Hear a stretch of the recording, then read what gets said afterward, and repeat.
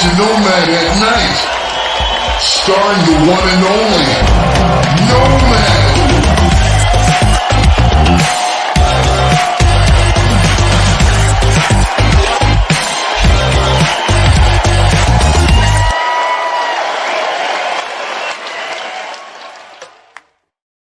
Yo, yo, yo, No Maniacs. Welcome to the show. This is Nomad at Night. I'm your host, Nomad. And boy, here we are at day 3 uploading. Had a hell of a night last night. Had a hell of a first night. Man, you guys got me day drinking, kids. Day drinking.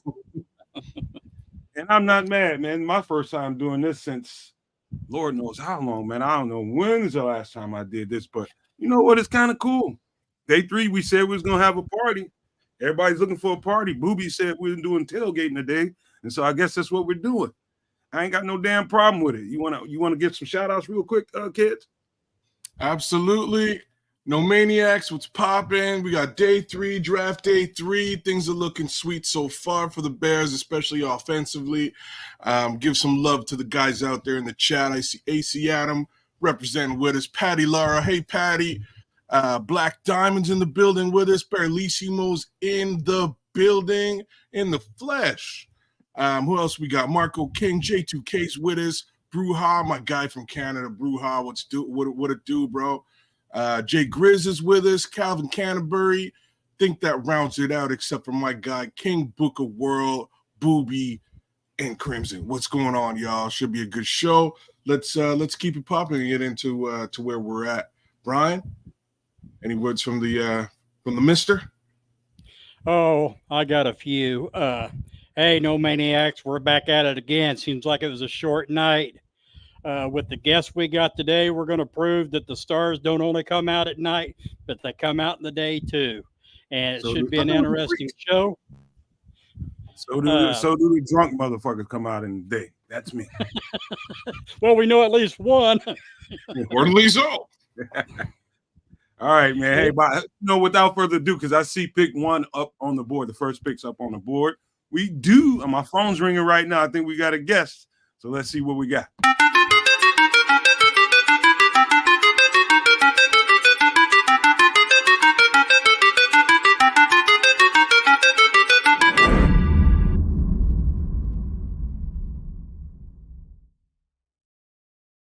Damn it, J2K. Is that you again, man? Yes, sir. Good morning. Buenos dias, No Maniacs. Day 3. I am excited. There is still so much talent left on the board. We've got a pick coming up here pretty quickly. So let's get into it. Damn it, man. My phone won't stop ringing. I think we got another one, man. We got another guest going on. What the F is going on here, man? Hold on. Let me see who this is, man.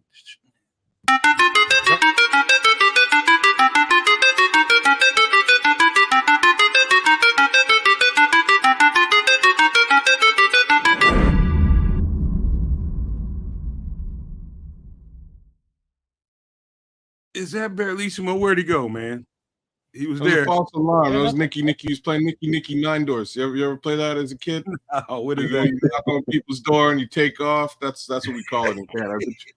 Ding dong ditch in the U.S. Ding dong ditch. Anyhow, all right.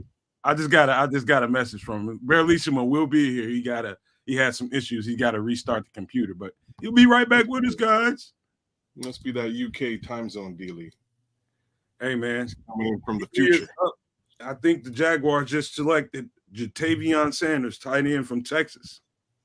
Yeah, that's pretty wild that he dropped this far.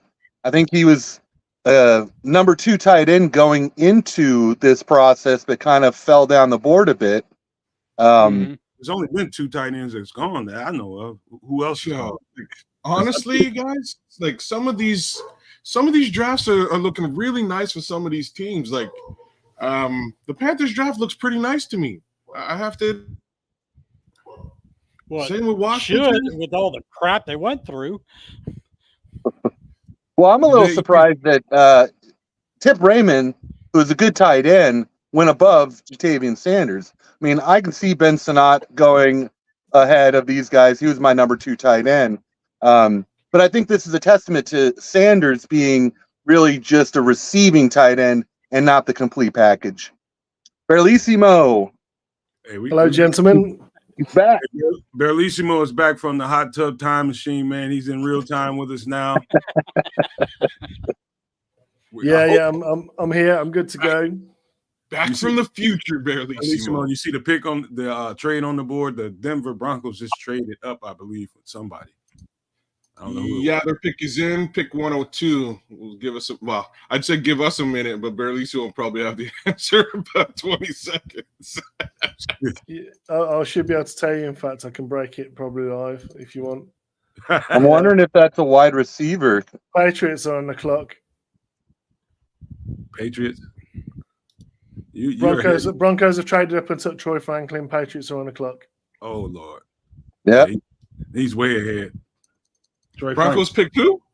Troy Franklin? Troy Franklin for the Broncos. Patriots are now on the clock. Imagine Troy Franklin fell this far, guys. I'm kind of surprised by that. Yeah, so that's where we are at the moment. Is Patriots on the clock? Troy Franklin's just gone. I'm assuming a run on the skill position players early.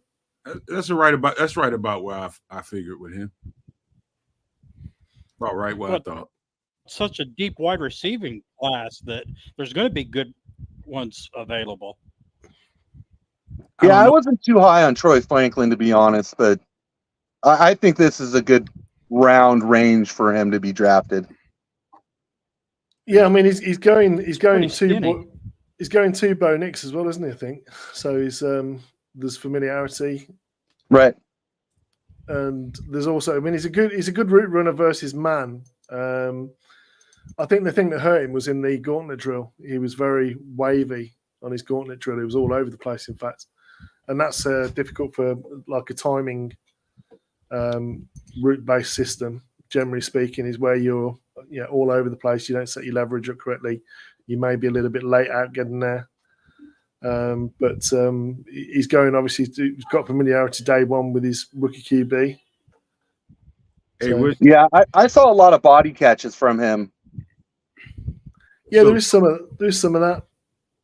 Joseph Archer wants to know who our last pick was, Barlissimo. You want to describe that guy?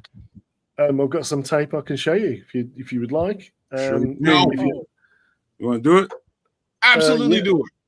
Yeah, let me pull the tape up and I can get it on there.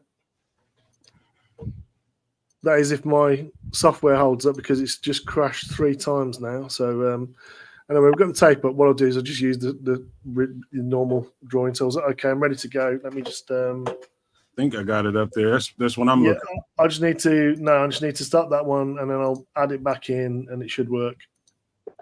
Hooking you up, Joseph. There you go. Should be good. There you go, Joseph. Okay, so this is Kieran Amagaji. You're going to see him here. I mean, for me, especially in this color, he looks a lot like Olu Fashanu, and he looks like a lot like Olu Fashanu on the tape. What I love about him, you're going to see here a lot, he's working the double. So what you want to do is you want to get your shoulder under the level of the shoulder of the defensive tackle, and then you want to extend and then get down to second level. You see him here. Look how the legs have crumpled straight away on the defensive tackle. You see the legs are completely gone. He gets such a good shove. The linebacker, at the end of the day, they're both on a stunt. This is a reason why he doesn't get the linebacker. They're both slanting in the linebacker, so he's already on the move. Ordinarily, if he was read and react, he'd kind of be here, and Amagaji would be right on him. It's a little bit like you see him try and turn and move. He has to overcommit and overbalance, falls off, but you see him maintain his balance. That's because he's got such good core strength. I love his footwork. I love his base. I love his length. I love his hip level. The thing that he does need to work on for me is independent hand technique. So here, the key to this is a play action pass, but you see him work towards the guard because he knows the guard is pulling away. It's a trap. And then you see him work to the inside, keep position, so we're not going to lose that inside pressure. I don't like him dropping his heads into contact, which he does sometimes. But look at that length, look at that pad level, look at the arm strength. Can I tell you what stood out to me when I watched him? And I looked at some of the stuff you gave me last night. I think this is the same thing. One thing I noticed right away is you never see him on the ground unless he's burying a motherfucker. Yeah, that's exactly it. That's one. 2, his speed off the line, the quickness off the line of scrimmage. It's like he's absolutely. And Braxton Jones is pretty fast off the ball. I think he's a clip faster than Braxton. I think he's really quick off the ball. And the one thing that really stands out, I don't know if I was looking at interviews last night, and he said he spent a bunch of time working with Willie Anderson. I think Willie Anderson might be a Pro Bowl left tackle from the Kansas City. Yeah, I think he was a guard, wasn't he? Was he Kansas a City. guard? Yeah. I think, man, but I enjoyed the thought of that. I was like, that's a good person. And his hands are really, really disciplined for a guy his age. I mean, they're really disciplined. He doesn't fire them until it's time. Yeah, I mean, he's good. He's good with his patience. He sometimes gets them a little bit too high on the pads, as you see there. But what I love is his footwork and his base, his hip level, and his core. Those are the key things for me. The independent hand fighting techniques. He's quite clearly he's told to fit up, and that's the way that they're all coached on Yale. You can see them all; they all fit up with two hands, rather than independently hand striking pass pro, which is the way that Coach Morgan tends to go, which is more of a more advanced technique against all the hand fighting that you get now. But what I love is, if you notice, just watch his base, watch his hip level. Everyone else's hip level is going up and down, and then mostly up. Look how he's keeping his hips low and keeping that body position. And then that's all core strength. That is just talking his man like that. So just the core strength just to hold him there. The Patriots I just put this name in the chat. Patriots just selected Leighton Robinson. He's got tree trunks for legs. Yeah, I mean, he's got very good base. You're gonna see it here. You don't see him getting bowled over at all. Oh, I believe in his upside. I believe this guy could be a stud moving forward. It's going to take him a couple years to really get there, but I think he can challenge Braxton Jones right away. I think. Yeah, I mean, this is the difference with him. Is that if you notice, look how he just doesn't come off his man. You see his man's collapsing, his legs collapsing. Yeah. It's pass pro at the end of the day, but he's still doing run action. And he just really moves people. I mean, yes, I know it's a lower level of football, but there's a couple of times where you see these combo blocks on the zones on the inside. I mean, here he's too fast for his guard. Man, he gets on his man. He gets on his man before his guard can get out of the way. And his guard is supposed to get out of the way, but he's just too fast for him. His high school tape. I mean, this guy is. I mean, he is lightning fast off the ball. I mean. He's got a basketball background. He's got a lot of agility. Everybody knows you need a lot of agility to play ball, play hoops. You can see that, man. His foot speed is incredible, man. I just love the way he keeps his. See how he keeps underneath the pads, and he keeps his hip level really well. I mean, that's the thing where Braxton has an issue: his core strength. I think that's the reason why he gets too high. I think his core strength is too bad. He gets over his skis with his shoulders, particularly. He gets them too far out in front. And to combat that, he just sort of sits up. And because he's sitting up with a higher base, a higher hip level, that's why people get under his pads and he's got nowhere to go then. Because his hip level isn't low, he's got no room to move back to anchor, which is what his problem is. And look at the difference there. Look at the pad level and the flat back.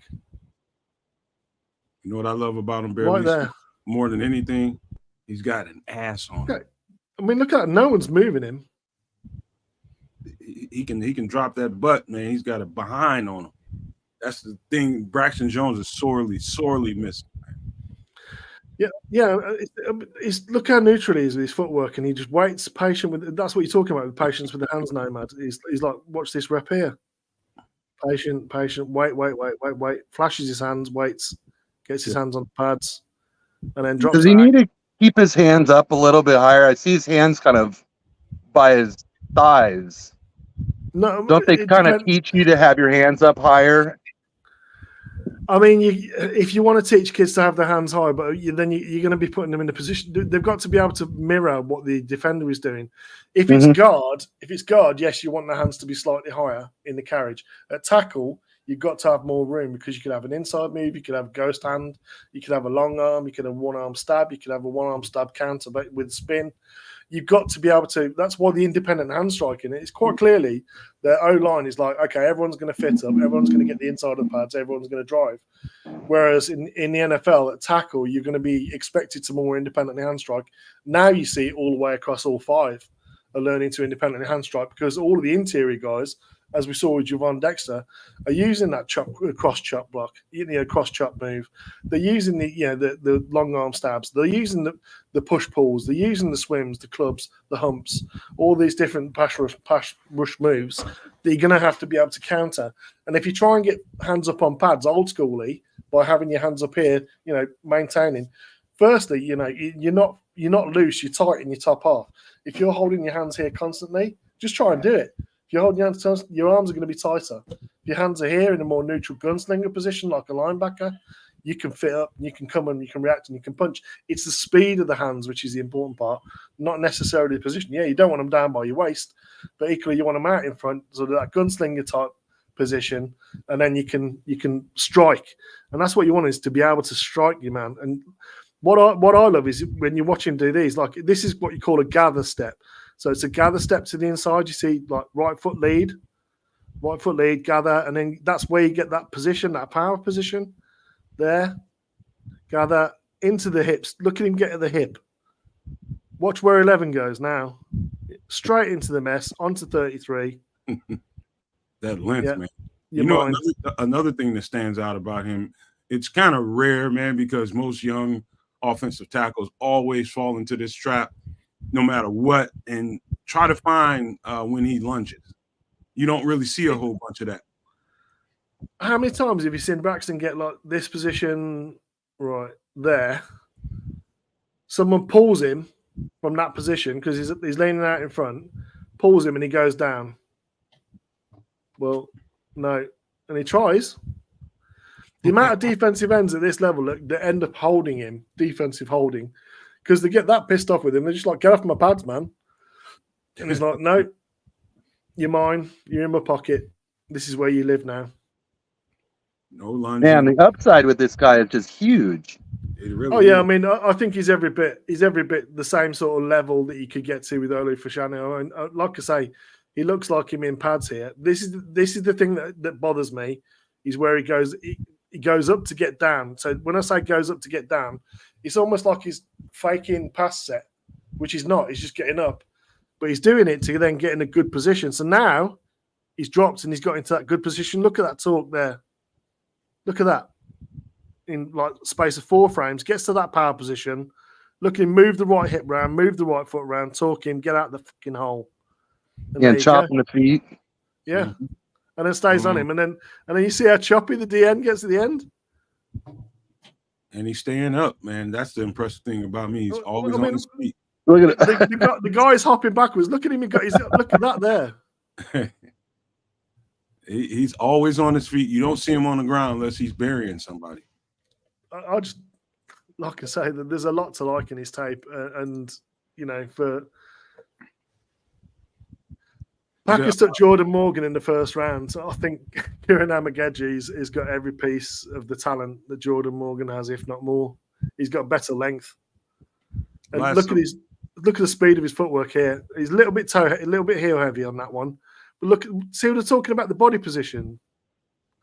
Neutral, just stays in the same body position. He gets level, drops the anchor there. That's it. You go nowhere.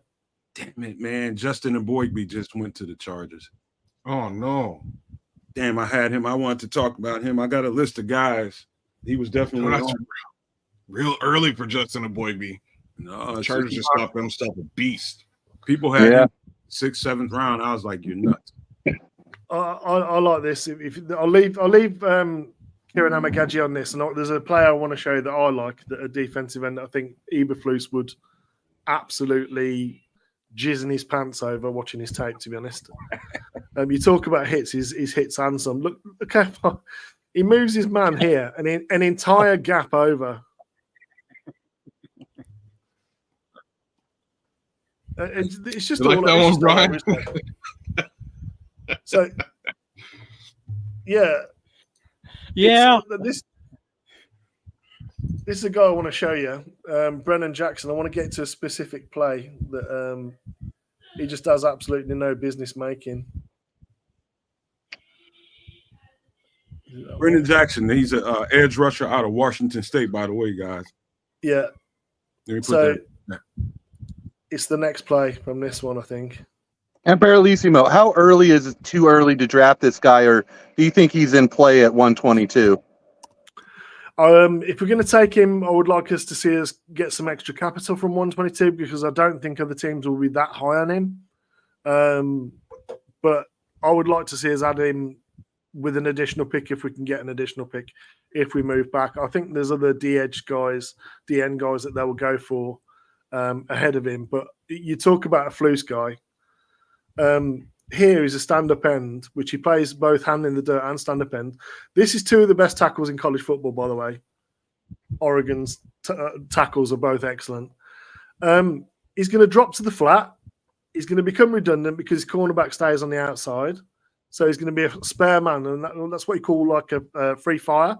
So when you're spare, you then fire on the QB, which is what we see him do here. But the QB goes all the way to the left. So you see the DN gets a pretty good rush around the outside. That's our man here, Brennan Jackson. And here he comes. Look at that speed. And there goes Bonix. Just keep your eyes on him. He's got no business. Look at the pursuit here. You talk about hits. Oh, man. Dude. And he breaks down. He overruns it at the end of the day. He overruns the play because Nick steps inside him. But who's going to get the benefit of this? The speed he got across that field with how he got from A to B in that, man, that dude is wow. Just show that one more time. The speed he got across. Who is the guy? Who's the guy who's recognizing what's happening as well before anybody else does? Say that again. What was the question?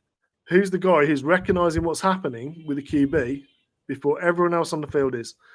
We're dogs chasing cars. Man who knows where the QB is going. And while he does overrun this, he still brings them back to the inside, which is what you're taught. That's the whole point. He's jetting to the sideline to force him back inside, and that's exactly what you want him to do. Man, sideline to sideline speed. I love it. Honestly, the guy is 6'3 1/4", 264 pounds, running like that. 264. Man, that's a good route. He's got the measurables they're looking for, no question about it. Yeah. Everything that they want. He's got some stuff, man. He's got some stuff. He gets a free run there, but he gets there in a hurry. He's got some stuff to him. At the end of the day, he gets a pretty good shot on Knicks there. I mean, that's grounding in the NFL. But I just love the guy just plays with the right techniques every single time. So this is supposed to be a trap, yeah. It's supposed to be 1, 2, 3, 2 go that way, and then screen to the outside. He beats the guard and tackle there. They dive after him. Yes, I know the ball's going somewhere else, but they're supposed to get on him because that's supposed to set up another play. Yeah, and they just completely miss. And who's the guy that's chasing onto the pile? Brennan Jackson. Every single pile that goes down, he's always there. I'm gonna throw another name out in the chat, guys, because I'm just gonna throw some names in there that you can pay attention to if we draft an edge, give you an idea on who some of these guys are. Do you pull out your phone and do your research, find out who these guys are? But I can't remember exactly where I saw Jonah Ellis, but that's one other guy. Yeah, Utah. Yeah, Utah. That's right, Utah. Let me put that in there. Let me know what you see with this, Nomad. He's like, at the end of the day, he's going to get tackle and split end. They're both on him. Split them and make the tackle. That's exactly what the coaches are looking for. You need to be able to battle through that. You got to battle through that and get to the ball, man. When you set an edge, that's you. I love that Brennan Jackson is such an unselfish player as well, because when he runs, you want someone to run a stunt on an end tackle twist. He's the unselfish guy that will get it done right. You want him to split on zone away, split the wrong shoulder, the tackles on zone away, he'll do that. He plays with the right techniques. I know he's a late round guy, but he as a coach, you want 11 of this guy on the field. So you want 11 of him. Yes, you do. And I'd expect he'd be huge on special teams as well. Massive core. He's a 3-core special teamer. Yeah. Another linebacker just went off the board, and another guy we profile, kid, Cedric Gray from North Carolina. Cedric Gray, North Carolina, went to the Tennessee Titans. Keep your eyes on him, guy. Keep your eyes on him. You see him? Mm-hmm. Here he is. Keep your eyes on him. Ball's going away from him. Talk about hits. He runs into his linebacker. That's Trips. He trips on the back of his linebacker because he's quicker than the linebacker is. Look at him running to 4. He reminds me so much of Marshawn Nealon in his effort, man. This dude just never stops. He's 100% by 100%, 100% of effort, 100% of the time. The guy is phenomenal. I'm gonna have to go in about 5 minutes, guys. But look at that. you see the tackle come towards him. Look how much we just a tackle. Sit down, fella. have a seat. Tackle 65 comes towards him. Sit down. Yeah, the guy drops on the back of his leg, but he's already got him going backwards anyway. If you're Flus, man, you know he can get after the pass rusher, but the way he sets an edge in that aggressive manner like that, man, he's not. I mean, he's a battler, and then that's what you got to be when you set an edge against. Look, I mean, he just handled the long arm. He just handled that, dude. 65 is a good tackle, man.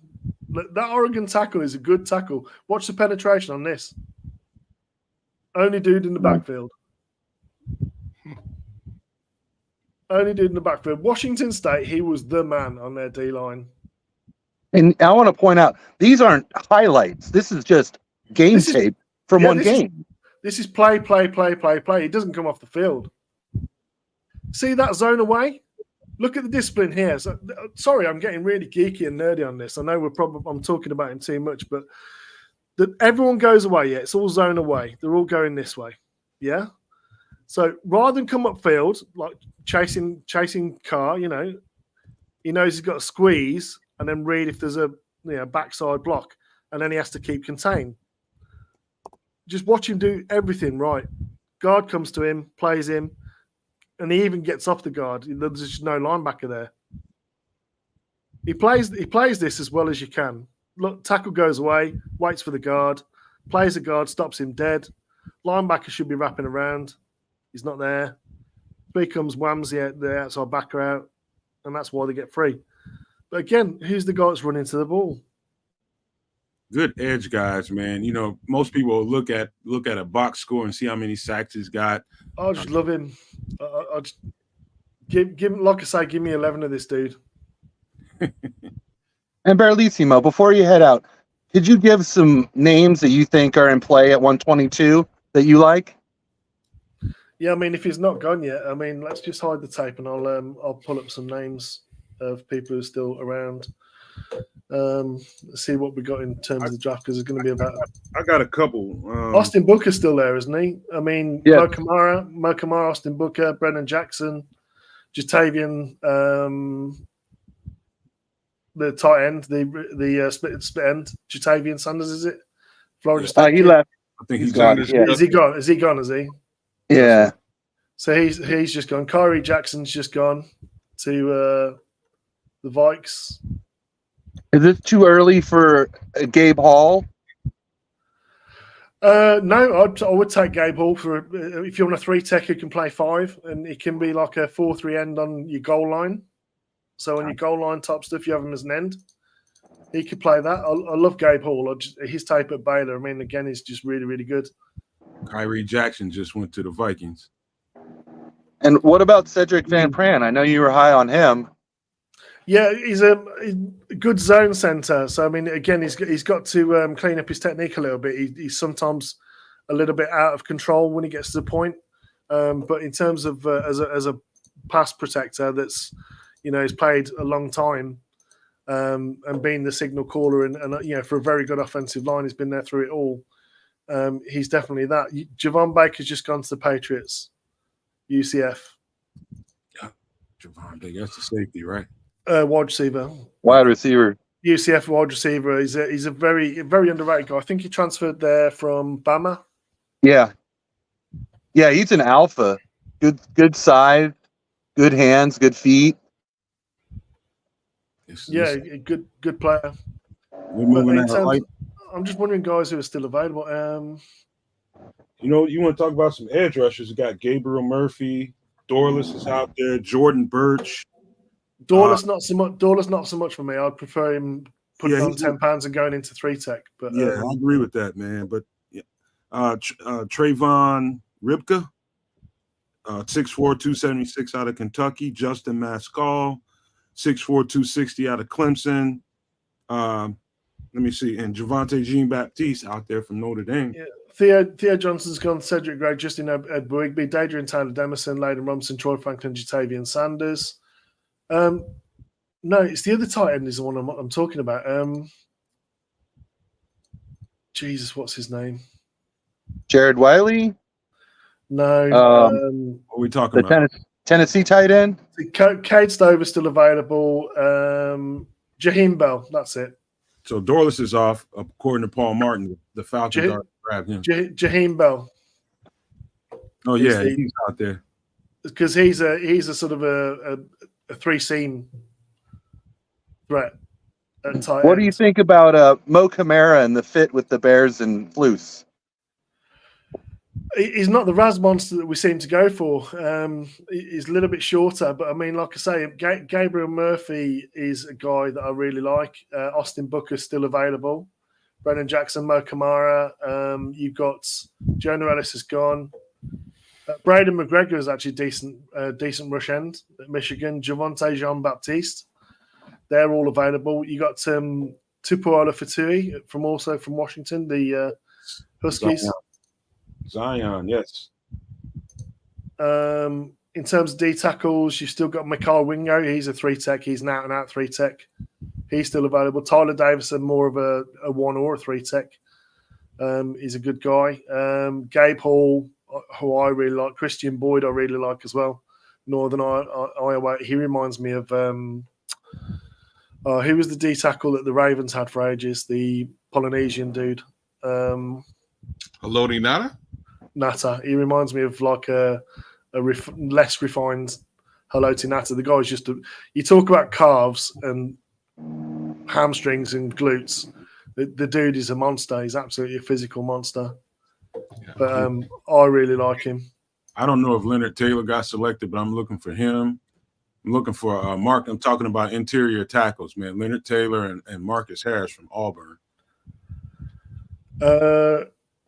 Fabian Lovett still available. Mikal Wingo, Tyler Davis, Jordan Jefferson, Marcus Harris, Leonard Taylor still available. Gabe Hall. What about Christian Boyd? Christian Boyd, yeah, that's the guy I was just talking about. Yeah. Okay. Yeah, I really like him. I do too. Keith Randolph Jr. from Illinois, again, is overshadowed by the guy that's playing next to him, but very good. There's a D end as well that I like that is no one seems to be mentioning, which is Solomon Byrd. He's definitely a Raz fit with the Bears. Solomon Byrd from USC. USC. Yeah. He's definitely like a Raz fit in terms of like the size, the length, the strength, all the rest of it. He's like 6'3", 255, 34-inch arms, 9 3/4-inch hands. He's listed as a priority free agent, but he shows some ability in pass rush as well. Did you watch any Eric Watts from UConn? Was he D tackle? I thought I watched him and he was a D end. I think I didn't see enough athleticism from him, but I thought he had good size. Yeah, the D tackle on UConn impressed me, but I don't remember specifically looking at the at D end at UConn. I don't remember specifically looking there. Taylor Upshaw, Arizona can play as well, but those are guys who are all still available. Cedric Johnson, by the way, Cornelius he's a monster, man. I like him. I just forget his measurables. I'm pulling him up right now. That might be a nice look right there. Let me see. Yeah, Javon Baker went to the Pats, so he's already gone. Here go the here goes the Packers.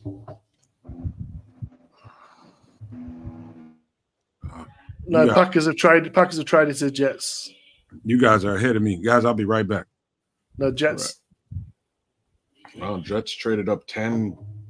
Wow, 10 spots. No, the Packers have traded up with the Jets. Oh, they went the other way. Okay. Yeah. Yikes. They went up to 111.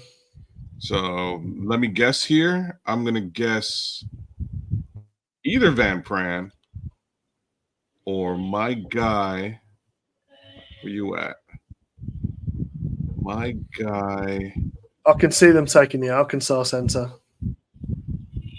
because he can play guard as well. He's more of a Packers Bo type. Limmer. Bo Yeah. Limmer, yeah. Well, Well, weren't they moving? They were moving someone to center.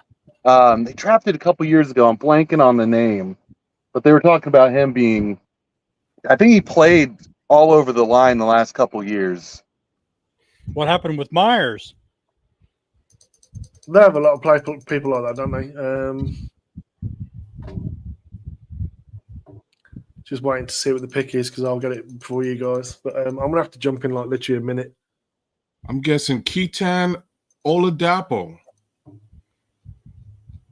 Unless they already got a safety. They did. Did they get They a did. safety? They did. I thought they did. Yeah. I think they did.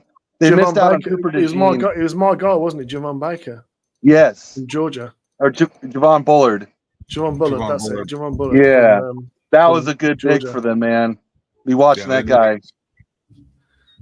Honestly, I wouldn't, as much as I want an edge rusher, like the one situation for a defensive back where I wouldn't be angry would be Keaton Oladapo.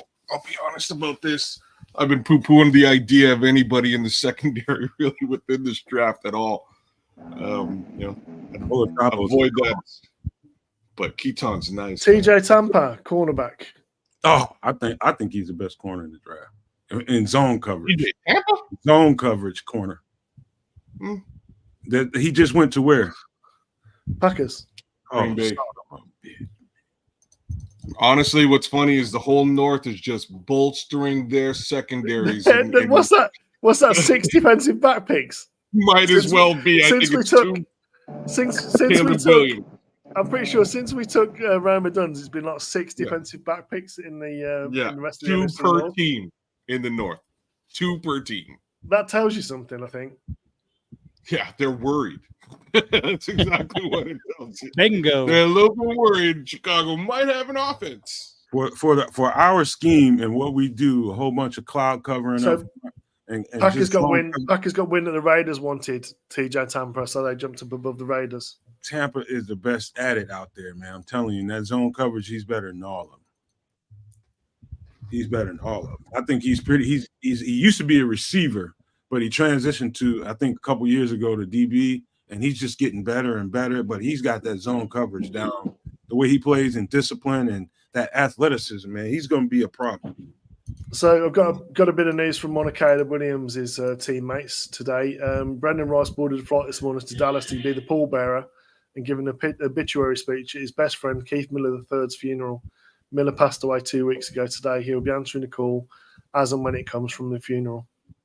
Oh, man. So thoughts for that dude, because on a day where he's hoping to be selected, he's also putting his best friend into the ground today. So gives you a bit of perspective. I've got to go, guys, anyway, because I've got family stuff to do, and I've got to go. So thanks for having me on. I really appreciate it, and I'll be in Thank you, Burley, Timo. Yeah, great insight as always. You see us No, around, you feel like coming back, man, come on back, man. No problem at all. Yeah, cheers, guys. I'll see you later. Bye. All right, man. Appreciate Take it. care. All right.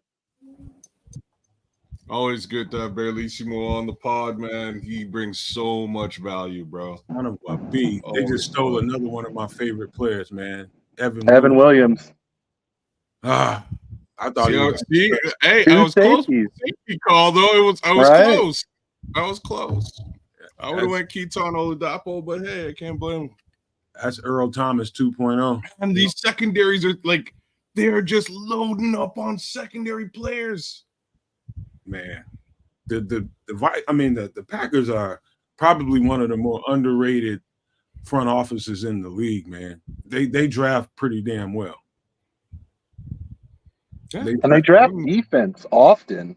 And they just fill up that defense year after year. Man, they've got they're gonna be good again, man. We're gonna have a hard time with the Packers. Somebody needs to hear that. We're gonna have a rough time with the Packers. Well, I think the whole division's improved pretty well in this draft. That's what I'm trying to Agree. say. The whole division is going to be a bit of a problem. Not going to be a cakewalk.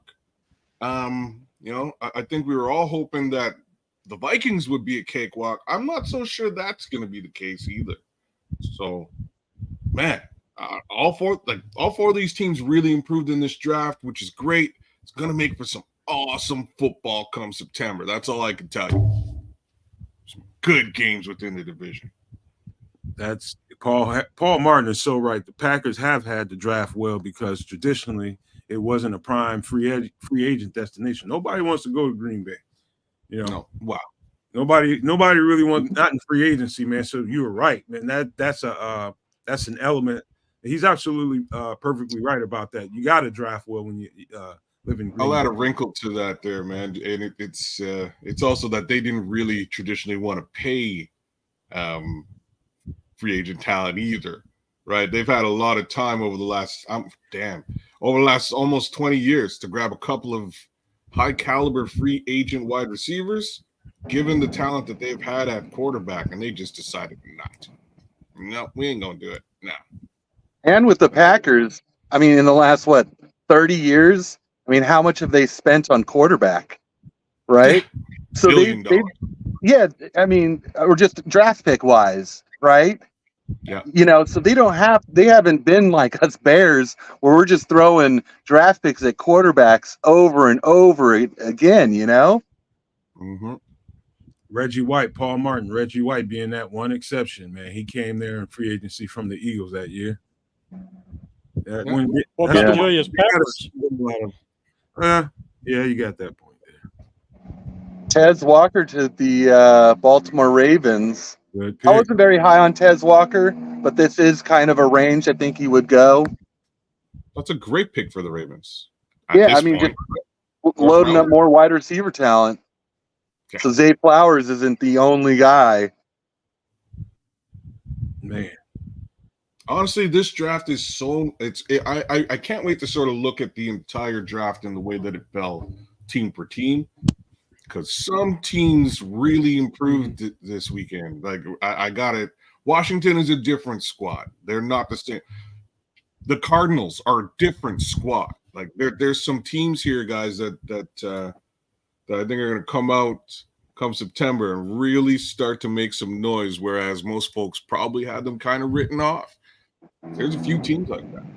And that includes our team. Junior said he can't stand to go to to Wisconsin. Has to do nothing with Green Bay. You ain't lying. There's nothing to do but hang out at the goddamn gas station. That's it. And ice fishing. Who wants to go ice fishing? Cow tipping. Something. Cow tipping and ice fishing. Hey, you know what? Quietly, you guys, man, I'm gonna tell you a secret treat to Wisconsin. I don't know if any of you guys have been there. I'm telling you, one of the Midwest. It's a Midwest jewel, Wisconsin Dells. Do you ever want to take the wife, the family out to hang out and have a good time? Schedule a weekend or a week at the Wisconsin Dells. You will not be disappointed. That's the one good thing I would say about Wisconsin, man. That's a treat. Wisconsin Dells is a blast. Yeah, Wisconsin's actually pretty in the summer if you get out to the rural areas. I have a cousin who lives out there, and she shares pictures with me, and it can be really nice in the summer. Yeah, I mean, it's the Midwest, man. It's very green. It's very woodsy. I mean, it's just some beautiful places out here in the Midwest, and Wisconsin being one of them. The lakes are nice. I mean, it's just a lot. I'm talking a lot of shit right now, but it's a nice looking place, no question about it. Man, the Bengals went Eric All from Iowa. Did you guys study him at all? I did a lot of work on him. You know, we looked at Eric All. He was okay. He looked pretty. Yeah. He looked pretty decent. Good measurables. That's. You know, the injury history is really the thing that I was very curious about, because he didn't get to go to the combine, so I didn't hear about how healthy he is. But he was at Michigan for 4 years, and he had a back injury, and the only information I could get out of it, it was a life-changing surgery, which that's pretty crazy. Then he transfers to Iowa State. He plays about 4 games, and he looks like he's completely back. And this guy, he plays with his hair on fire, very athletic. At times, he's got amazing hands, has a little bit of drop issues, but I've seen him one hand catch the ball, jumping over safeties. But then 4 games in, he tears his ACL. And, I'm really hoping for the best for this kid because he had a rough college injury experience. But I really liked his tape. Yeah. AC Adams said F Culver. Man, Culver's, how you gonna get mad at a Culver's burger, man? That's pretty damn good, man. It'll give you a heart attack, but you have to go work out right when you eat it, man. As soon as you're done, man, go do some cardio or something. But Barlissimo is saying Jacksonville just got one of my favorite offensive tackles, Javon Foster. Yep. They're drafting well, man. They are drafting. This draft is gonna it's gonna change some of these squads. It's really gonna be interesting to see how things shake out this season. Jordan Jefferson to the Jags. Which one is it? DT.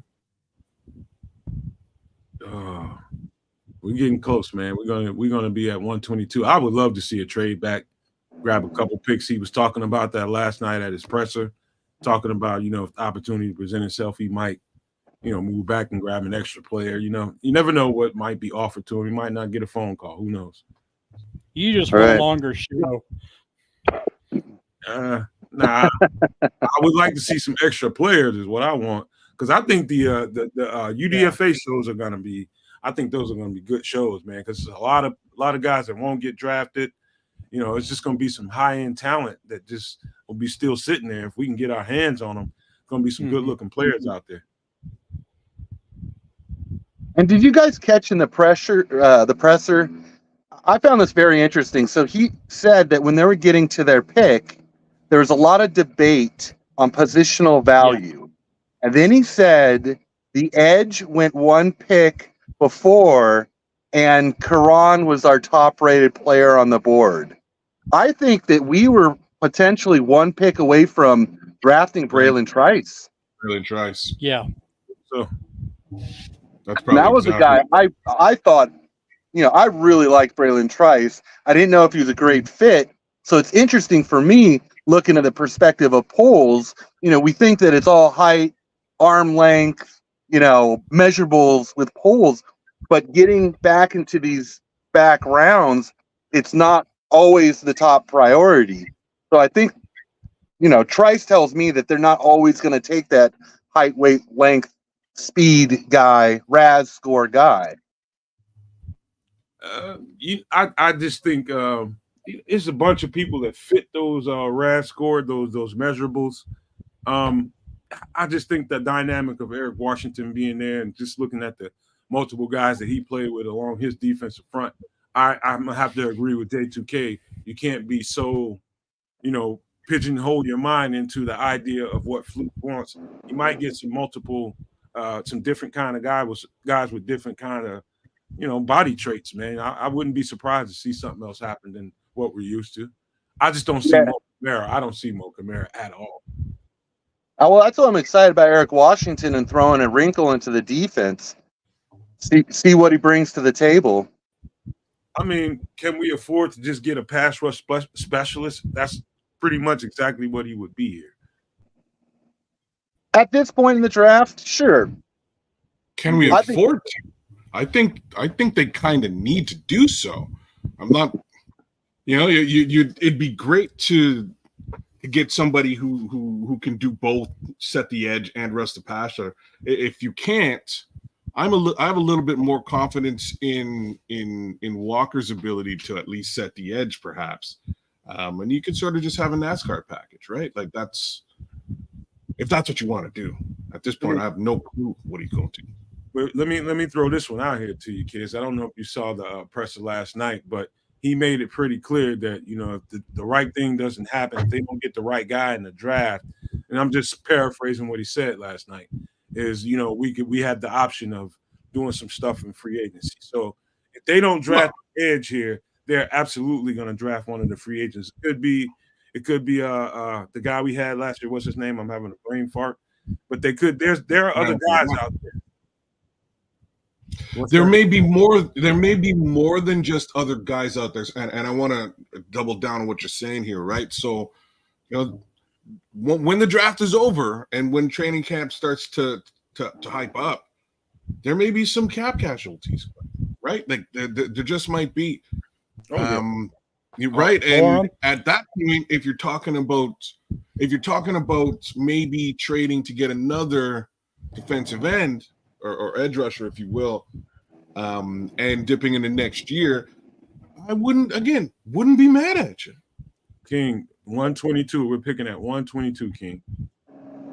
So Tanner Bortolini just went to the Colts. That was a guy who I thought was a great fit for center here. I had ranked one of my top 3, probably my top 2 or 3 guards, man. Yeah, probably 2 or 3. He just looks like a little. He looks like a little Jason Kelsey out there, right? Like, little's the wrong word because he's a big guy, but like a young Jason Kelsey. I really like Bortolini.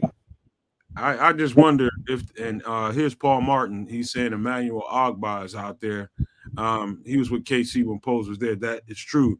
A lot of people will knock him because when he got a nice paycheck, and he didn't kind of put up the kind of numbers they were expecting him to.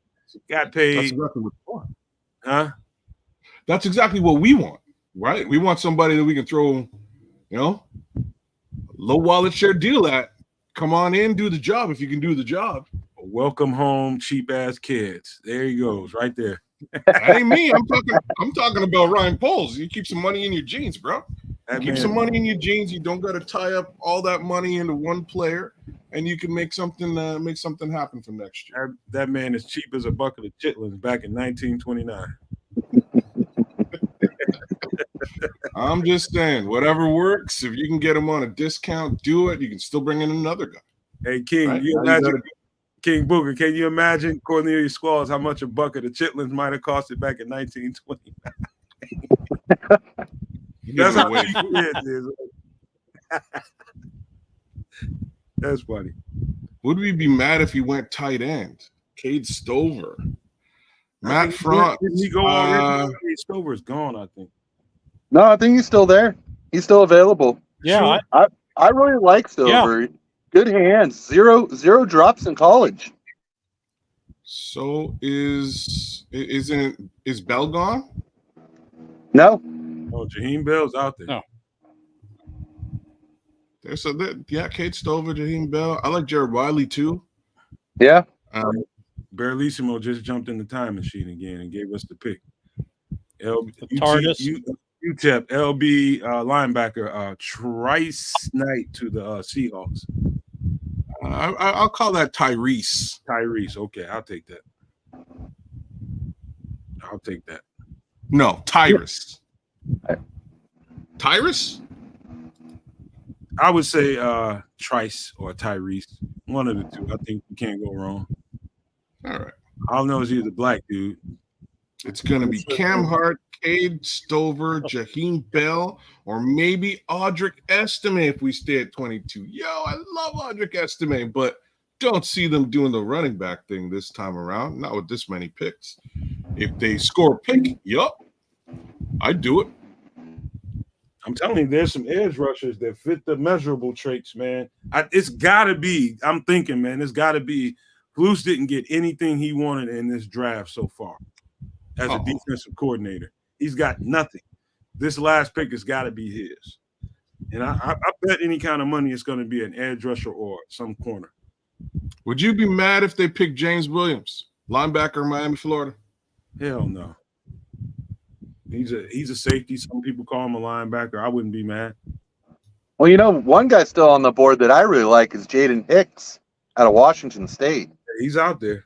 Yeah, he's a thumper, and I think he's got decent speed and good feet. Yeah, I like both those guys. I consider Williams much more a safety than a linebacker, but he's listed as linebacker right now. I'm not sure why. And anyway, I think he'd do great. I think a great depth piece and potentially auditioning by way of safety. But anyhow, let's just get a bloody pass rusher and call it a day. let me take the quick privilege. Let me take the quick privilege to say thank you to everybody that's joined us this weekend. I have had an absolute blast. I can't speak for everybody, but I believe everybody that's been a part of the show, everybody that's been a part of the panel, anybody that's coming to the chat, my instincts say everybody had a good time. And that was the objective, was to create a party atmosphere, have a good time while we're going over these draft picks. I have had a blast. These are some of my favorite shows. They will go down listed as some of my favorite shows that we've done. I have had a ball being drunk in the damn daytime today. You know what I mean? I'm not drunk, but I'm sipping. But yeah, it's been a blast, man. We wanted to create a party atmosphere so that people can come in and have a good time, talk a whole lot of shit, and I think we accomplished our objective. Well, right now we're at 10 hours of doing a podcast, and it's kind of flowed by, but it's been a fun 10 hours. I've had a blast, man. I've enjoyed every second of you guys, everybody that's come in. Shout out to all the people that came and became a special guest as part of the panel, man. Coach T, Doc yesterday, Dr. Mason, Adam Mason. Who do we have day one? Don't let me leave anybody out. Who do we have day one? Well, I think that was it. J2K. J2K. Number 3. We had Goomba. somebody. Yeah, Nick was here. Nick was in the building. Man. Mike Davison, love you, man. Mike Davison with the $5 super chat. Absolutely love that guy, man. Appreciate you, Mike. Appreciate it, Mike. Man. It's been great. Yes, you are right, Patty. Queen P, it's been a good time over here. Been a great time. I think I'm overjoyed with the amount of energy, man. The way the energy has been all weekend, man. It's got me going. I haven't had much sleep. I haven't had any damn thing to eat today, and that's terrible. Yeah, I'm real hungry too. I'll figure that out later on. We're getting real close to this pick, guys. We got three picks. Steelers are on the clock. Get a snack or something, kid. We got it. No, I got nothing to snack on. I'd have to full on cook myself some breakfast, and I don't play around. I'm doing breakfast. You're not doing a liquid breakfast? No. Jay Grizz said, I just felt like I went through 2 straight days of partying on New Year's Eve. That's exactly what I feel like. I'm still riding the high, man. I'm riding the high. I'm doing this thing, man. I'm doing it. That's a good analogy. I'm doing like Pittsburgh's had a really good draft, y'all. Yeah, throw that out there too. Really nice draft. Who they get? Really shored up that offensive line. I'm waiting for the pick to pop up. Should pop up any minute here now, but the rest of their draft has been really nice. Justin and Russell Wilson are gonna have some protection. Wow, Pittsburgh just completely rebuilt their offensive line this draft. Yeah. Mason McCormick just went to them. They took Zach Frazier, and they took Fashanu? Or was it Fontenot? I'm not sure which one, but they got I get those mixed up. What are the one from Washington? Roy. Check. Hey, can you guys pause? Just hold that thought for 1 second. Karen Ray says, you guys are my favorite Bears podcaster. Fun and sanity. You know what, Karen? You're our favorite. You are our favorite. We love you more. Right back at you, Karen. Thanks for representing with us. We appreciate it, and thanks for the love, man. I am really riding the high right now. This is just so much fun. This is when you enjoy doing podcasts, man, and being one of the the channels that people look forward to. People let you know how much they care about what you do. This when you think about it in those terms, you can't help but to have fun and enjoy yourself. Another guard. Yo, like these two quarterbacks are gonna have some protection in Pittsburgh. Fields finally gets some protection. Yes. Hey, Cornelia said Justin's gonna love playing behind that O-line. They've got the to me, I thought that Troy Fatano was the best all-around offensive lineman on the board, flat out. And then they got a center that I thought Zach Frazier was the best looking center on the board. He might be the best center on the board, right? Like he's up there. I thought he was the best out there. Everybody Let thought me throw- JPJ, Cedric Van Pran, but when I looked at the tape, I was more pleased with Zach Frazier. I think his wrestling background won me over. Now, let me throw another wrinkle into that Pittsburgh conversation, and that is a guy me and Chris have been talking about for weeks, and that's Peyton Wilson. Peyton Wilson wound up in Pittsburgh. He's going to be right there beside TJ Watt. It's going to be a dangerous defensive situation there too. So glad we're in the NFC and not the AFC North. If you had to pick Pittsburgh's weakness, that O-line has really plagued them. You got to remember they got the Silmalu from I think Philly in free agency last year. So to me, he's probably the best swing guard tackle in the league.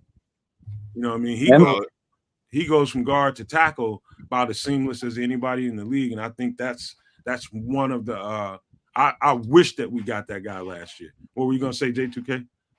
They still have James Daniels. They still have I'm James. just Daniels. gonna say they've got like a patchwork version of the last.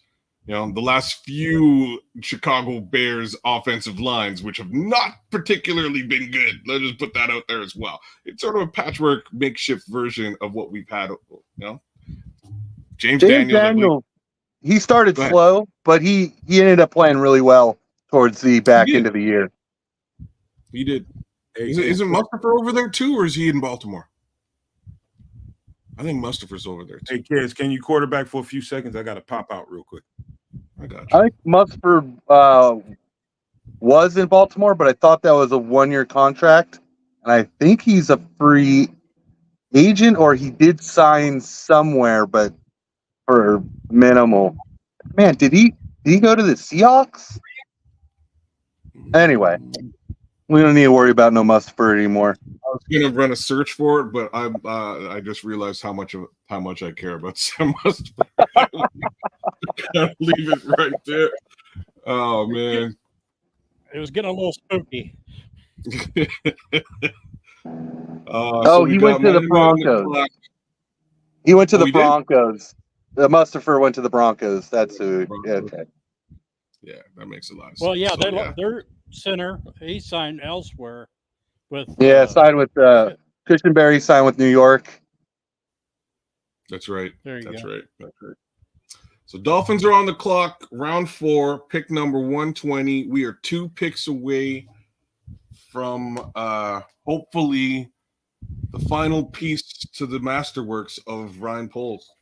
And very close. Damn, Dolphins traded up for Jalen Wright out of Tennessee. They just, speed. Oh, they took Jalen Wright. Yeah. Okay. Wow. Yeah, that is. They got some turbo jets on that offense. Bro, I honestly love me some Mike McDaniels, man. This just has Mike McDaniels written all over it. That particular pick. Oh man, he's great. He's good stuff. And they took a running back last year. Starts with a chain. Devin A. Chain is really good, man. And he was a speed back as well. They got speed on speed. At every position. And then, hey, you know what? Chase Claypool's fast. Forget it. Let's just throw. Oh, you had to do it. I had to do it. You had to do it. I'll leave for 5 minutes and Chase Claypool's getting drugged down the road. I didn't drag him. He drugged himself. Hanging on for dear life in a back to the CFL. He dragged himself in a backcountry road, hanging on for dear life. Nomad, tell him to stop. You know what, man? I had so much love for that kid. He's a Canadian kid, and ain't nothing working out. So I'm sorry. Under the bus you go, bro. I truly believe no. I've said this many times. I'm a mental health professional, and he has the ringing signs of someone that needs probably needs some help. He probably needs some help in that department. I think his emotional maturity is really getting the best of him.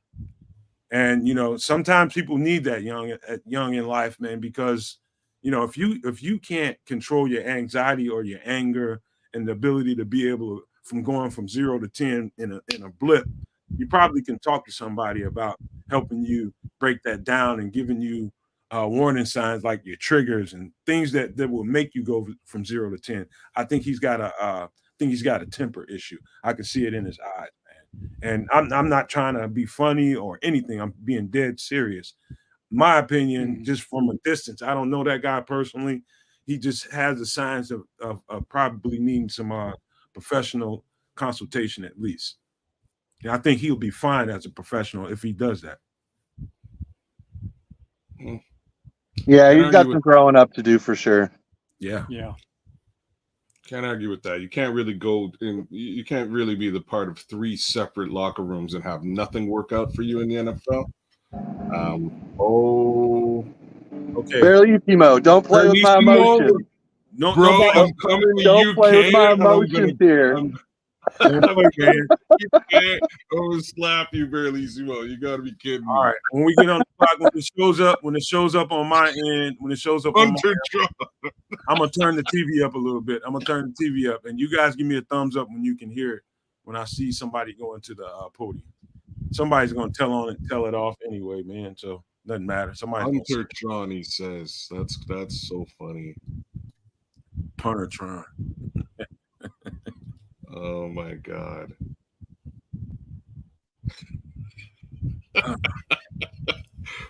No joke, he says. I'm Barelissimo. Barelissimo, man. Stop. You play too much, man. You're killing me, dog. You're killing me. You ain't gonna tell me we sat here and got up at 11 and prepared the show for 11 o'clock in the morning after all that we did last night. For this man to come in here and take a kicker, man. I'm telling you, I'm going the hell off. I'm gonna turn into the Hulk, start ripping out my fucking clothes and everything. If this is true, I do have to say that I do love this punter. And I would be happy with him in a late round pick. But 4? I'm going to be so pissed off, man. Only J2K would chime in and be like, you know what? This is a damn good punter. I stayed up. He is a really good punter. I believe he is. All night writing notes. All night. Got up first thing this morning writing notes. If this dude picks a punter, man, I swear, man. Yo, Bears is on the clock. The pick is in. And real talk, Barelissimo's not, like, he probably ain't joking. All right, I'm going to turn this up when I see somebody go to the podium. You guys give me a thumbs up if you hear it. Nice going to the podium. Can you hear it yet? Oh, he's from the Brit. He's a Brit, too. It's Barelissimo's brother. Can you guys hear it? It's an honor, privilege to be making this selection for the best team in the NFC North. Yes, I love this guy. Don't say nothing yet, kid. He's right. With the 122nd pick in the 2020 NFL draft for Chicago, Torrey Taylor, Hunter. Oh my God! Oh my goodness! I'm burning all my shit. You mean to tell me I went through all that shit last night, all that studying, I didn't go to sleep until like 3:30, 4 o'clock. Got up doing it for a punter. For a punter. He'll look good in the socks. What the fuck was wrong with our last punter? What was his problem? He was oh my goodness! I love the player, but I hate the pick. Hold on, I gotta blow off some steam. A fucking punter.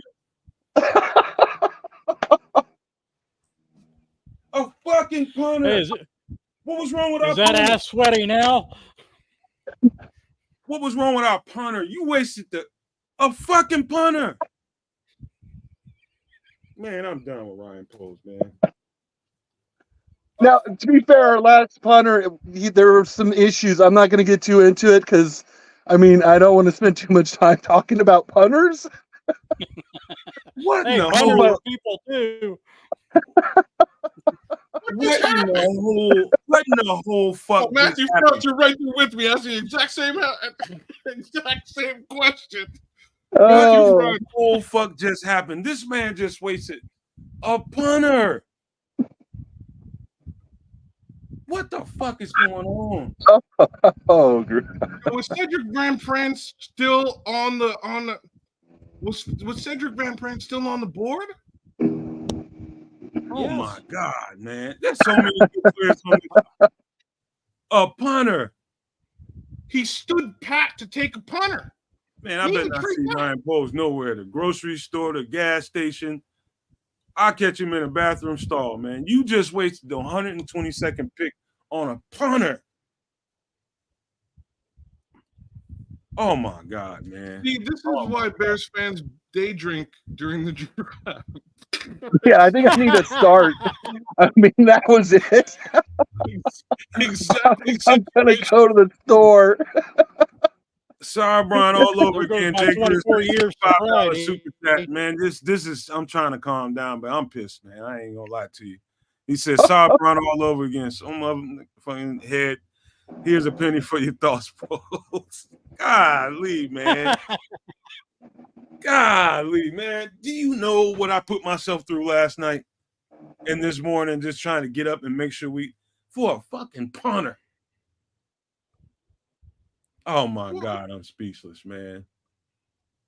Oh my God. What was wrong with our punter, man? Did you guys notice any problems with the punter? He took Yes. an extra step. He takes an extra step. Okay. Yes, I think we can all agree we did see some flaws. But they knew that before they drafted that guy, that he took an extra step before he kicked the ball. So why the fuck would you draft him? There's a good question. Well, he ranked. Very valid question. I think Because they he drafted the ranked. punter. What was it, last season? Oh my Was it God, last year? man. 2 years Oh ago. my God. I'm with you, 2 Marlon. years. I'm about to drink right now, man, so I can calm my ass down, man. This dude done pissed me off. King Booker World. What happened when I was away? Well, the Bears took their 4th round pick, and as opposed to filling the glaring and obvious hole being defensive end or edge rusher, they drafted a punter with the 122nd pick overall. I'm questioning my profession right now as a podcast. I'm questioning my shit. In the 4th round, Billy Ocean, in the 4th round, they drafted a punter. Don't sit here and tell me this man had me up until wee hours in the morning studying, trying to see what angle they might go. Got up first thing. I haven't eaten. I'm up here day drinking, trying to make sure I got notes and I'm ready for this show. And this motherfucker drafts a punter. Cornelius Squalls. Maybe Flus threatened to quit if he didn't get his punter. Well, I wouldn't be so mad if Flus quit. I don't know about the rest of you guys. I'll just throw that out there. If that was the ultimatum, I would kind of be like, you know what, bro? The door's behind you. You feel free to walk in that direction if you want. I'm about to smoke a cigar. I'm about to smoke a cigar and eat one because I'm just pissed off like that. Go ahead, Brian. Poles was able to do something that I didn't think had happened. He was able to piss off Nomad more than the damn Sox. Man, oh my God, man. All these great players on there. You could have waited till after the draft to probably get Keaton Oladapo, Cedric Van Pran, Brendan Rice, son of Jerry Rice. These are just a few of the people who are still on the board right now. Oh, and we drafted a punter. Look, punter. Look, you do that's the kind of shit you do when you're, lineman. this is the type of shit you do when you have a complete team with a whole lot of depth. You don't do that when you're still building depth. Draft a fucking punter. Or you got more than 4 picks. Are there no UFDA punters? Oh my God, man, that's so. I'm asking like the most obvious question in the world. There's definitely UFDA punters. You go get a punter in UFDA. Well, there's one less one. Look at that. Look at what Paul Martin just said. On the other hand, with the skill position and players we added, we shouldn't see our punter more than 3 times a game. This is just ridiculous to me. That is actually a pretty valid point. Hopefully, you don't have to punt the ball at all. You're just scoring. I'm not Paul Martin's comment. I'm just talking about the fact that Poles just drafted a punter at 122 is ridiculous to me. I'm not a professional GM. I'm just really. Jay Grizz, it's inexcusable, Jay Grizz. Bro, I can't argue with that. Look, I don't like where we took him, but if I would talk about the player, he is a really, really good player. I'm So just he's like- saying that it's not that we just took a punter. We took a very, very good punter. Granted, yes, trade back, Best punter get that some ever, extra picks. ever birthed from a woman. But at 122, Right. I'm with you, Nomad. oh, I just man. don't want people to get so caught up. It's not just a punter. It is a very, very, very good punter. But yes, 122, 4th round. You could have traded back. You could have added to the defense. You could have added to the O-line. There's still so many good players out there. Positional value. Unless they had a conversation and they really want to flip the field and they really want this defense to, control the field. I mean, there is some strategy to this, but JT, at 122, it's hard to argue. I get the why, but the win is what I got Yes. a problem with. It's Yes. Sure. Kid, you got mad at me. You got punter mad if at you me. want for to draft day one. a punter. Kid, you got You mad know? at me for day one when you said I was going off about Poles being a little too relaxed and a little too lax. Man, when you see picks like this, he's a little too comfortable. We don't have enough dogs, man. Green Bay is just adding dog after dog. Okay, so Detroit, let me give, man. this guy drafts a punter. Let me Detroit- give, I know. Let me give him let me give the devil his due, and I can't stand how frequently I have to say this about Ryan Poles. Oh man. So don't be surprised if he does what we were talking about a little bit earlier on. At this point, my thoughts is he just did not have conviction. Using your word again, he just didn't have conviction on the pass rush talent moving forward here in the draft. And had conviction on the punter, which is just crazy. But yeah, he had conviction on the punter and decided to go hard and get the punter. I can only assume that he's really looking at the free agency market now to grab himself that to fill that other hole, that other side of Montez Sweat. But don't be surprised, guys. Let me say this now. Don't be surprised if there is no fix on the other side. One guy who's happy right now, Yannick Ngakoue. I was going to say Dominique Robinson, but okay. All He's right. out there. He's liking this draft pick. Oh my Lord. Dominique Robinson saved too, right? Right. Somewhere. I think our first 3 picks were home runs. We got dogs, but you had another chance to get it. I'm not saying a punter can't be a dog. Yes, I am. A punter ain't no damn dog. He's a damn punter. Maybe the punter's a dog, right? Maybe he's a dog. Damn But dog, let's be man. real about this. You probably could have got the punter in 5th or maybe even the 6th round. Like, Can a punter be a dog? I meant not all. sure. I meant Is that punters even being dogs, possible? man. I'm not They really call- sure. If you call Okay, a so wait, Chihuahua, if you call a Chihuahua a dog, that's what they are. wait. What we're saying right now is Pat McAfee's not a dog. No, Come on. Pat McAfee. If there was ever a punter who's a football dog, player, it's he's not. probably A punter Pat is not a McAfee. real football player. He's not a punter nor a kicker. I've been Pat around McAfee him. They're did not not real watch this football episode players. of Nomad at Night. All right, don't skip this episode. Watch the previous 2 and the forthcoming episode. Man, Yeah, man. like a pit bull versus a Chihuahua. Which one's a dog? Man, Now, is there any possibility that the kickoff changes, what they're going to be doing this year, that made this pick happen? You know what I'm saying? I don't know. I'm trying to find some rationality to it. I'm just wondering if the kickoff change there ain't no affected this. rationality to it, man. They're trying to. They feel like. I guess I'm gonna try to be. I'm gonna give you as good a rationale as I can to it. They feel like they can get an advantage in field position, play the field position, and put themselves in an advantage. And there's merit to that. There's merit to that. I'm just trying to rationalize it the best that I can. They think this guy can give us a distinct field advantage, field position advantage. They think this guy's that good. If that makes sense, J2K, at all? Yeah, that's what I was trying to say, and this helps the defense, but it also helps the offense too.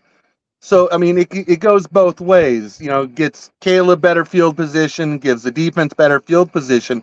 Now, if this was the 5th or 6th round pick, I think we'd be having we put a different light on this. Yeah. Absolutely. Yeah.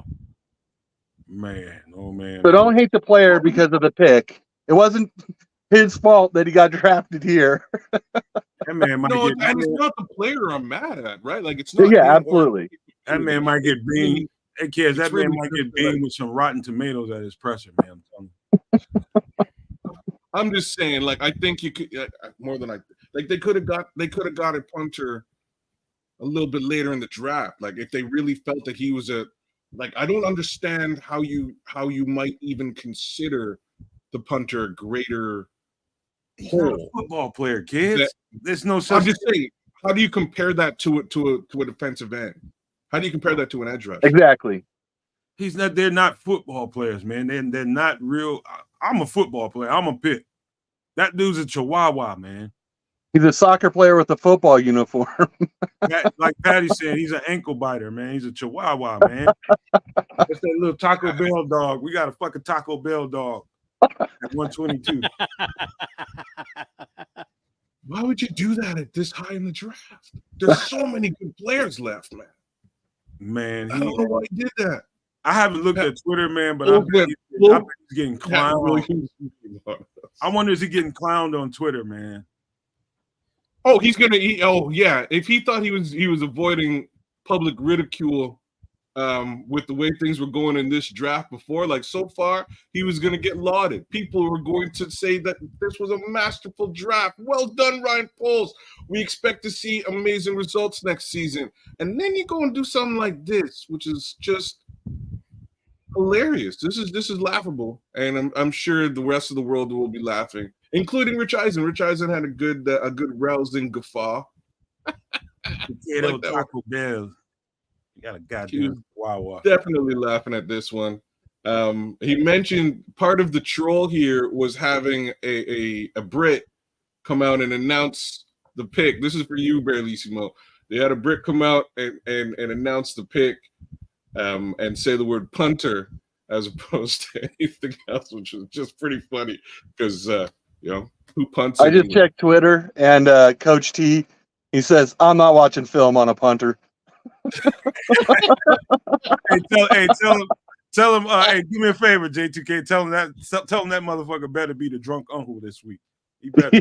Yes. Damn, man. Luke McCaffrey's already gone. Be yourself. Luke McCaffrey already got picked up, but Brandon Rice is still floating around. Like I'm saying, there's players, man. Keep throwing all the doctors out there. Oh, here come Barlissimo. Hey, hold on. Here we go. I can't wait to hear this fucking explanation either, man. Don't kill the messenger. You jinx, Listen, man. You jinx. listen. We can still come back up in this draft with one of the 5th rounders like the one we got from the Eagles next year. And go up in the 4th and get a pick there. So don't worry about that. I'm sure Paul's got it, but I just want to put this into context for you. Trenton Gill's net average, 38 yards. Oh wow. Torrey Taylor's net average, 48.2. It's better than Trenton Gill's gross average. His net average. Oh, okay. Percentage of kicks that he puts in coffin corner inside the 10 when he has the opportunity. Over 85% stop inside the 5. Damn. Barlissimo. If I catch Ryan Poles anywhere in a produce aisle, he's getting hit with every fucking tomato in there. You got to make sure you kick it at him. No, man, you got to kick it at him. You're gonna kick it.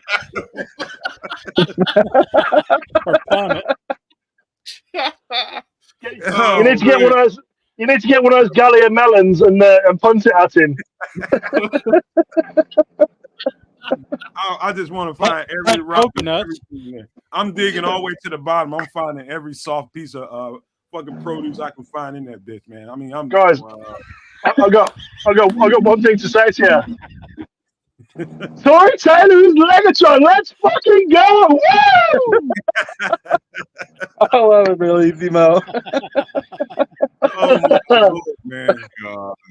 Oh God, can you believe this shit, man? Oh my God, you guys don't understand how hard I worked overnight. After we got off the show, I got right off the show and went to work at all the possibilities, and this motherfucker drives a punter. No, he didn't. No, he didn't draft the punter. He drafted a Legatron. Oh, Legatron. oh man, I'm going, guys. I'll be back in the chat. See you guys. Yes. What do you think? What do you think, guys? What do you think the players? What do you think? That was Bellissimo.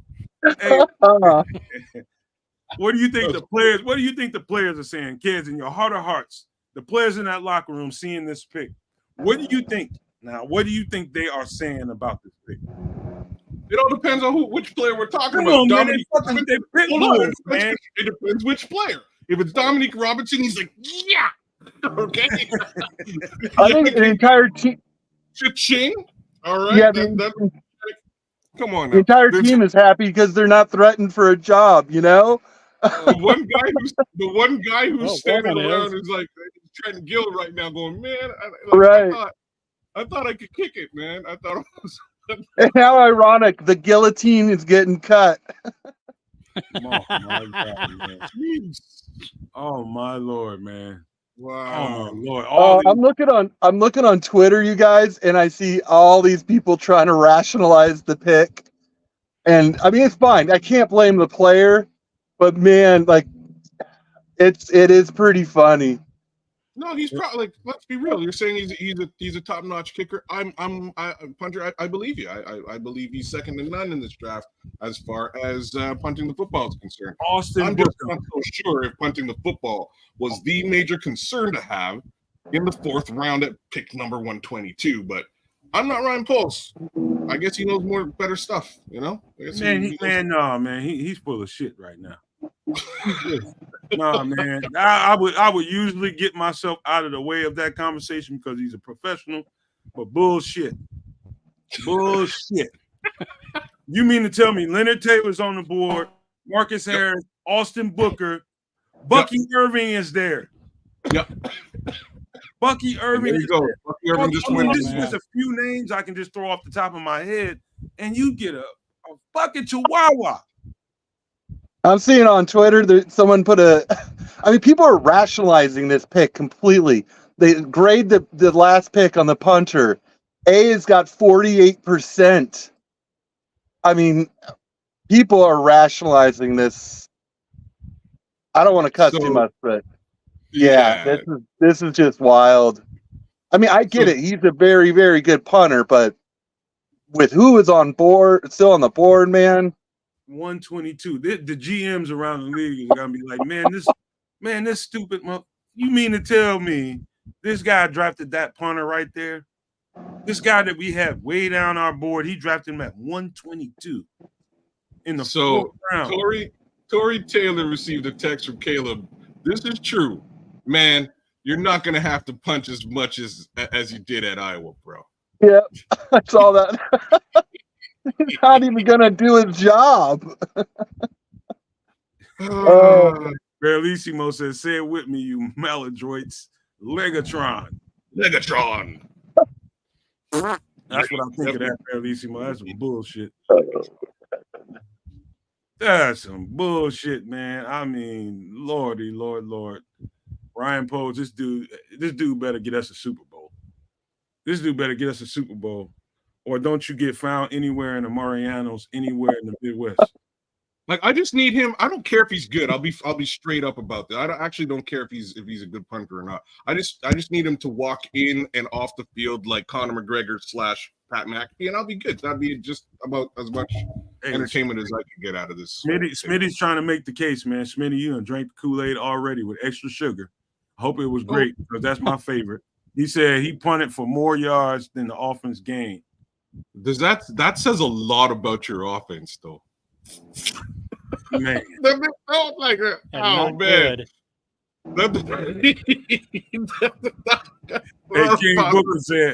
King Booker said somebody bet Pose. I bet you won't do that. And he said, I got you. Double dog dare me. Double dog dare me to pick and he bought it, man. Oh my God. Jay Grizz with the $5 super chat, $4.99. Thank you, Jay Grizz, my man. Does this move symbolize for Poles that we filled every hole on the roster and are ready to win now? In his mind.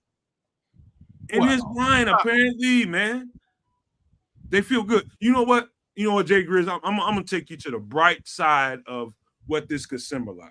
And I'm going to say this to everybody in the show, watching the show, whether you're doing it, wherever you're streaming, watching the show, what platform you're using, whatever. It could tell me that they plan to get hella busy from here to game one in free agency to fill whatever they think may be their holes. That's the best lipstick I can find on the market to fit this pig.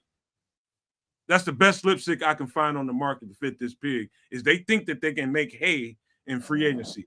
With that kind of move, I would expect that Ryan Poles is going to make a pretty quick move in free agency for a defensive end, maybe a D tackle, something. He's going to make a significant move because he's going to catch all kinds of hell, for me in particular, on social media about this pick. Yes. But thank you, Hey, Jay. I'm so with you on this because, yeah, maybe he thinks that we are there, but I don't know about you or everybody else. There's clearly a massive hole on the other side of that defensive line. Something needs to be done. Hopefully it's a free agency thing, right? Like that's all that this can amount to. Hopefully this is a free agency case scenario that he decides to address. I'm not so sure it was really addressed with Yannick Ngakoue last season. Didn't really pan out. But here we go again. Oh my! I don't know. Oh my Lord, man! Lord! Yeah, this is. I would expect to be. I would like those guys look real happy in the booth there when they made this pick. I would expect Ian Cunningham to be full on fist fighting Ryan Poles before this pick went in. There should have been a UFC octagon match before this call was actually placed for this pick. This is just crazy. Hey, you gotta do me a favor. On the count of three, say this is bullshit. Everybody in chat, just say this some bullshit on the count of three. 1, 2, 3. This some bullshit. That's what this is. This is bullshit. Wow. Yeah, Smitty Q. Oh man, people are rationalizing this on Twitter, man. Bears just drafted a day one starter on day 3 of the NFL draft. And you know, it's funny how people twist themselves up into pretzels to support them. And I've done that at times, man. Just trying to be as supportive as I can be. But, dog, you're not going to get – no, man, I'm not stupid. No. I'm going to throw a banana peel out in front of your ass when I see you, bro. I would throw a banana peel out in front of you, man. This is straight bullshit, man. This is straight bullshit. You don't do that at 122, man. Contrary to like 70s television, that doesn't happen anywhere near as frequently as one would think. Oh my God. I'm just saying, banana peels. Hey, I got the X marks the spot. I can put him that anvil over his damn head or piano or some shit. But man, oh my God, man. There's some really, really good stud players, man. Still, even at 122, oh my God, I can't believe he turned down that opportunity for a punter. You guys still there? Yeah, we're all in shock. Process this here as you're saying it, I still can't really process this. I don't understand it. If there actually wasn't any holes left on the team, I'd be like, yeah, bro, get Legatron. Go load up on kickers or whatever, special teams, or like even a returner.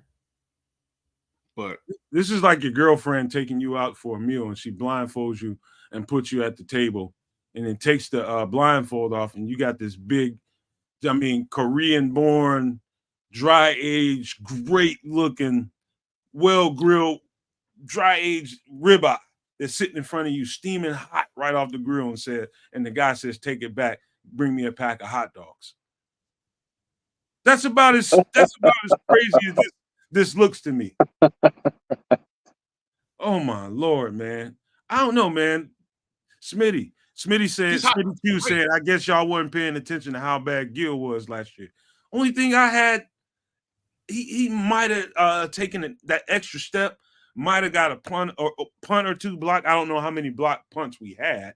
I know I can remember one off the top of my head, but I didn't see him as that bad a problem to where we needed to replace him. I don't know. Maybe they know something we don't know about Trenton Gill, man.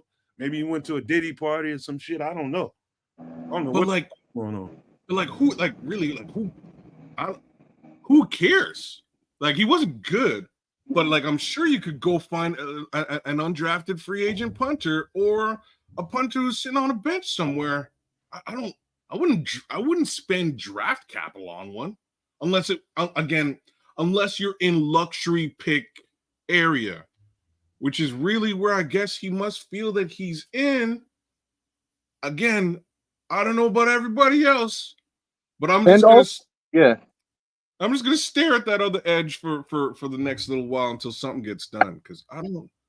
Considering how much money, how much cap space we had, how much does a punter cost? How much does a good punter actually cost? I'll do it for $15 an hour. I'll get off my couch right now and go fucking do the job.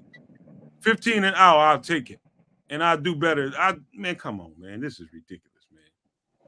I'll do it right now, getting right off my couch, and I can start as a punter on the Chicago Bears. I still got some athleticism. Wow, Smitty, that's crazy. But check out what Smitty's saying here, fellas. They stay true to their grading system. Sometimes that looks ugly. Now we have to figure out what exactly went into the decision. That worries me.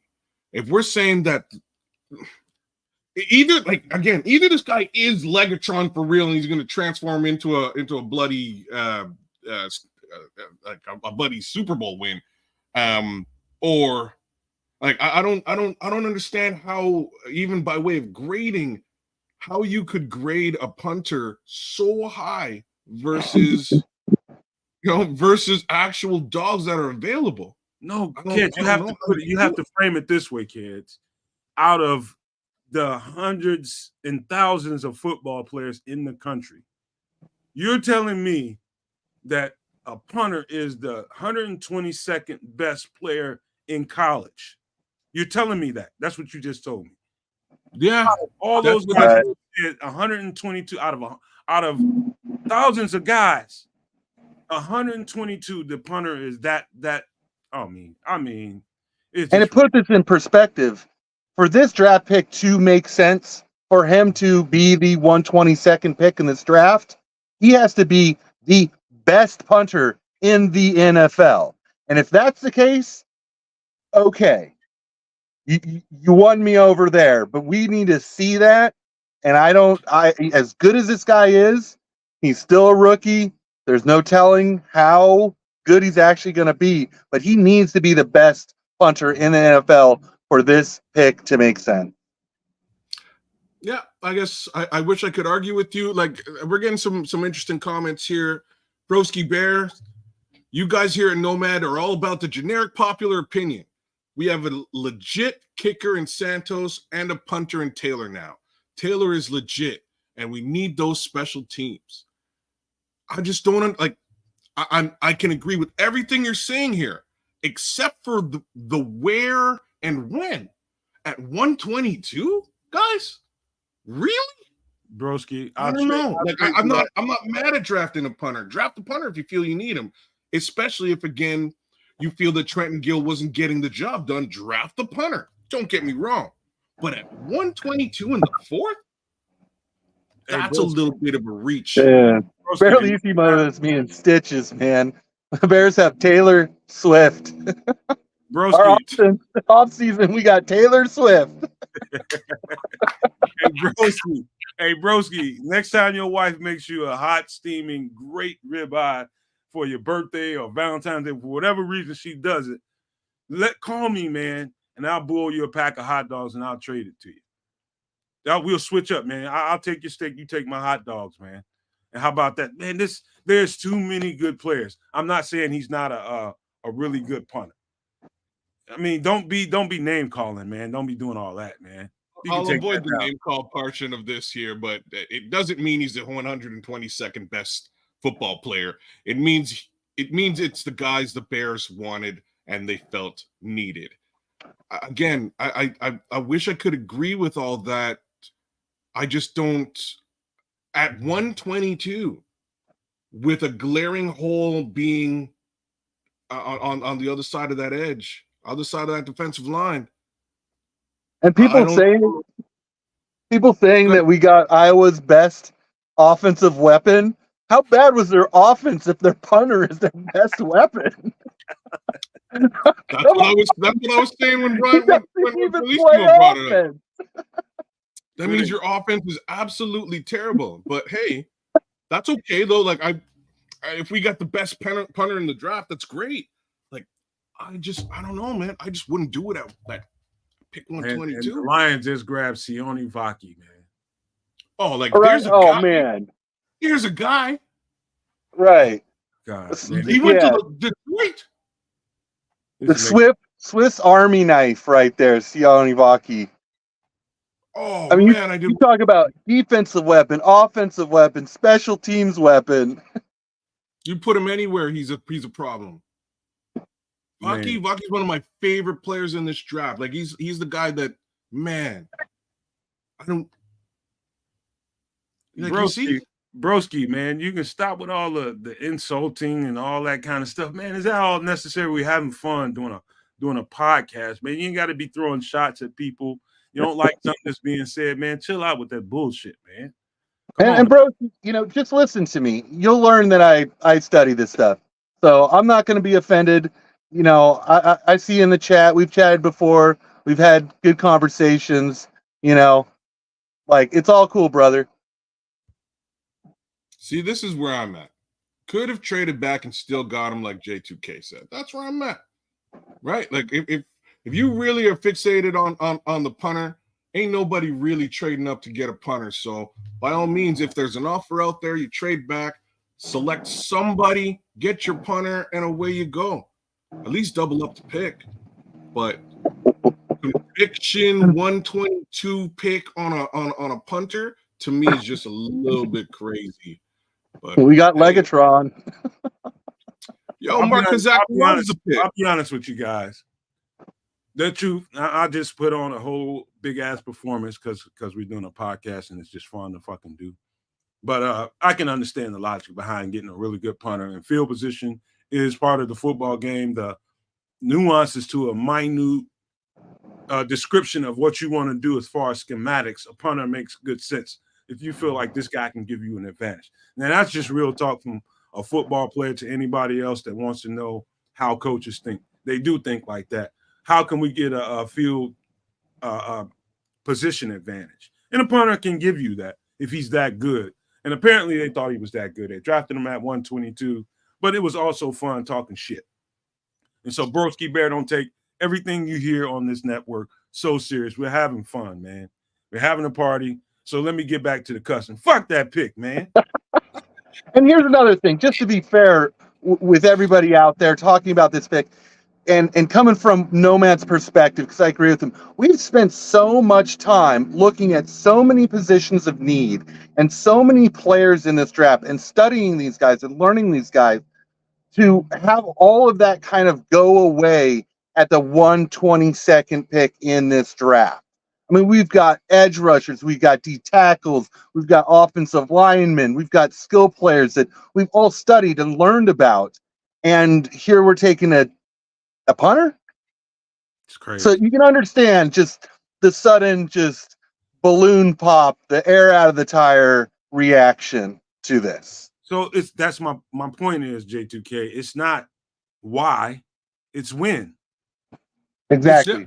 It's when. That's it. It's when and where. It's not a bad choice. It's not a bad choice. It's when the choice happened. Yep.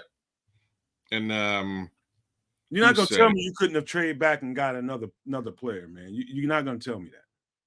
So Smitty was also saying if they had a 5th, 6th, and 7th pick, this conversation would be different. And I have to agree with that, right? Like if we had more capital, you know, hey, they got a pick, we got something else coming up, they'll get somebody else, or vice versa.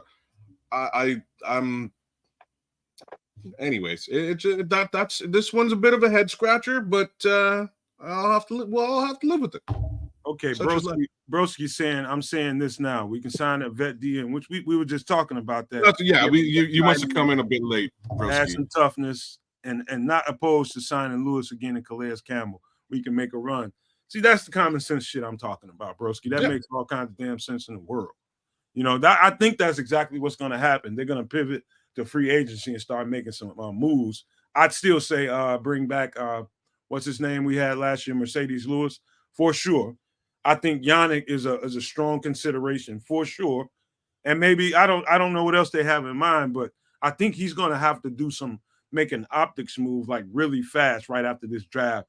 I think it's going to be some pissed off Bears fans after this. We got a punter at 122 when it's not a bad choice to get a punter. It's when you do it, you know. Look, it's not going to like. It's at a bit of a quick emotional case scenario. Everybody is going to get over it. Draft's over for the Bears basically after this pick here. The draft is done. So, you know, the only reason that people will be pissed off is much less to do with this pick. Let's be honest about it. Much less to do with this pick, but much more to do with whether Ryan Poles does fill that other position with a free agent. If we go into the season without something there, without that position being attacked, I think it's going to be a little. I think people will be a little bit upset, and I think we'll actually see it and feel it in the next season. You know, that's the way I look at it. As far as the pick is concerned, I think it's silly, but they got somebody again. You know, using your word, Nomad, they got somebody apparently they clearly had conviction on, and if that's the case, good on them. They got the guy that they wanted. They got their guy. Let's get somebody to fill that hole on the other side of the line, though. That's required. So Mark Kazak, one of our favorite No Maniacs. What's up, Mark? He said, let's agree to disagree. Just agree to disagree. I think I saw earlier he might have posted he was a Iowa alum. Am I right or wrong, Mark Kazak? Did I see that? Correct. Okay. Yes. So maybe no. I think he's trying to validate the fact that this dude's that good. He probably knows way more about the punter than any one of us on this panel do. But respectfully, man, I respect that, Mark. So I get that, man. You might know more than we do. And don't get this twisted. You know, this is one of the best punters to come out in like the last 10 years, for maybe the exception of Matt Areza, the punt god from SDSU, who I'm from San Diego, so I watched him, and he did earn that nickname. He had some legal troubles, whatnot, so he's bounced around the league. I'm not sure where he's going to be at, but this is one of the best punters we've seen in the last 10 years. So I don't want, please hear me when I say that I don't dislike the player. It is still the win and who was still on the board that could have also helped us. Hey, I got to address King Booker real quick. Yeah, special teams are people too. I'm going to tell you how we treated our kickers in college. Wrong or right, I'm just going to tell you the truth. Hey, we were in the cafeteria, especially breakfast time. A punter or a kicker tried to come over and sit with the actual football players. Like, man, get your ass over there. See that cereal dispenser over there with all that milk, those machines over there? Go sit your ass over there. Football players sit over here. We were mean to them. I came into a culture like that. And I saw that And I was just like, damn, man, why they treat them dudes like that? But that's like the thing. They don't go through the same rigmarole that we had to, the work that we had to put in, the sweat, the tears, the blood. They just didn't have to deal with that. They just sat around, kicked footballs, and stretched all day. So they're treated like others for the most part in college football. That's as far as I went. You know, in my team, that's the way it looked. But you respect them as people away from the building. Like when you're out of the, you know, you just walking around, you at a party, he's part of a team, but they're not treated quite like that, man. They're all separate to themselves over there. So they're a part of the team, but kind of distant from the team at the same time, if that even makes sense. Well, I'm not gonna disrespect no punters. We just got ourselves we just got ourselves a tippy top punter. We will call him Legatron moving forward, as christened by Barlissimo. I love it. I just don't love, just like J2K said, where and when this pick went down. But it is what it is. If he can really help our team progress forward, then such is life. Once more, I just hope that they do what they can to attack that defensive edge. I think it's needed. I would hate to see us go into this season with that position in question again. There's just so much meat left on the bone at 122 to pick a punter. You know, all I can do is roll with what they did and be accepting of it and see if they can make themselves right. Well, Broski Bear, we could have picked a punter with the 100. Sorry, a return guy with the 122 pick.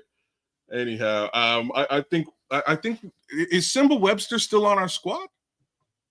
I think so. I think Simba Webster's still there. I mean, in pencil, I think he's out there in free agency as well. So if we still have Simba Webster and Velus Jones, I can see those guys doing some damage in the return game, especially with the changes to the return game. It'll be interesting to watch. I'm not sure how much they want to bolster that particular area of the game, but we'll see. So even Broski agrees with me, man. I played college ball too in the late 90s, and I hear you about the punters and how we treated them, but I like drafting Taylor. Hey, man, I haven't gotten around to him, maybe Broski, because I don't know who he is. I did not scout punters at all. Why would you be scouting punters? Exactly. Why would I be scouting punters? But Broski, you're probably right. You're probably right about this guy as well as some of these other people that are making the case for that punter. You know what I mean? I probably need to learn about this guy, but I'm just viscerally reacting to the fact that we just grabbed the punter at 122 when I feel like we could have got some depth pieces. You know what I mean? A depth piece, rather. It's just, you know, or trade for depth pieces. But, yeah, man, you're probably right, Broski. Man, he probably will be an asset, you know, to what we're doing, you know, because field position is important. It can make a difference in a football game. I've seen it happen in my real life, high school and college. And so me just bullshitting on here, man, y'all don't pay me no attention. I talk shit. That's what I do. And I did study this guy. I absolutely love this punter, and he is one of the best punters to come out in a long time. So, like, don't get it twisted. We're not talking negatively about the player. He is super talented, and there is an argument to say that sure, a punter could affect the game more than a rotational player. That there is a fair argument there. Legatron. It's the punter. Is that the official name of him, man? Is that what we call him? I think it is. That's what we're calling him moving forward, because like you just spent the 122nd pick on him, and he better be Legatron. You know what I'm saying?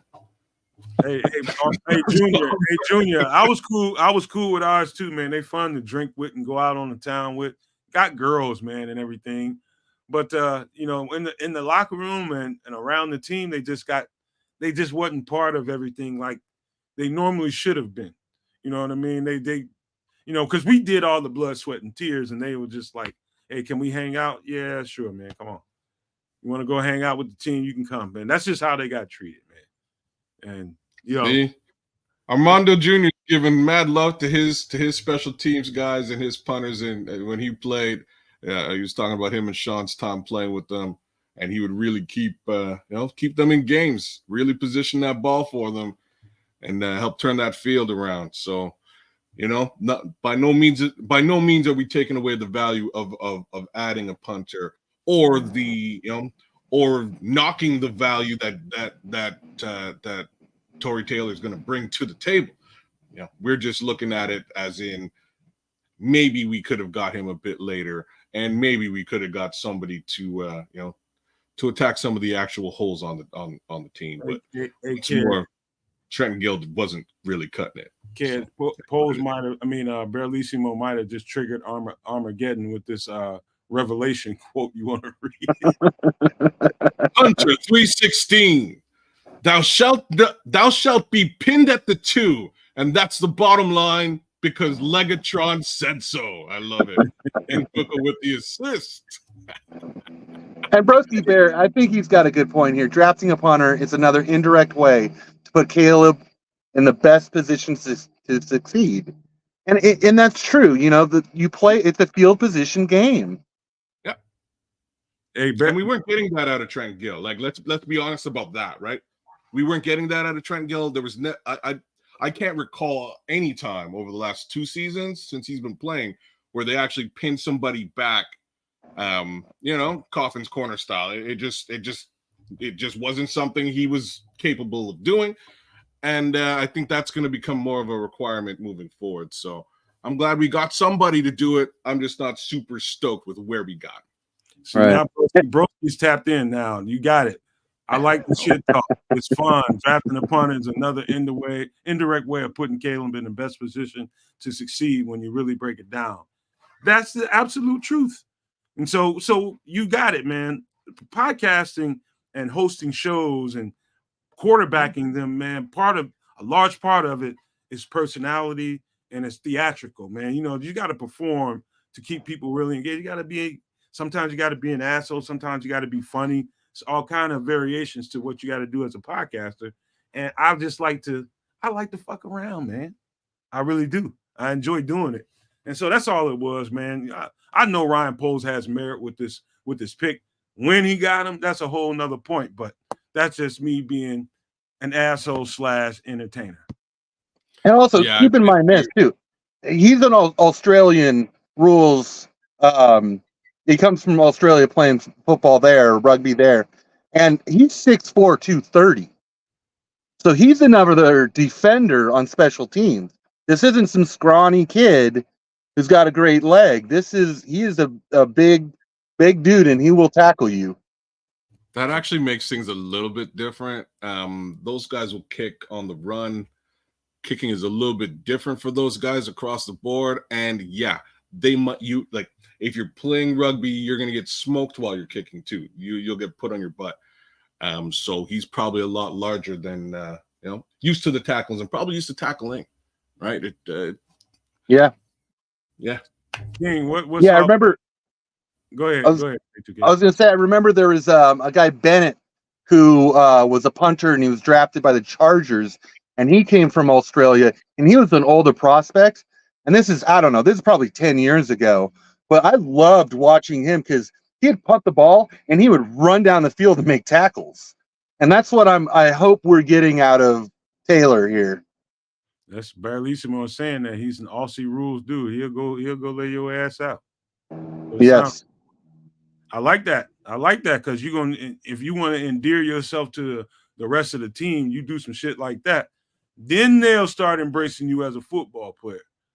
I can tell you that from experience. I never seen one of those. We had one for like a semester when I was in college, but I seen one in high school. We had one in high school, and he was every bit one of our guys, man. We had that dude, probably shouldn't have been a punter, but the linebacker core was so talented. We were like 4 or 5 deep, and he was like number 6. You know what I mean? He was never going to see the field, but he made up for it in kicking the ball and punting it and making himself useful on the special teams. And man, he'll lay your ass out. He was 6'3", 235 pounds. So when he put a hit on you, you felt it. So yeah. Mm-hmm. Damn, man, this dude is what? Broski is saying also it's easy to find a returning UFA rookie than it is to find the best punter in the draft. Taylor 6'4", 230. Man, that's a big dude, man. Well, Broski seems to really like this guy. Apparently, he's trying to win us over. You know, Legatron got a fan. You got a fan out there in Broski Bear. That's good. At least somebody's applauding the pick. Glad somebody's applauding the pick.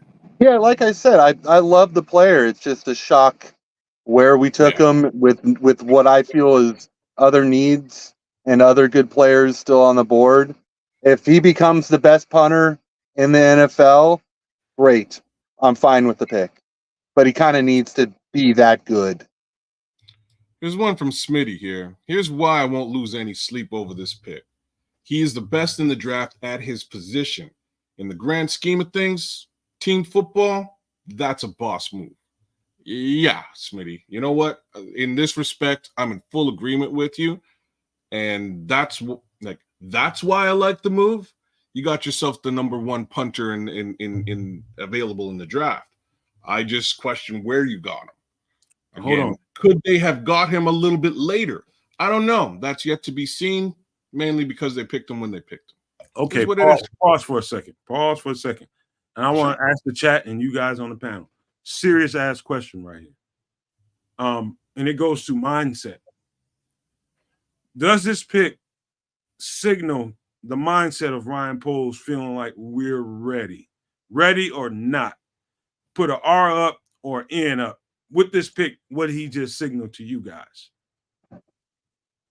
R, ready. R for ready. N, not ready. I know what it is for me. You know what it is. He just felt like he feels like the team is ready. When you make a pick like this, am I right or wrong? Kid, you stuck. I'm not stuck. I'm stuck on stupid. I'll just be real about this. Man, he might be like I'm gonna answer this with a question mark. So the answer is ready. He thinks he's ready. I'm not so sure if he's ready. Everybody's saying I see all R's up here. I see one N so far. One N the whole time, man. Marlon Johnson, I'm with you with the N in its own right because there's a glaringly obvious hole over there on that defensive line. That's all I'm saying. Glaring and obvious. Everybody knows about it. Montez Sweat gonna get double teamed all year round. Like that's what's gonna happen. So hopefully they figured out some sort of way around what is the obvious things to happen. You're trying to tell me that defenses are not going to clue into Montez Sweat and double team him all game. Okay. Now I don't know what the hell I'm talking about. But that's what's going to happen. So somebody needs to be on that other side. Somebody needs to add that additional pressure. We weren't getting it from the center. Sorry, from the middle of the defensive line before. If out of nowhere, Gervon Dexter picks up and he's able to apply that pressure, great. Then maybe we have less to worry about. If Yannick Ngakoue has a season like he's had in the past, if he's back on the squad, again, maybe we don't have anything to worry about.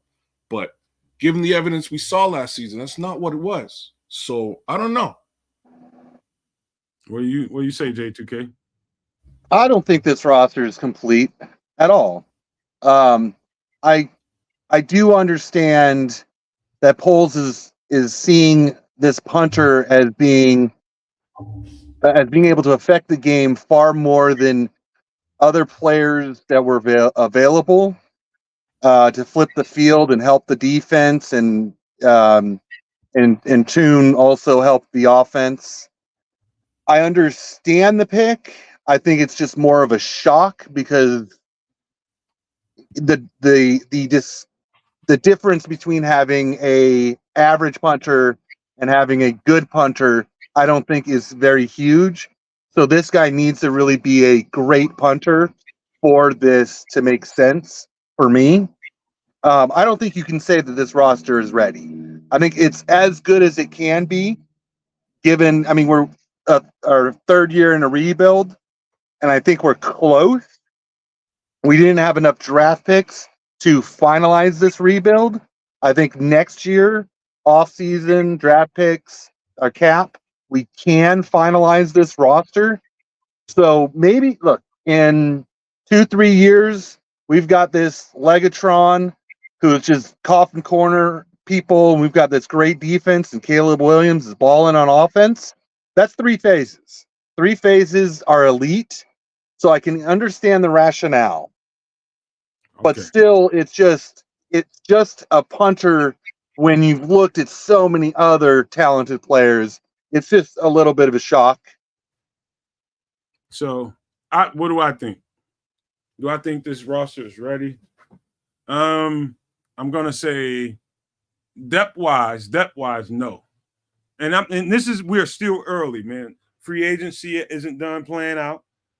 We still have June 1st cuts. We've got post training camp cuts. So it's a lot of things that they can do before they get to the actual football plan. And I'm saying that with that caveat because when I say not ready, I know that that's still on the table to take care of. He can still add a bunch going on. UDFAs, free agents, June 1st cuts, after training camp. There's a lot that he can still do. So not ready. Just understand why I'm saying that is because I know he can still do a bunch. Now, I'm going to ask you guys one more question. Yes or no, do you think this was Ryan Poles' pick? Start with you, kids.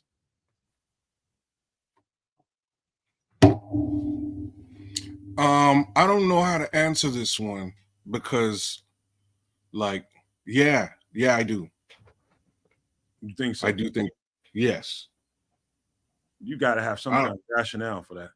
I don't have much rationale for this pick at all, bro. I really don't. But the rationale that I have is, again, he's the tippy top kicker, punter. So you secured him on the team, and Trenton Gill hasn't really been cutting it. So I get it, but I don't like. I do think it. Okay, I do think it's Ryan Poles' pick because I think he is going to go hard at defensive end somehow in free agency moving forward. I think that's what he has to do. That's the missing link. What say you? You know, what I think is that this is actually very much a Ryan Poles pick because you know that there are scouts who've scouted the D line, scouted the O line, scouted so many people in the room who've specialized in scouting, right? And they all got overruled. And the scout who scouts punters, Richard Hightower, they're the ones who won and Poles, overruled everybody else. I just think there's guys pounding the table for a defensive end or a D tackle or a center, and Poles is like, we're gonna go punter and overrule everybody.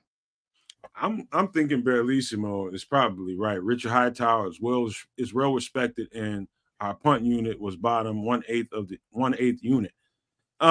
It probably came down to that. I didn't know all those stats about the punting unit and special teams. Man, I don't even pay attention to it, to be quite frank with you. I'll be so busy watching position groups and different stuff that you have to do as a podcaster. I've totally neglected punters and kickers. I didn't think there was any way in hell that we do that with 4 picks. I just got to flat out tell you the truth. There's no way in hell you would have been able to tell me 3 months ago that we'll end up with 4 picks and one of them will be a punter. Anybody that can sit here and tell me that you thought that 3 months ago with 4 picks, or a couple months ago when we found out we had 4 picks, that one of them would be a punter. If you can tell me that straight up, man, dude, I'll cash app you $1,000 right now. But nobody can tell me that. I've probably run 18 million mock drafts since December, and not one of them had a punter involved. I have to be very honest about it. And hey, to be fair, honestly, you guys, when we were doing the trade back for the haul and I had multiple picks, I took this guy time and time again, over and over again. And I get him in the 5th, 6th round range. But, I had multiple picks. And exactly what Nomad's saying here is when you walk into this knowing that we're going to take Caleb Williams first, and we may not trade back at 9, we only have 4 picks, punter is the last position that comes to mind. It really is. I didn't know Trenton was the worst in the league, man. So I got a question for the chat and you guys as well. Do you expect Ryan Poles to take a run at edge rusher between now and the beginning of the season? Oh, it's going to happen quicker than that, man. I think he's optics. He's probably got an optics problem right now if his PR people are talking to him. You know, with 4 picks, you just grab the punter, man. Some people that are football knowledgeable will understand why you did that, but the rest of the fan base be like, man, we're going to kick your ass when we see you at Mariano's. If not, we're going to fuck you up with all the tomatoes we can find.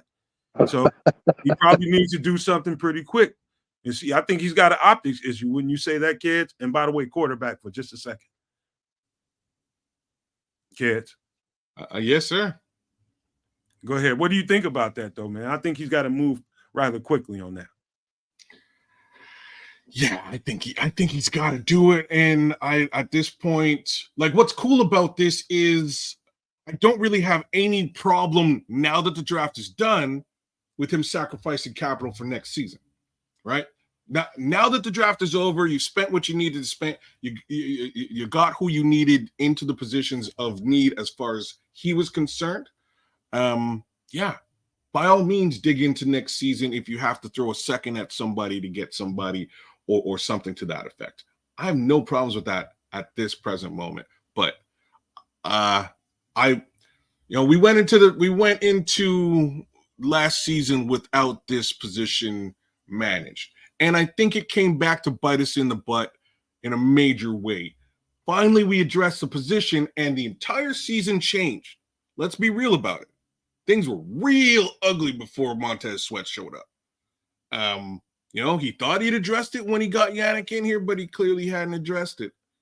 Are we going to bring Yannick back?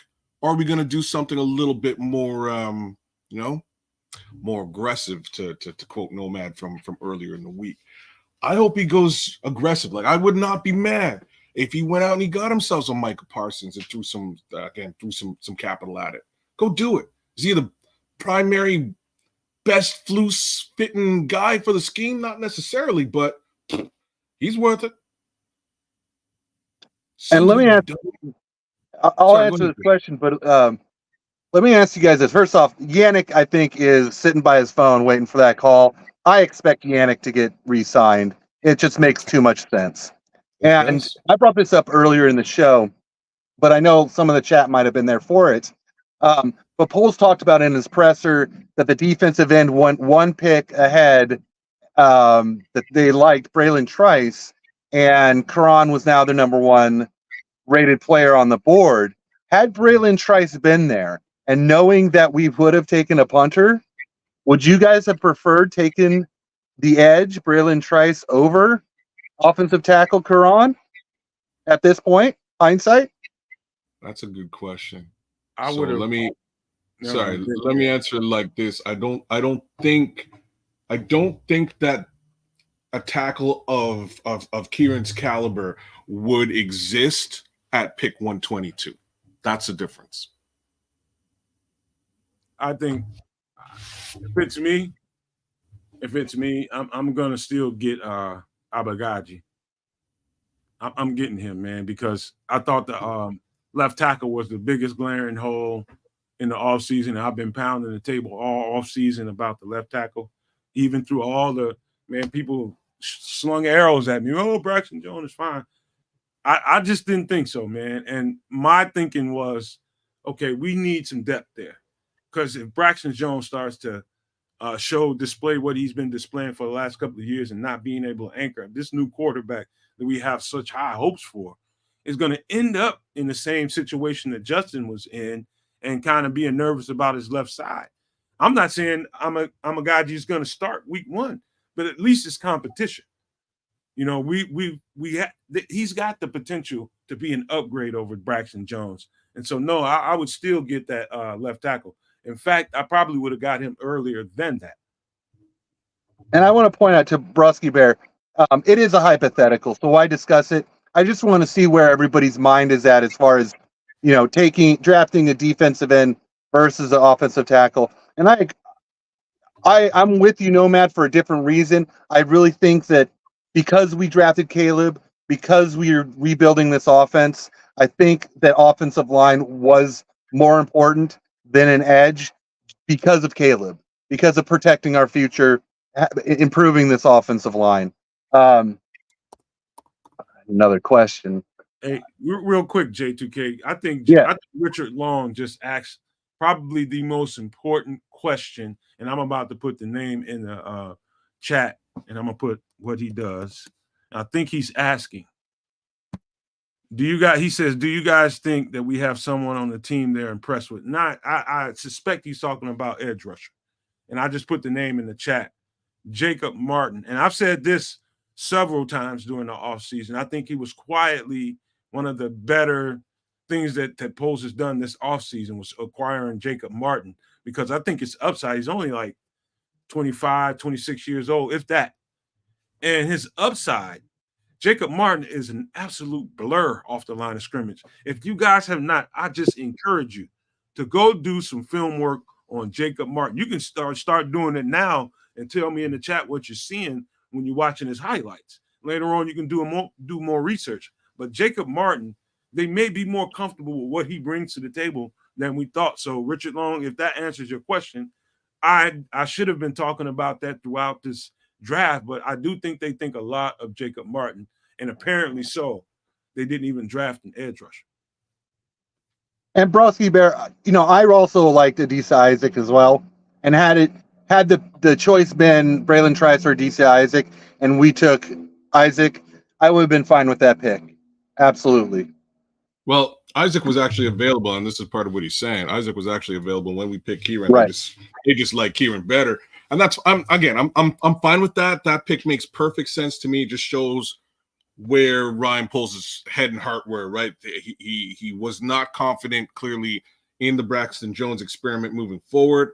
Somebody mentioned it here in the chat about the potential of Braxton Jones now being maybe kicked into the guard position, which is an interesting conversation to have, just because then you kind of look at it and think, what happens to a guy like Tevin by way of contract, trade value, etc.?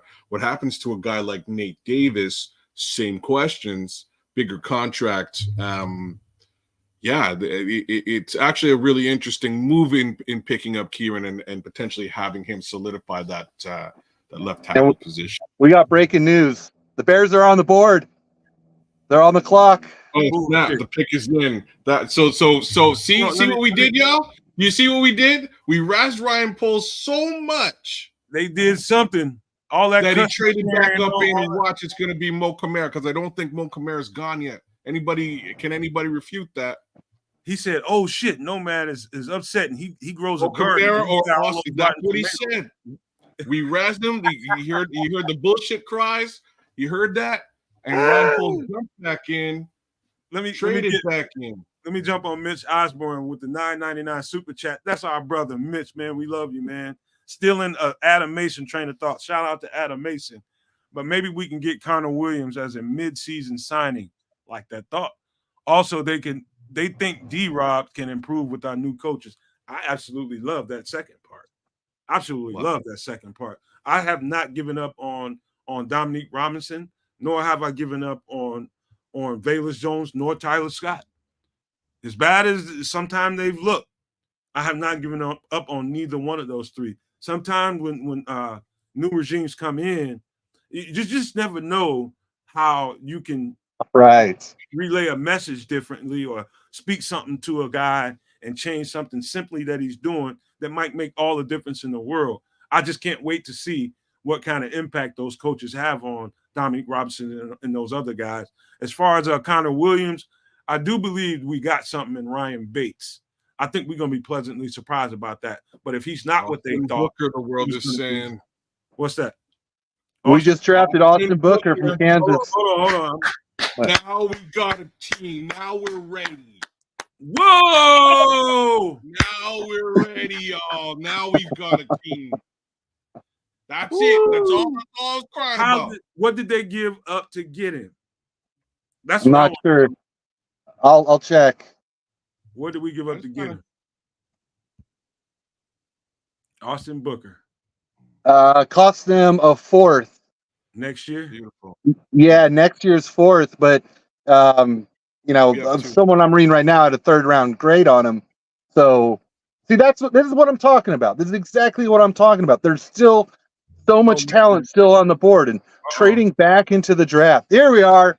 Bellissimo. You got film? Bellissimo, can you hear me? Yeah, can you hear? Yeah. Yeah, so you were worried, but I mean, quite clearly, Poles was cooking something up. He wouldn't take the punter unless he already had an answer for what he was going to do. Now, we all wanted Austin Booker in the third round. Everyone wanted Austin Booker in the third round, Yes. and we're getting for a fourth round next year. Yes. Beautiful. Tell me, Poles ain't cooking. He's cooking. And I love the point that he had this planned, because these draft trades don't just happen willy-nilly. He already had this answer in pocket. He knew Mo Kamara, Austin Booker, and we got Austin Booker. We've got a dog coming off the edge. He is relentless. Do you have any Bellissimo? Please tell me you got film on this guy. Yeah, I've got a shit ton on Austin Booker. I can't get to it right now, but hopefully I'll be able to get some a little bit later on. We're gonna try to hang around, man. If you can wrangle that shit up, man, I would love this, because I know what he looks like in the film, but They call him. I think some other people that don't know. Dude, I might be able to get back on, but it's going to take buying a plant or something for my wife and a lot of begging and groveling. So I'll see what I can do. Hey, man, you better go steal the neighbor's tulips or something. Go do something, man. Cut the tulips. I might go to the local park where they've been doing some planting, maybe dig up a tree and put it in the back garden or something. That'll make it happen. I'll see it a bit if I can. All right.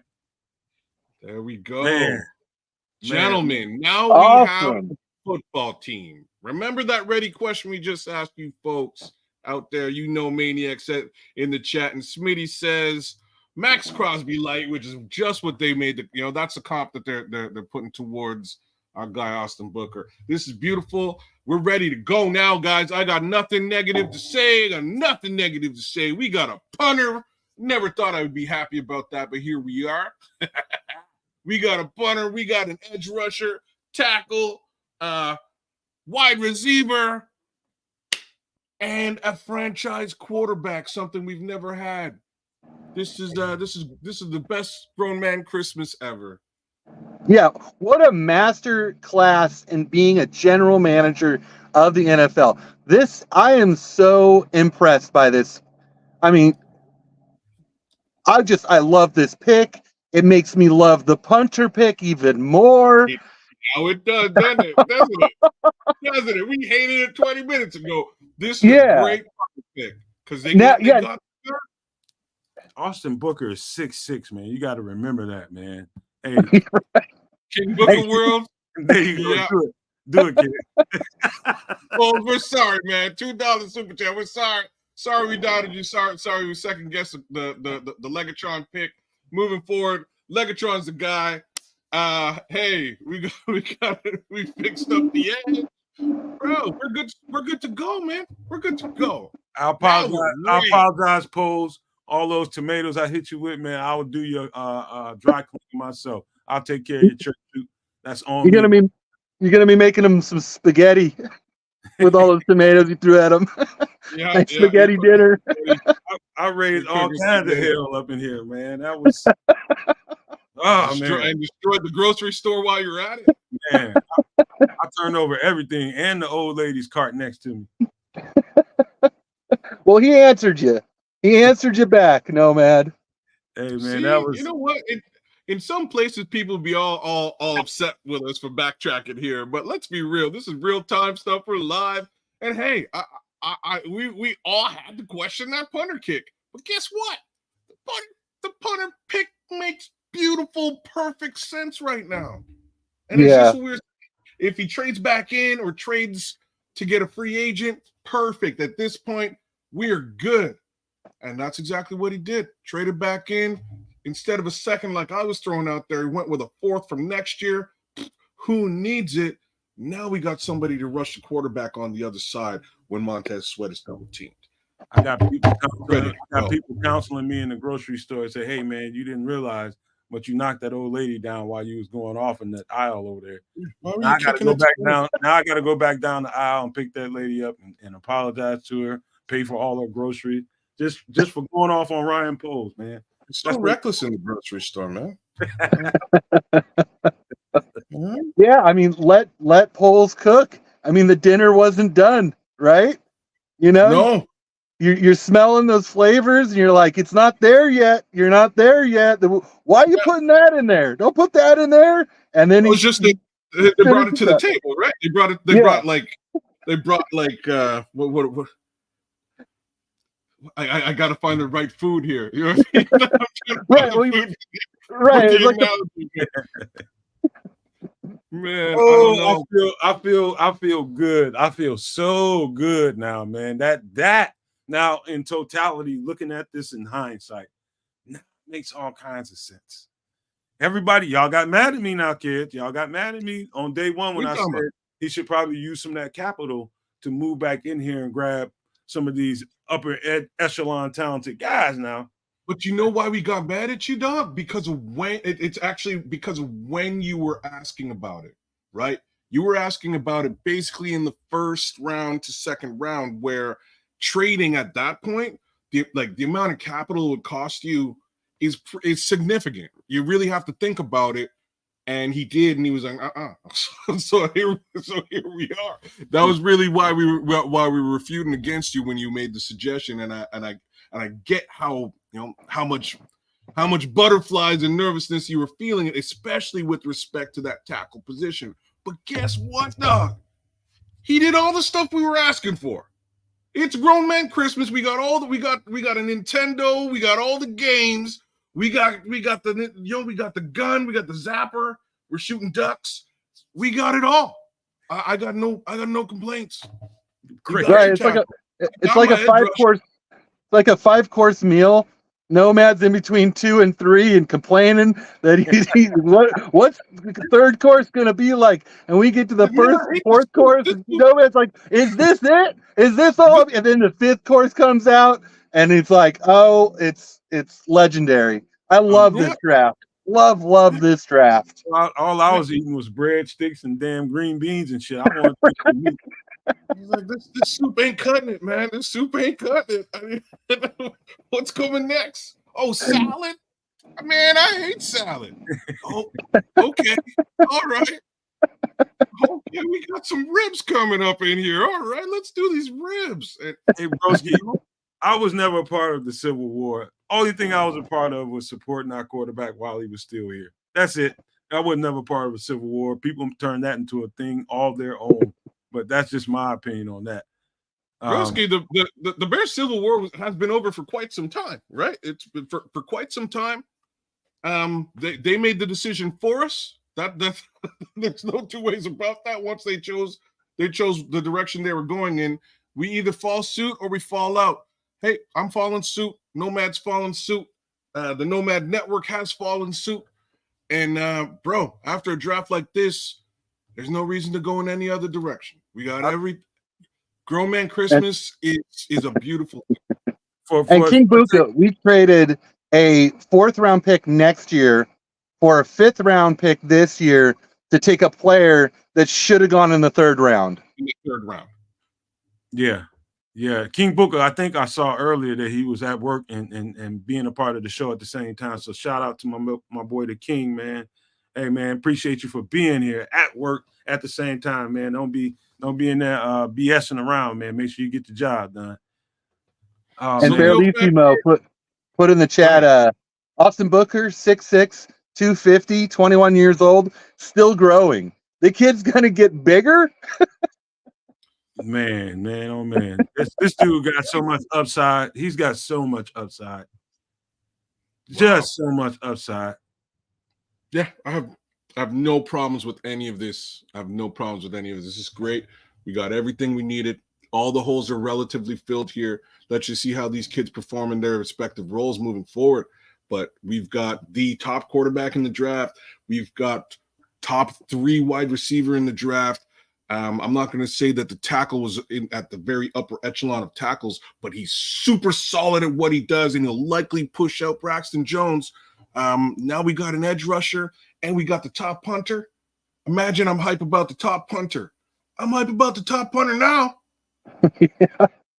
I'm just trying to keep going, man, until Barlissimo can find a way to bamboozle his wife to get to this Austin Booker video, man, because I think it would be I think it's a lot of people in here right now watching this that would love to see a visual if they're not doing it on their own with a phone, But yeah, I mean, he's one thing, and I fall victim to being, some scouts, man. And sometimes I look at what scouts say about some of these guys, and the first thing they go to is they just feel like they have to find something negative about a guy.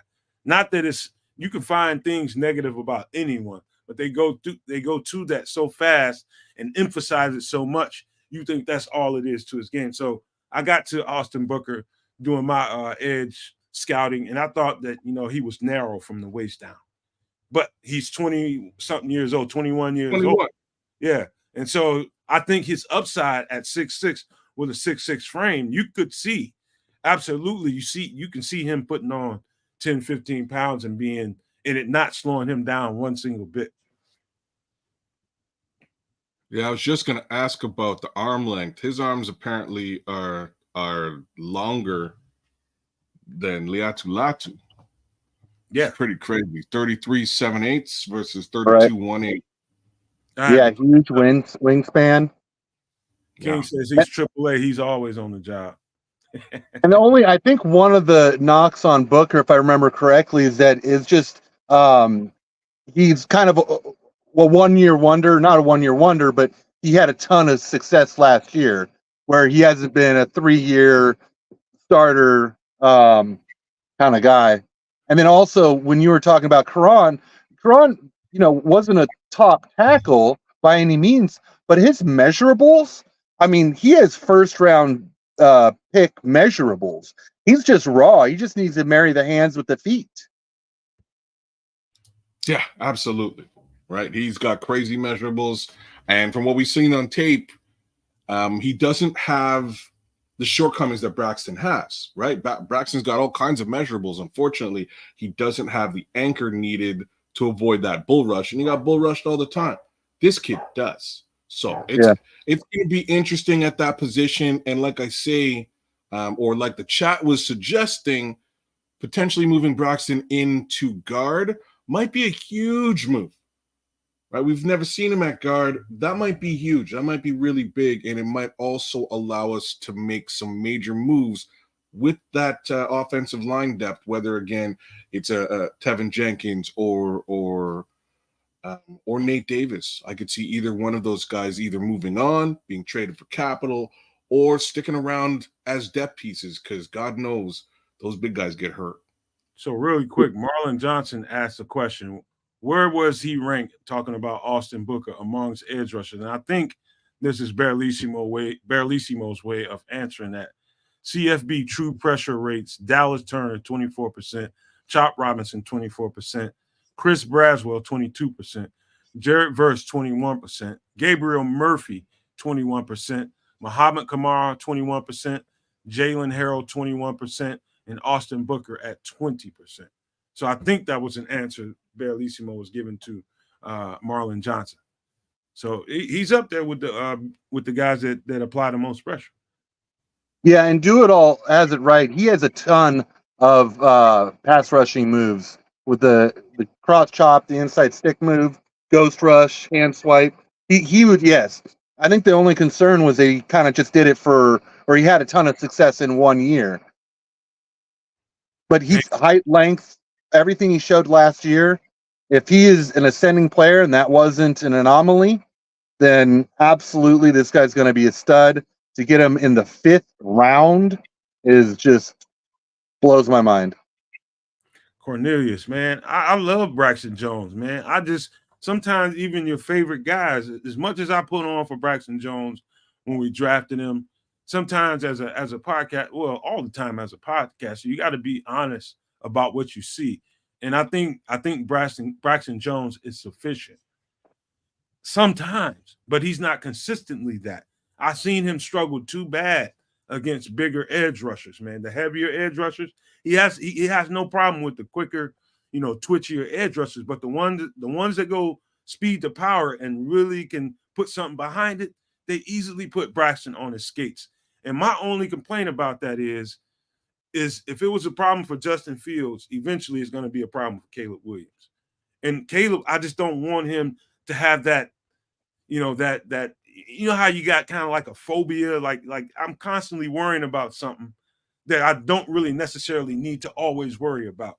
I can see him overcompensating all the time, and it was mostly because he was worried about Braxton letting somebody through on his left side. You can see that clearly on tape, Cornelius. Do I respect Braxton Jones? Do I hope that he can put on the mass and the muscle to be everything we thought he was going to be one day? Yes. I just don't see it yet. Him being able to sit down and stop those real powerful rushers. And that's always going to worry me, man, when you got a quarterback that you're trying to bring up and you don't want him to get off to that kind of start where he's worried about stuff like seeing ghosts or something. You don't want him to have to develop that. And to build off what you're saying, Nomad, real quick, is that it's not also just about Braxton Jones, but we don't have a swing tackle. If Darnell Wright were to go down with injury, if Braxton Jones were to go down with injury, this offensive line would be dead in the water because I don't think Borum can hold up for 8-10 games in the season with Caleb Williams. So the importance of getting a left tackle, another offensive tackle, especially Karan, who I really like, it's sky high because of Caleb Williams. You want to give Caleb Williams every play a chance to grow into a great quarterback. And this is an example of positional value, offensive tackle. Yeah. That's that wing tackle case scenario is much better because now, like, here's the reality, folks. Right? I'm nowhere near as down on Braxton as Nomad might sound like he is.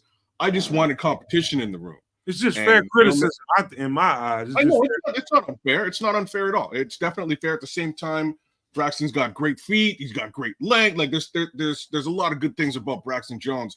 But once more, it's just a question of competition. Now you bring the competition into the room. Best player wins. Player takes the position, and then you look at the depth. The depth has actually increased. The depth has gotten better, and this is really where J2K was coming from, right? If we're moving on from Larry Borum as a potential case scenario, then that makes Braxton Jones our swing tackle, and that makes me feel a lot better, actually. Can I take a quick pivot? Because I think my guy, ATF all times flat, a.k.a. Chief Copperfoot. Welcome to the show. No, I don't know if you've ever been here, but if you haven't, man, welcome to the show, man. Please consider subscribing if you haven't. Got an early jump on checking out Jacob Martin at the edge. I think that's who he's talking about, right? Jacob Martin. I'm telling you, man, we got some speed coming off that other side of Montez Sweat now with Jacob Martin and Austin Booker, man. That's real true speed right there. I think, man, we're looking really, really good. And what if they top that off with going back into free agency and getting another guy? What if they top that off and going in free agency and getting another guy? What position are you thinking again? Edge rusher. I got no. So here's, man. I have to really think about this because you're getting to the place where you're going to sacrifice reps for these developmental guys, right? I'm not like, man, I would want to bring these guys into training camp for like a week or two before I pulled the trigger on an edge rusher addition at this point. That's just me. Well, I mean, you gotta remember he's still a rookie edge rusher now. You know what I mean? You can't expect— I know, that's why I'm saying 2 weeks. Like, let me at least get a bit of a look at him first and see whether he might be dominant coming in. Right, if he's already a leg up on Dom Robinson and the rest, great. Do we need better than that? If we do, then we go get a guy. Is he sufficient or not? Tough to tell today, Yeah, I think Walker, Booker, Martin, Don Rob, I think that's our group at edge behind Sweat. I think that's a good mix. I think if you, just like you're saying, Keds, if you do start to see something lacking, you see that Booker needs more time or Don Rob's not ready, then you start, testing the waters on Ngakwe. Yeah. But I really like what you're saying, giving these young guys a chance to play, to practice, to get that time to grow. And I still think that Walker played very well once Sweat got here at edge. So I'm still not completely out on him or think he's just, a backup or whatnot. I still think he's a dog. Jacob, I do too. A2K, Illy Jones is saying he's not sold on Booker. He's only played 500 snaps and started one game in his career. Did not know that. Can you verify that? Well, okay, so that is the argument, but who was the edge that played for Iowa that went to Green Bay last year? You remember what I'm talking about? Man, Van something Von. Oh man, too many names. But he never started at Iowa, and he was a first-round draft pick. There are some colleges that their rotation is so important. Van Ness, thank you. Yes, their rotation is so important to them that guys who are very talented don't actually get that starting check mark on the game that they played, but they still play a ton of the game. They just rotating so much. So, and I do understand that argument with Booker is that, he wasn't starting a whole lot and he only played so many snaps, but I'm pretty sure he got 8 sacks out of that limited time. So the question now is, okay, is that going to increase if he played more? Yeah. Right? You double those snaps, you double those sacks. I'm glad you said it because there's two ways to look at that. There is. That is a good way. Good way of spinning that, and that's a great question to ask. Great problem for us to have, right? So, hey, Florida Bears fan, thanks for jumping in. Yo, Chef Poles is chefing it up, man. We got all kinds of goods on the table. Trust me, I'm stoked. I'm happy. I'm hype. Evie Bear Down Davis is there with us today, man. Evie. Yo, we got ourselves a full-on team, Evie. I don't even know. I don't know what to say. I'm hype. I'm super hype about all this. Everything's been addressed. Is it at the highest caliber per position? Like no team's gonna have blue chippers at every single position on the field, but I'm quite happy with the caliber that they're gonna put forward here for the 2024 season. And there's no reason why other Bears fans shouldn't be happy either. I can't even think of one. Yeah. Hey guys, I'm sorry about me having to leave real quick. I had to help my brother-in-law, but everything's all right. I'm back now. So I take it that the Bears got Booker. Yes, sir. I was just reading about him today. He's from Greenwood, Indiana, which is only like 8 miles away from me. Oh, nice. Yeah, man. Berlissimo just said he won't be able to. He asked his wife. He won't be able to come back on. He asked his wife and got the hell slapped out of him with a cast iron. you wanted some hot tub time. So we will not be seeing Berlissimo for the rest of the day. We'll try to get him again because I know he's itching for some of that Austin Booker film and he wants to review it. I'm gonna try to strangle him into at least doing. He probably won't be able to do Nomad at night tomorrow. But we'll try to get him in Monday on the Monday show. Maybe he can do a breakdown. Hopefully, I'll ask him. All I can do is ask. But we'll see if we can get him in on Nomad Live Monday morning at the earliest. I'm pretty sure, if he comes in at Nomad at night tomorrow night, I would be absolutely amazed with the time zone. I think, what is he, 6 hours ahead of us? I think like 6 hours ahead of us, I believe. Ahead of you guys, yeah. Man, you guys hit the like button. Go ahead, Brian. Berlissimo did put out earlier today a video on the tackle from Yale. It's probably about a half hour or so video, very detailed. In case anybody hadn't seen that, I would highly recommend it. Say it again. Bellissimo, he put out a video. It's about a half hour or so long. I can't pronounce that guy's name. The tackle from Yale that they drafted, Kamichi or Oh, Kieran. whatever. Yeah. Just call him Kieran. That's his first name. Karen, yeah, He sent it to me too. it's very Armageddon. detailed. There you go. If anybody hadn't seen it, like I said, it's a YouTube clip, but it's if you want to find out about him, that's a very good clip to watch. Yeah. You mean the clip that he played when he was on the show? That was part of it.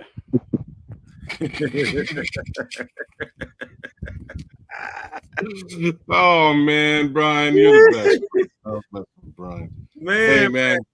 No, what much the one much he put happened. out. Go ahead, Brian. No, the one that I was talking about, Bellissimo put out, it's about a half hour or so long. The one he played here, I mean, it was just a few minutes of that clip.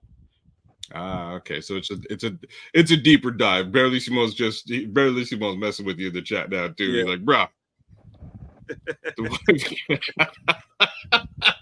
All right, so we're not gonna get Austin Booker footage tape today, but we'll definitely promise you guys that we'll have some down the road. Look, man, let's just take a little bit of a poll in the chat. Who's satisfied with the Chicago Bears 2024 draft? I just like a yes or no, because I'm satisfied as all AF, bro. I'm good to go. I'm ready. I'm not going into next week talking about how we need to do this, that, and the third. Honestly, I kind of just need to shut up next week, but I'll see y'all on the show. I won't say much. I'm just gonna wait for whatever transpires moving forward, because man, I've never seen a team in Chicago set up like this yet, and here we are. We're set up. All we got to do is execute now. Man, Let's go. I'm happy, but not for the same reason you are, kids. Why are you happy? Well, because since this is all being recorded, anytime that I'm having a bad day or I think life has handed me a shit sandwich, I can flip this on and I get to listen to Nomad flip out over a punter being drafted in the 4th round. And that's going to cheer my ass up from any funk that I could be in. Fair enough. That is actually great footage to watch and move. You know what? I bet you Ryan Poles is somewhere in Detroit just laughing his ass off with that whole move, because everybody loves. I'll just troll the world. Everybody's laughing. Everybody's got a problem with the punter kick, but wait for it. Austin Booker. yeah, he's sitting there. He's like, "Is that son of a bitch Nomad over there talking shit about me?" You First said it it was was a a booster stack, pick. now You it's a said it punter. was a booster pick. Wait, I got something for his ass. Let me see how you react. I got you. 20 picks later, boom. There's your edge rusher, y'all. So Just gave you now you're just going to be enough throwing time. Nomad. You're going to be throwing fresh vegetables at him instead of the rotten ones.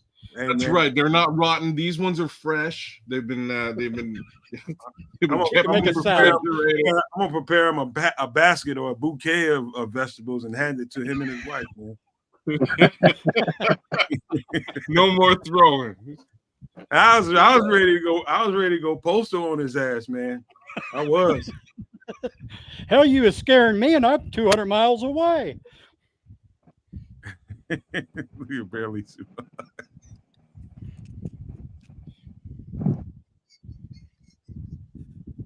Well, I love this draft. I think this is not only do I like this draft for right now, because you kind of grade drafts in two different ways. You grade them for who they got, what positions they filled at the time of the draft. But then there's a second grade that kind of comes back, and it's 2-3 years down the road, and you look back on the draft class, you see who was successful, who wasn't. I'm very confident that when we look back on this draft class, we are absolutely going to love this class, and we're not going to see the crazy busts that we've seen in past. Like there is no Adam Shaheen in this draft, in my eyes. You know, we got an offensive tackle, potential starting left tackle with a 4th-round pick. We got a potential defensive end with a 5th-round pick. We've got a punter, or I'm sorry, 3rd round with our offensive tackle. We got a potentially best punter in the NFL with a 4th-round pick. And that isn't even including the top 10 picks that we had in Caleb Williams and Roma Dunze. I mean, I don't think it could have gotten any better. No, Man. I agree with you. Well, they could get better, man. The draft ain't over. The draft Well, ain't over. good point. Brennan Jackson just went to the Rams. Mm. Man, they building that defense. They got Jared Verse and Braylon Fisk, and now Brennan Jackson, along with Tuipulotu from last year. You know who's not playing right now? The fucking Philadelphia Eagles, man. They are staying relevant in this draft. Yeah, They're constantly trading and moving. Roseman's a gangster businessman. Like he Constantly trading and moving, man, and getting stud players, man. Constantly. You They just got to see the clip with him. You see the clip of Howie Roseman from the 1st round, where he's wheeling and dealing on the phone. He's wheeling and dealing. He's trying to get something done, and it just didn't work. And he turns around, grabs his phone, and he's like, and he just chucks his phone. It's like the deal ain't getting done. Man. He just whips his phone, and somebody in the background like, oh, they catch his phone. But Howie Roseman ain't playing. He's wheeling and dealing. He's been wheeling and dealing all season long. So, man, and do it all. I studied Torrey Taylor, and I mean a massive leg, coffin corner, and he's huge. He's 6'4", 230. He's gonna tackle guys. He's not going to be afraid to lay the wood. And if you want some great highlights of him, just go watch him at the Senior Bowl. The guy was the absolute talk of the special teams, of the kickers, punters. He was absolutely a star at the Senior Bowl. Yeah, man, oh man, oh man. Like, I gotta read this barely sumo. Come on, man. It was 30 minutes to go. You can't post it. You just gotta read it. I can't. I gotta read it. My bad. It was 30 minutes ago. Pulls, stupid ass, head ass, clown ass, jive ass, turkey MFer. Drafting a punter. Oh, we got the edge I wanted with that pick too. We good. I'm cool. Yeah, Brian Foles may have trolled the entire planet Earth for 30 minutes, and that explains how happy they were in that draft room when they got the punter. Because I was like, what y'all look real happy about this punter pick. I just don't get it. Now I get it. Oh boy. Hey, you know, Mount St. Nomad did erupt. It did. Yeah. And then Ryan Poles put that fire out pretty quick. Yes, he did. He was like, son of a, this is going to get be it out of your problem. I can't fix it. It's going to be a PR. He was coughing corner. I was coughing in the corner when Nomad wanted to punt in a coffin corner, and a coffin in the corner. I'm not doing that, man. Tongue twisting. I was coughing in the corner when Nomad wanted to put Poles in a coffin in the corner. Oh, really? What got the okay from the wife? The wife said, "Okay, fine. No, you're gonna be on the phone anyways." Oh man! Florida Bears fan said, "You brothers are cracking me up, man. We cracking our damn selves up right about now. We have both cracking us up. This is hilarious." Hey, Florida Bears fan, day drinking and shit, just carrying on like some damn idiots right about now. That's all we doing. Man, pounding the table for Brendan Rice. He's got the lineage and the chemistry with Caleb. You know what? Again, if he just threw a 4th rounder to get a 3rd rounder in the 5th, I'm not upset if he throws a 5th or a 6th rounder from next year to jump back in and get a Brendan Rice. Like right now, guys, let's be real. We're in the 5th round, pick 156. There's still some really good talent on the board, y'all. Like, I'm not even playing around. I'm not sure what happened in these later rounds of the draft, but there's some dogs out there still. Well, he needs to start pulling some Howie Roseman shit then. Yeah. That's what I'm talking about. That tomorrow is no good, man. We don't know if we're getting there. Use what you got for today, and go make some noise, man. If you think you got the team to really make some noise, go put them in the exact best position possible. If it takes a couple of picks from next year, then go damn do it. You can recoup them somehow with a player or two if you wanted to. Howie Roseman knows that game better than probably anybody else in the league, other than probably the Ravens GM. They're always doing that, man, constantly in and out with picks they got, in the next season. You use that capital to wager what you can do now, knowing that you can recoup some of that stuff later on. And so they do it every year, all the time. The thing about where we are right now is I'm not so sure you're going to get the caliber of player late round next year that's available right now in this draft. And again, the cost to do so, to trade in, great point, isn't, you know what I mean? It's just not, it's not prohibitive. Like this is a cost you can easily pay to jump back in and get a guy. And there's a couple of guys, there honestly are. Yeah, and also there's also a good argument to be made that you're starting the process sooner. You jump back in here and you get Brendan Rice. You're starting that growth of a wide receiver and a quarterback who knows him sooner than you are waiting till next year. But I do think that you to maintain the future of a team, that you do maintain draft picks. But when you're talking 5th, 6th, 7th round, I don't care what you're doing. Last year, we had 2 7th-rounders who we put on the practice squad. Both got taken from us and ended up being on 53-man rosters. Yeah. Whatever happened to Lou Bullenball from right? Bell. Yeah, Bell went to Atlanta, and he was on the 53. And the safety, what's that, Brian? Bell. You're right about Atlanta, but I think Pittsburgh picked him up. Oh, well, I'm saying is that he made it. If you take someone off of someone's practice squad, they have to be on your 53. Yeah. And then the same thing with the Stanford cornerback / safety we took. He also was poached from us. Barlissimo, you're back. Hold on real quick, man. Hey, but Howie Roseman is my type of dude, man. I like dudes that will take their rent money and go out to the street with a pair of dice in their hand and go make something happen, man. Shake them up. I need some of that rent money, man. Howie Roseman don't care. He'll take that rent money and go at you. He's wheeling and dealing. That's for sure. I'll see you later. But go ahead, Barlissimo. My bad. That's all right. I'm just I'm actually downloading the tape right now as we're speaking. So if anyone wants to do any donations in the chat to buy my wife some flowers, you're welcome. Don't be so nice about it. I'm gonna have to butter her up, so it's let's not be so nice about it. Barlissimo needs some donations to give his wife some flowers. She allowed him to come on here and do some tape breakdown for you guys.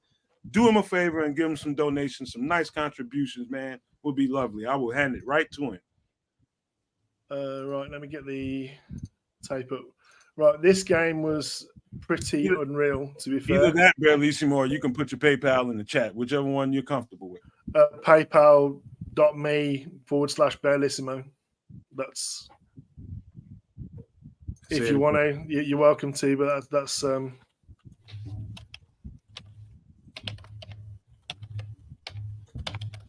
make it that's happen. It won't let me post it in the chat because it's a link. How many S's in Barlissimo? 2. Yeah, 2. Got you. Oh, let me see if I can put it in the private chat and then you'll see it.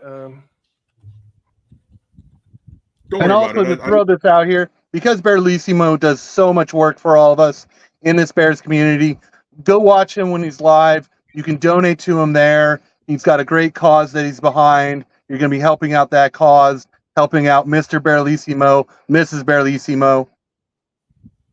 Yes, I mean, at the end of the day, I'm trying to set up a non-profit to support children and their families to be able to do activities. Autistic children that basically can't make use of the amenities that other people do because they're too crowded or too noisy, and we're looking to try and start hiring some of those out with some people who are really well trained, and kids will be able to go in a low judgment area where it's no one's going to worry if they're going to spill something or if they're going to stim or those kinds of things, so that they feel welcome. So that's what I'm trying to do with my not-for-profit, which I'm setting up. I'm in the process of doing that at the moment. I've got the tape if you want to share it to the screen. Real quick, I will. I have a cousin that has autism that doesn't live with me. I can imagine what it's like to have autism in the house with me, and so that's something special right there. Yeah, I mean, I got twin boys, one of which is non-verbal, the other one is verbal, but he's 11 years old and has had such severe anxiety, he's had suicidal ideation. So, how old are you? How old are the boys? 11. They're coming up to 12, and one's non-verbal and very high support needs.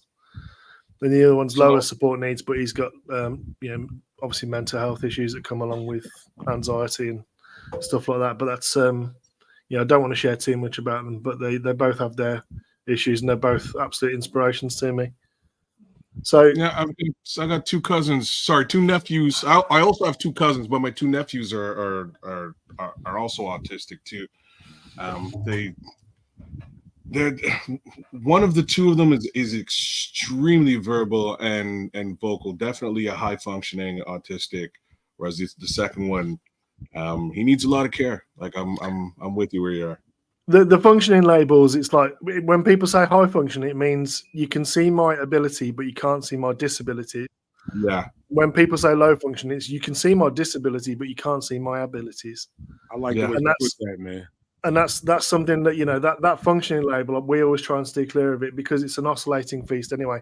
Same as all of us, if we're hungover, if we've had a bad day, if someone's just come up and spit in our face, we're not going to be the best of us. So when an autistic child is melting down and they're covering their ears and they're kicking and screaming and all the rest of it, just think about what they're going through, what they're experiencing, and that they see, hear, and feel the world completely differently.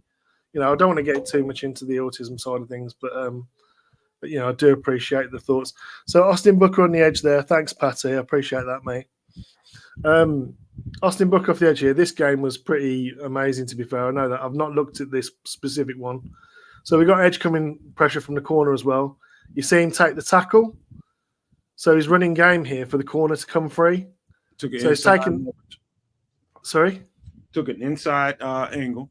Yeah, so he's taking like a GT angle, so a guard tackle angle to that sort of C gap to let the corner come free. The corner does come free, and then look who comes free off his block. He still came off. Austin Booker, and he gets the back of his leg.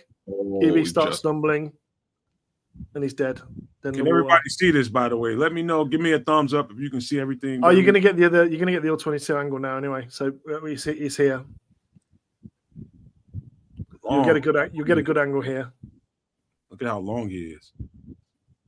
I mean, he's like a praying mantis in his body traits. So look at the distance he gets, that lateral distance straight away with that step. No wasted movement at all in his footwork. Watch him drop his shoulder, get underneath the tackle, in through the gap. QB bails, pursuit, very nearly gets the ball out there as well. He's got those long arms. People can see it, man. Keep it up. Yeah, so wider technique this time, so like a wide 9.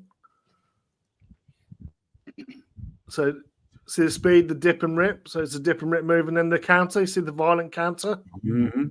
That was Montez Sweat-ish. Yeah, so he goes upfield, realizes he's too deep because he's at the QB, rips back inside, lets the tackle go by. A quarter of a second away. If that's not a 7-yard hook, he's there again. He gets there in a hurry, man. That's what we want. Montez Sweat-ish. You see that hump move? So that move's called the hump. When you go, so this is what you call a hezzy. So that jump step to the outside, hand up to swipe the arm down. Doesn't quite have enough meat on his bones to do it. So he's getting hugged a little bit. So he puts that hand around the back, stops his feet, sends him past. Through his ass. Accelerates to QB. Take my momentum, let you follow it, and then stop on a dime and throw your ass out of the way like a bag. Hard for them big men to stop them feet once they're moving, that's for sure. So he's bottom of the screen here. So he's on the weak side. So he's on the back side of the play. I mean, with his athleticism, you'd expect that. Oh, I don't think the QB was expecting that pass. So that's supposed to be a stunt, but the linebacker gets in the way by the look of it. I think this is supposed to be a TE.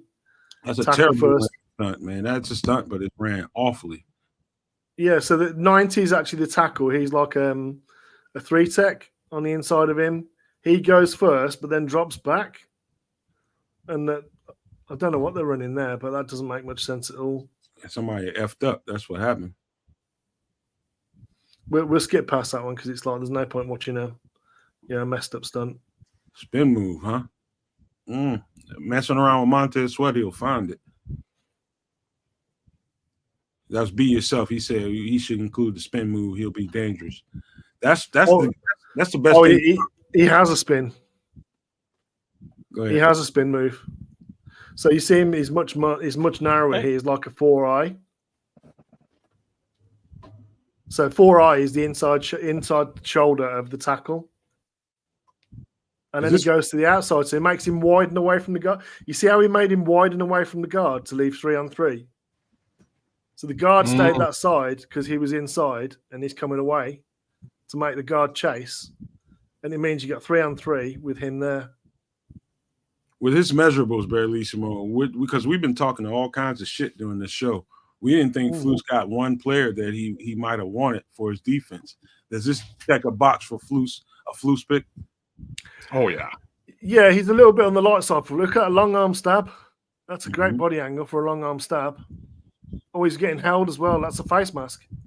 He didn't get good. That's face mask. He didn't get a good target point on that stab, man. He should have got a better target point on. Yeah, he slipped off the shoulder. He's just going to go for the numbers. He's got to hit the chest plate. But again, you look at the length of him. But with his talent, he kind of looks like a young Montez Sweat. Look at that on the tackle. Think about what Washington can do with that talent. Think about what Montez Sweat, being a body type like his, can offer him as far as assistance and what he can give him. He knows what this. Be a mentor. Yes, he holds his ground pretty well there. I think for an undersized end. He's strong for a guy that weight, man. He's outweighed by 80 pounds there. Yeah, he got moved a little bit, but he came right back and bounced right back. He's just like, I'm not gonna let you just throw me completely out of play. I'm gonna keep fighting. He's probably more dangerous when he stands up. He's good with a hand in the dirt as well. He's pretty quick. This dude brings so much value, man. I mean, so much value. Backside makes the assisted tackle on that draw. So he's here. He's gonna make the assist on that.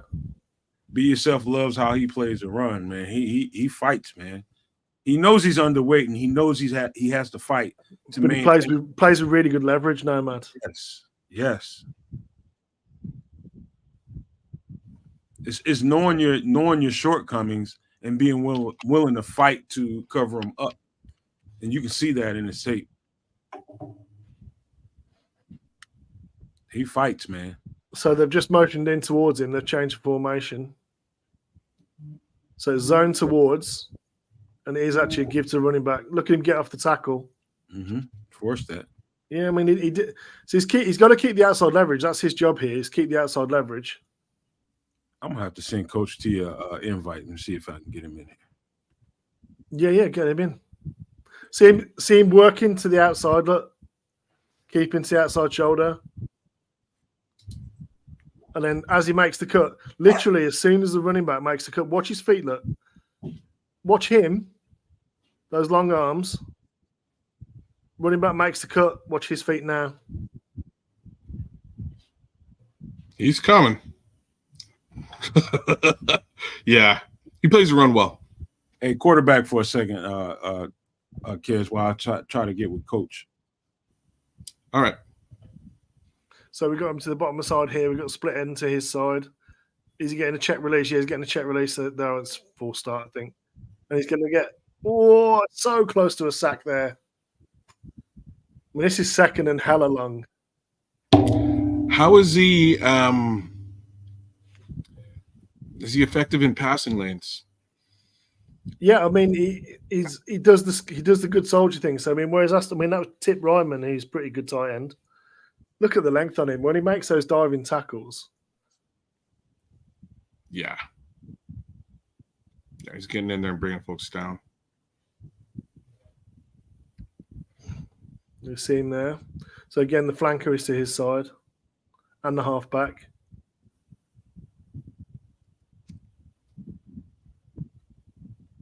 Again, he's just working the guy. I mean, we won't bother looking at plays away, but I you like can see that. You like this comp, Bellissimo? What's the comp? Sorry, Jason Taylor. I can see that if one. In 2 years, maybe if he stays in the weight room, he's a bit lighter than Jason Taylor. He's a Flus guy, man. He's got that length. I like his long. He's got a good long arm. That was a nice long arm there. Yeah. Longer than Jason Taylor, though. I would agree. The comp that they're giving him is Max Crosby. Yeah, I can see that. That would definitely work. Yeah. He's longer than Jason Taylor. I'm just going to tell you right now. Jason Taylor was kind of alligator-ish sometimes. But he was alligator-ish? Arm-wise. Oh, he's dead. He's dead in the water. Oh, wow. Do you know the restraint it takes to not kill the QB there?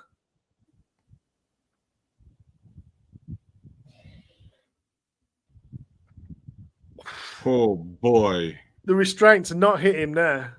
Yeah, that's good wherewithal, huh? So he got just glued in and spun his way out of that. He's got him dead to rights as well. Here he's at the bottom of the screen here. Hey, coach needs some rest, man. Just for the record, man. Y'all give some good vibes to Coach T, man. That's all I can tell you, man. Shoot some good vibes to Coach T. That's all I can say. Yeah, love and respect, Coach T. Man, this you see Jason Taylor. You see a little Max Crosby.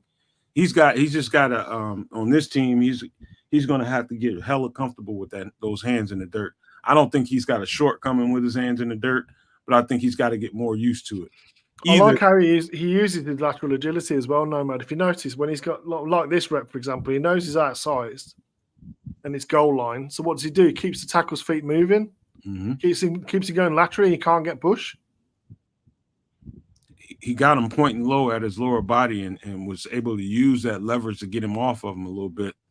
I like how he did that. That offensive lineman, that was terrible fucking technique.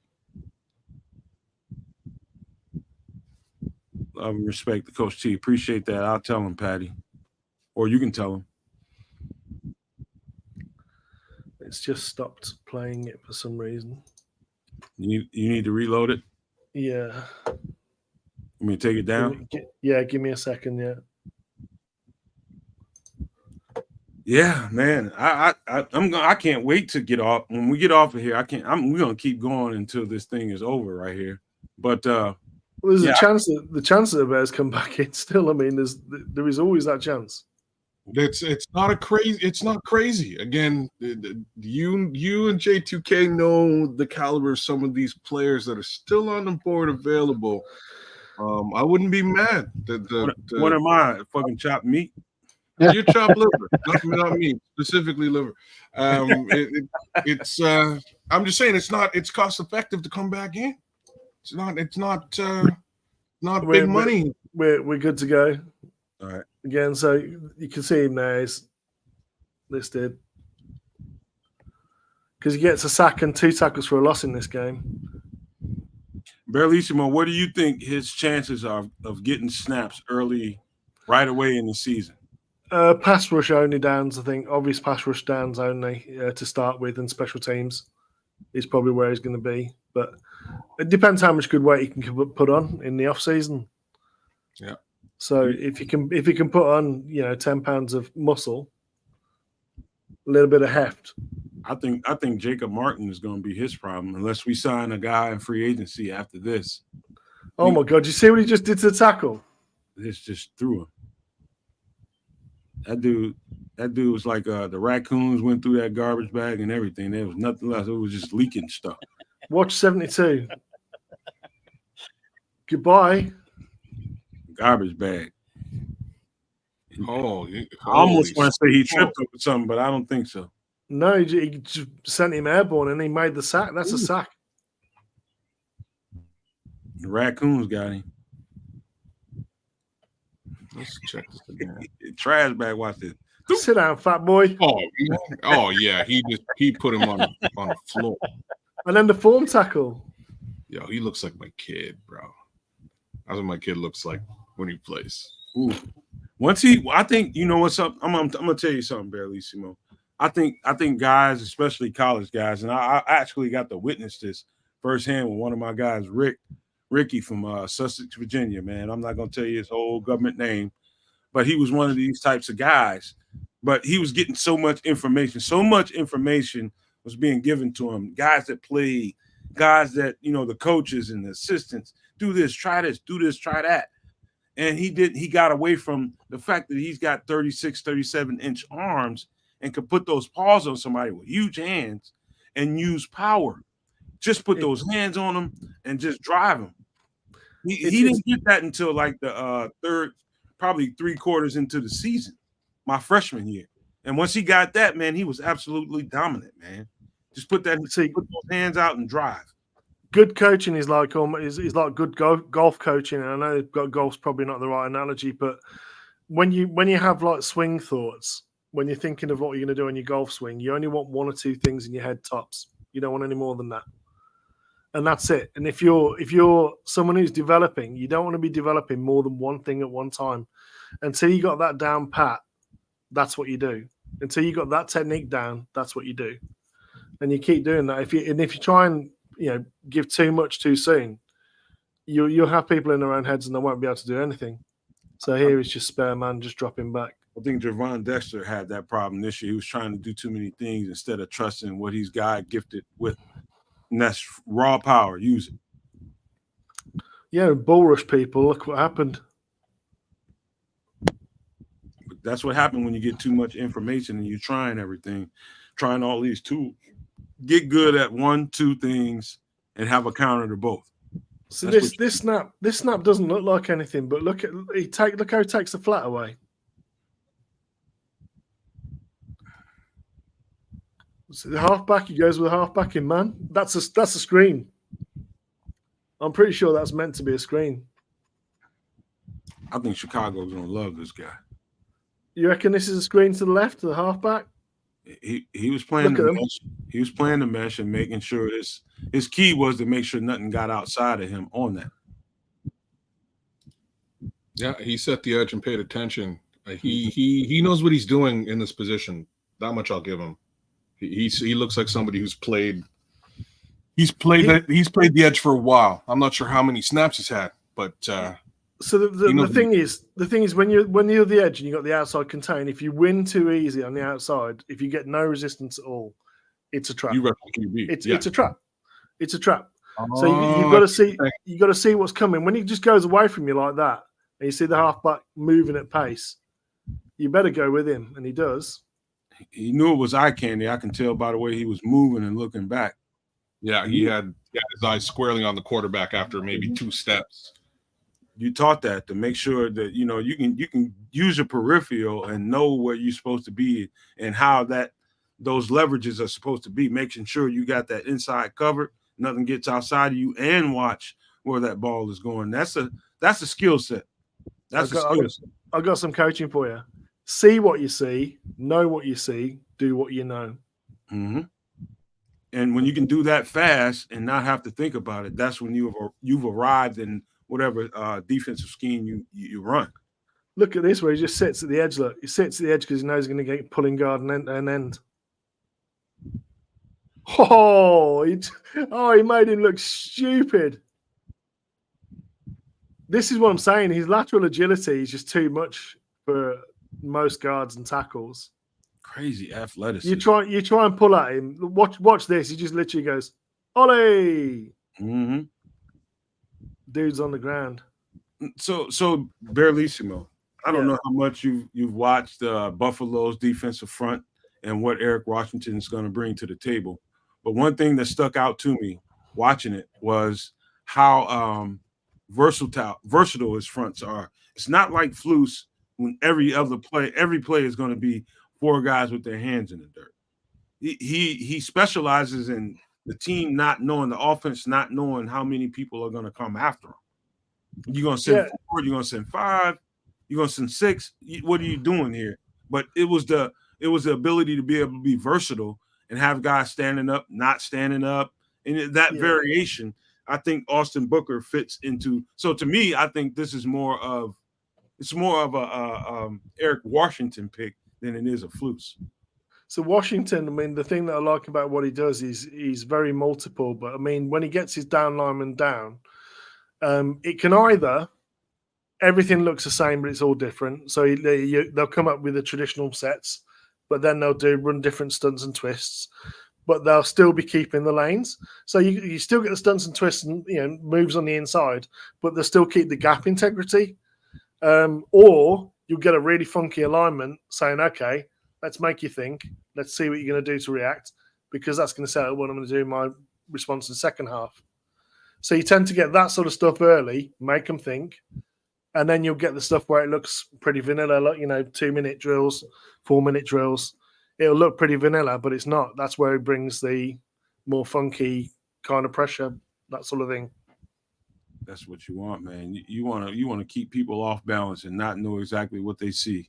Well, that's what they're trying to do to you on offense. Why not try and do it on defense? You know what I mean? There's a reason why Buffalo is in the top in the league with their defensive front and pressures and sacks. There's a reason for that. That's not a fluke. We've got that on our team now. I just hate the fact that Flus is calling the plays. So this is a all slant, so everyone just slants to one side. But again, what I want you to focus on is lateral agility. Watch how difficult it is for the tackle to get his hands on him and keep his hands on him. Watch the lateral agility here. You got me? No, you haven't got me. No, you haven't got me. No, you haven't got me. See how he keeps moving? Yeah, he sheds the hands every time too. Yeah, and he's very active with his hands. Hey, Barelissimo, you know that offensive tackle is like, hey, man, be still, you slippery motherfucker. Too right.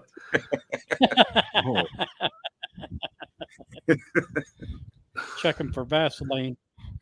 He is pretty slick. At the end of Vaseline, he's got his in pockets to put on the ass of the tackle he's going up against. He's lubing them up. I'm gonna fuck you all day, pal. That's what you say to him. What's the Vaseline for? Oh, you'll find out.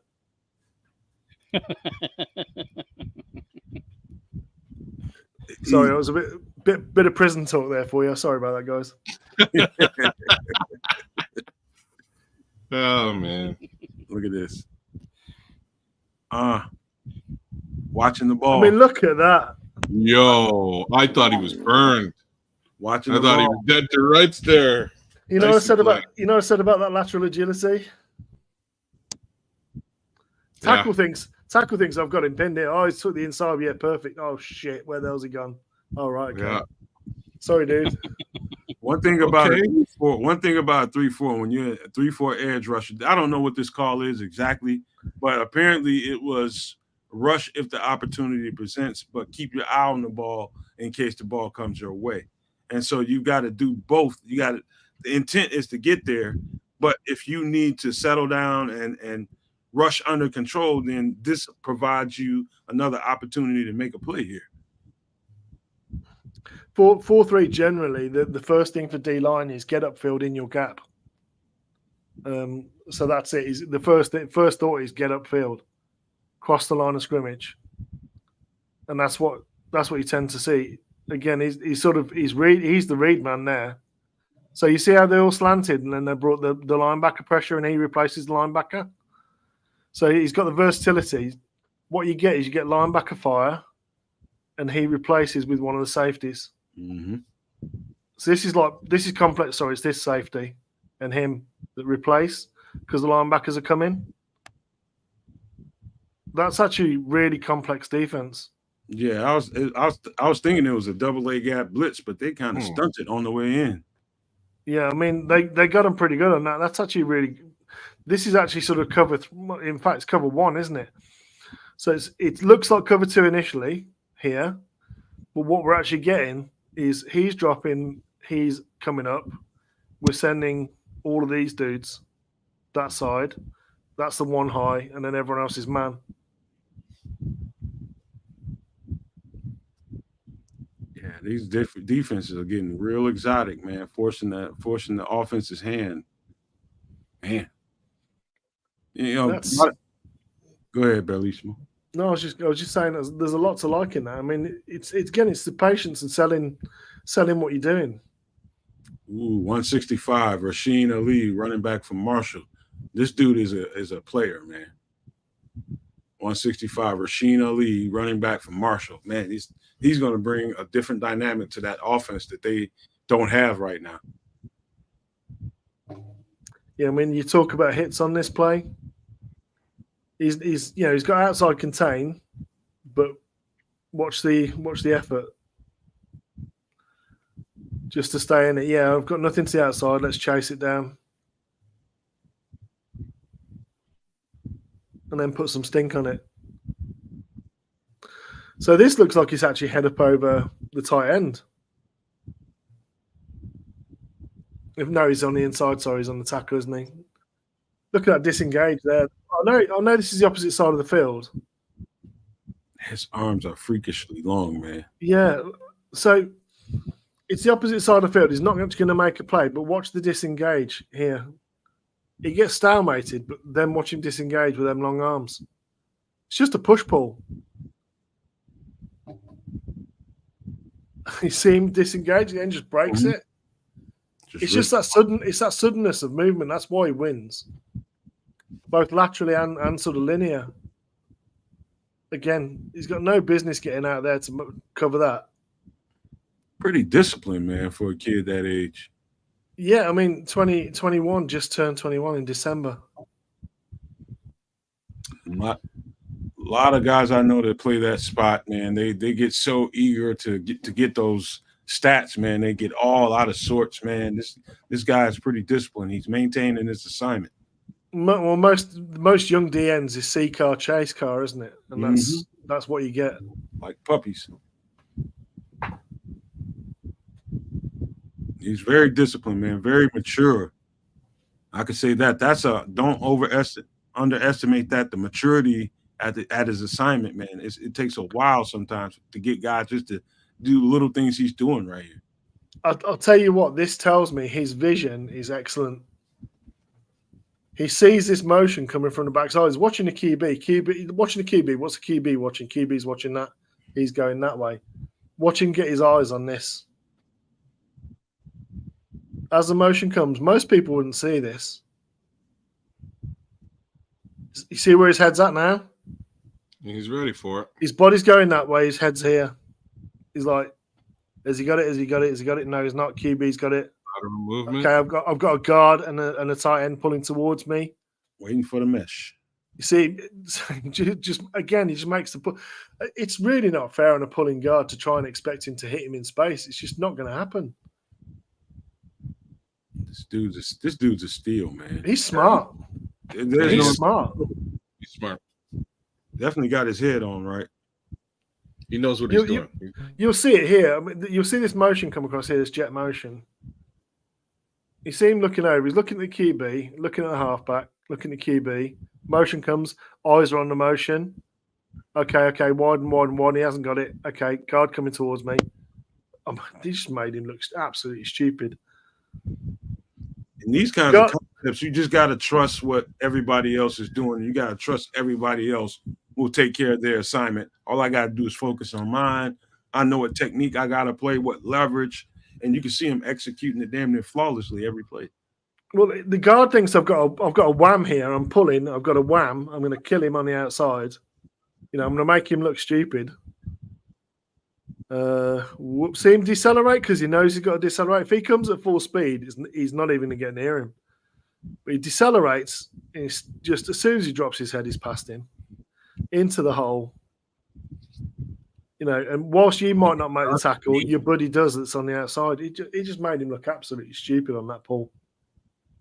Kansas has some that you think of Kansas, the University of Kansas as KU rather, Kansas University as a basketball school. But lately, I'm telling you, man, if you haven't watched Kansas's team, man, they are chock full of studs. They are chock full of studs, and this is just one of them.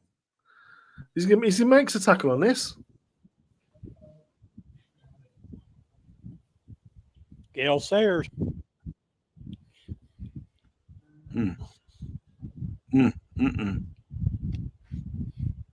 They had a ball watching his film, man.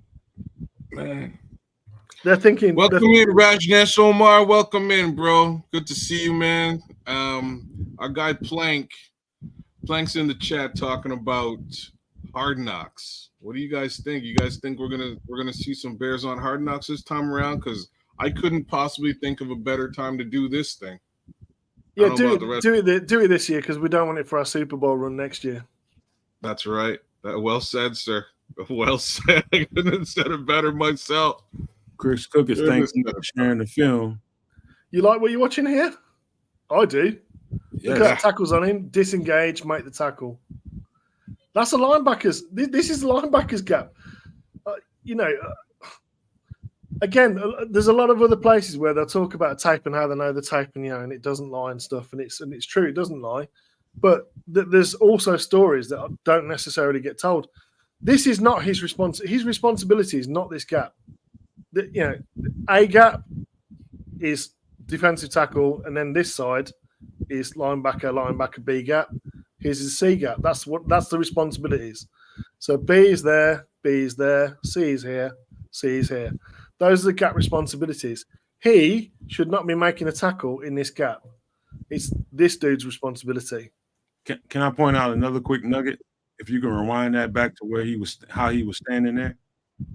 So one of the things, we ran a 4.3 in when I was in college and in high school, but watching film, you get taught at that position, like your position, the way your body posture should be the same, whether you're attacking line of scrimmage or you're going after the quarterback. There should be no indication that you're going to do either or the other.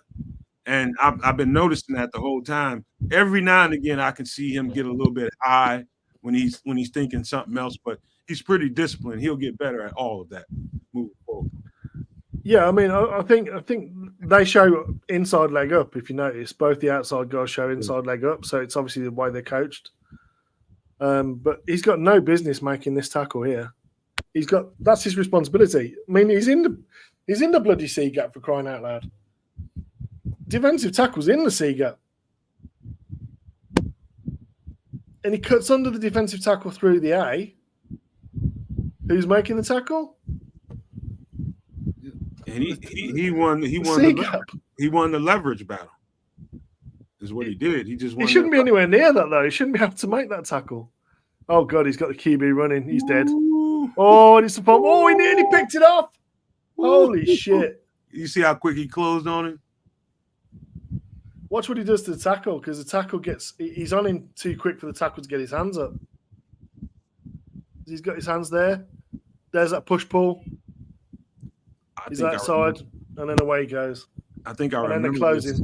I think I remember this, and do you remember? It was a couple of games that Montez Sweat played this year, and one of the things that he was in similar situation, but over on this side of the ball, closest to us, and when he closed on some guys, man, I think it surprised the quarterback how fast he closed that ground. And I'm seeing the same thing right here. I think I saw this before. It might be a play that I was studying 2 or 3 times, but how fast he closed ground on this quarterback was impressive. Well, look at that body position setting the edge. Looks inside, back outside. You see he's trying to be held, getting his hands off him. Mm-hmm. Hands are off. Okay, now I'm free. Can't hold me. Now it's chasing QB time. There's those freaky long arms. Closed ground. Look at he just ate up that ground, man. It was just before he knew it, had a chance to do anything, he was right there on top of him. Yeah, that is a fumble because QB doesn't even get his arm fully back. That was impressive. He nearly caught that. That might be the most Yeah, impressive thing he did so far, in my opinion, is how fast he closed ground. Again, playing the tight end to the outside. This shows you he's a tape guy. This shows you he's a tape kid. He made sure that cat couldn't slip on him. Yeah, that's a flanker. He knows he's going to the outside with the running back coming the same side. Keep keeping the width. Okay, you can't do it. Oh my God! Oh, look at that nearly, speed, man. He's Run that one again, Bellissimo. Just do that one again. Yeah, I'll just run it at full speed.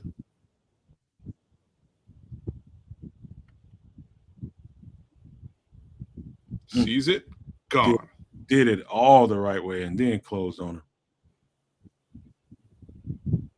Did it all the right way, leverage wise and alignment wise. He did. I mean, that's absolutely perfect the way you draw it up. Yeah, I think they got called for a hold against him on this as well. Kept everything inside of him so that the linebackers can clean up, and he chased it all down. Don't give anybody the outside angle. He did his job to the extreme. Great pursuit. You're right, Illy. Great pursuit, man. This dude closes on people. And he's got another tackle. Yeah, they got all this funky motion, this orbit motion here to try and you know what it's for, don't you? It's show pony stuff. So what do? You just stay in your position. Wait, read. Okay, now I need to go. Okay, this guy's in my way. I should be dead to rights. No. And then makes him go as he cuts back. And look at his adjustment, his agility on the fly here. Hey, one of my coaches when I was in college, Barry Leeson, used to tell the hairdresser, let nobody inside but your mama. And your mama out here. Period. Let nobody get inside on you. Look at that. Look at the closing speed. Well, outside, I meant. Oh, my bad. J2K took off on us. Or is he still I'm here. Okay. I'm just watching. Man, guys. Again, there's a disengage. Push engage. So J2K was just saying FGB, they took a great safety. Who do you think Green Bay a second safety? I think it Cam Kinchins? This might be 3 on this draft, but no, it's 3 safeties, isn't it? I think it's 3 safeties. Who do you think they picked? Nomad? I'm not sure. I haven't been looking. Probably Kinchins. Probably Dominic Hampton. No, Kitchen's already gone. It's Katan Oladapo, one of my favorite guys in this draft. Mid to late round. I'm telling you, man. When you got a built team and you can add layers, that's what Green Bay is doing. They know they're built. Now they're getting depth. How'd you love this? I think I'll call this the last play, and I better go and do stuff for the wife. But again, look at the effort here.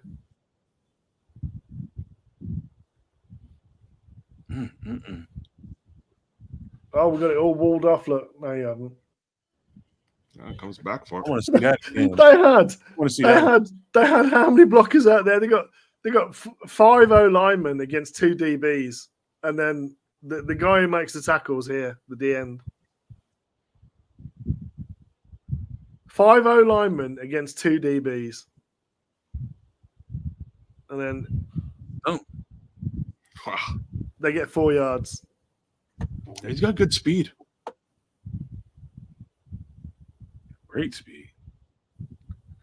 Right, I'm going to have to call it there, guys, and I'm going to have to go down and grovel to the wife and treat her right and put a bath on for her and all the rest of it. And I got to do that later on tonight, and I don't know what time are we doing this? What time is the draft tomorrow? Anybody know what time it's over with? It's it. It's over today. Today's the last day. Oh, today's the last day. Yeah. And thank you, Berlissimo. I know you've got family stuff going on, and you're giving us your time and your insight and all that. So thank Mrs. Berlissimo from all of us, and we appreciate your time, man. I shall do. Thank you. Appreciate you to no ends, Bear. No, you're welcome, guys. Have a good one. All right, man. Take care. Thanks, George. Thanks to the missus Take as well. care. Cheers. Will do. And then before we get off of Austin Booker, I found some highlights on Twitter where he's going against Jordan Morgan, Green Bay's first round draft pick, a tackle. So he wins with a power move, puts Morgan on his ass. Then he wins with a long arm, puts him on his ass again. And then he comes back a third time with a spin move inside and just puts him in a blender. And Jordan Morgan, he is a really technically sound offensive lineman. And to see someone as raw as Austin Booker is to be doing this at the Senior Bowl against a technically sound, experienced offensive tackle, First round it speaks to volumes of how good Austin Booker is. Wait until he grows into that frame. I mean, he's pretty good. He does some really good stuff now, but when he grows into that frame and gets that grown man strength, I mean, he's gonna bring a dynamic that we didn't have, to the field now. But as he matures, his body matures. I mean, just Lord, he's a steal. Yeah, and he looks skinny, but you have to understand, sometimes these players, they look skinny because of other reasons than they're actually skinny. He's 6'5", 250.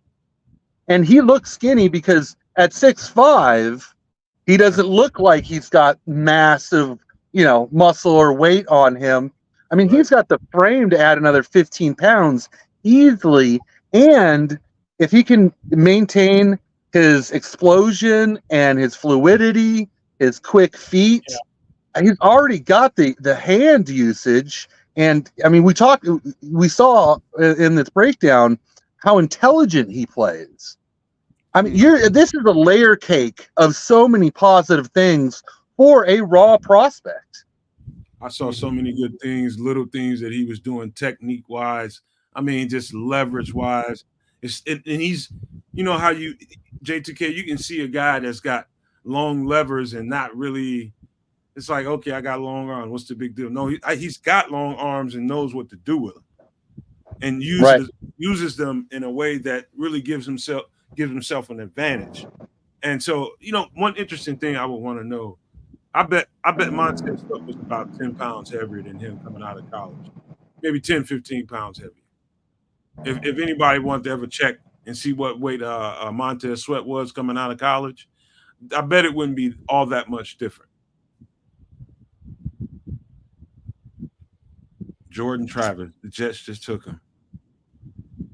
I love that pick for them. I thought he was he be honest with you, man, I thought he was the best quarterback in college. And if he had been healthy, I think they would have won the championship. I was about to say that. Yeah, I think Jordan Travis is very underrated. I think people get too caught up with arm strength and height and all these kind of things. When the guy played, he was balling, man. And he was dropping the ball. He was dropping dimes. I mean, his highlights are incredible to watch, man. You ever catch a moment to really, really check a guy out? You talking about an underrated guy, man. This guy is probably more underrated than them all. Yeah, and when I watch college QBs, I really like to just watch the game and see how it progresses, see how it feels. There's so many nuances you don't get in just highlights and stuff. I mean, every time he played, it was just, smart play after smart play, good passes. There wasn't a lot to get frustrated with, and especially down in distance, timing of the game. He has a great feel for the overall game as it's played out.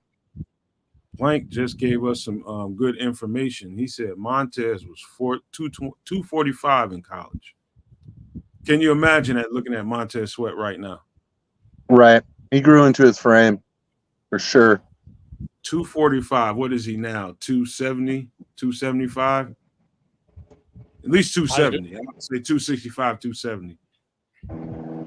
Sounds about right. Wow. This dude's you draft for projection, right? You draft for what he's got right now, but you also draft for projection. How far do you see this guy going up? What's his ceiling? You know, and so I mean, he's got the like J2K was saying. You know, he's sitting there wearing 250 at 6'6", and the strength that he carries with him is not always obvious when you look at him. But trust and believe me, if he's carrying 250, he's all lean muscle. He's all lean muscle. And he's got the right coach to get all the ability out of him. And Montez Sweat, just a quick FYI, he dropped in the draft because of medical concerns that later came out to be a false positive on an injury, or they thought there was an injury there, something wrong with him that came out to be completely false. And everybody believed the medicals at the time, and that's actually why he dropped into the later first round. He would have gone a lot higher if that didn't come out. J2K, I'm glad you mentioned that because I had a shout out that I had pegged for Chris Ballard. Shout out to the GM of the Indianapolis Colts, Chris Ballard. Remember that conversation we were having in here yesterday when they were talking about wondering why Adonai Mitchell was dropping in the draft kits? And somebody mentioned that he might have had some character concerns or something that was thrown out there. Remember that? Chris was saying something. Yeah, Chris was saying something about character concerns with him. He's still on the board, I think, man. No, he went to Indy. He went to Indy in the third. Ballard, and what I said behind what Chris said was, you know, maybe it was an agent that he didn't sign with, or agent or two that he didn't pick as his choice that decided to smear him. And so what Chris Ballard, if you guys haven't seen that footage of Chris Ballard defending Adonai Mitchell, I've got nothing but respect for Chris Ballard now. You know, he's the opposition, but the way he stood up for Adonai Mitchell and his character, and the fact that you got a young 20-year-old that may or may not have done something silly in his life, or a couple of things silly in his life, like that's uncommon for a 20-something-year-old. In the way Chris Ballard stood on all 10 toes for that guy, I couldn't do nothing but take my hat off for it. You want to check it out? Just Google Chris Ballard stands up for Adonai Mitchell. You'll see exactly what I'm talking about. And what I think the story was that came out there, I don't think it was so much off field. It was actually on field, which is interesting because you can see that he got frustrated when the ball wasn't going to him, or if he knew that the ball wasn't going to him in that play, he wouldn't run the route as crisp, or he wouldn't have that hustle. And so I think that the issue with him, and I saw it, I had a lot of question marks on his commitment on play to play. So I think that's what was the concern about him. But sometimes, you know, these wide receivers, you know, they want the ball because they believe they're very talented. And you actually want that as a trait. You know, you don't want a guy who's like, yeah, let everybody else get the ball. You get that Terrell Owens who's like, give me the ball. You want Caleb Williams, put the ball in my hands. You want that confidence. Right.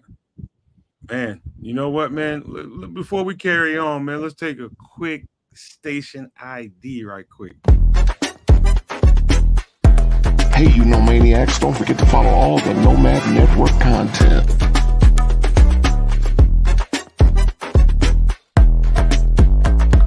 Find us on Facebook. Nomad Live. Nomad at Night.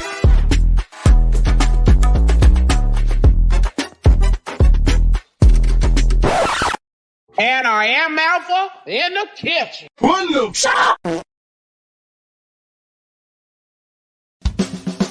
And to all the most popular podcast streaming platforms like Amazon, Spotify, and Apple Music. And don't forget to like, share, and subscribe.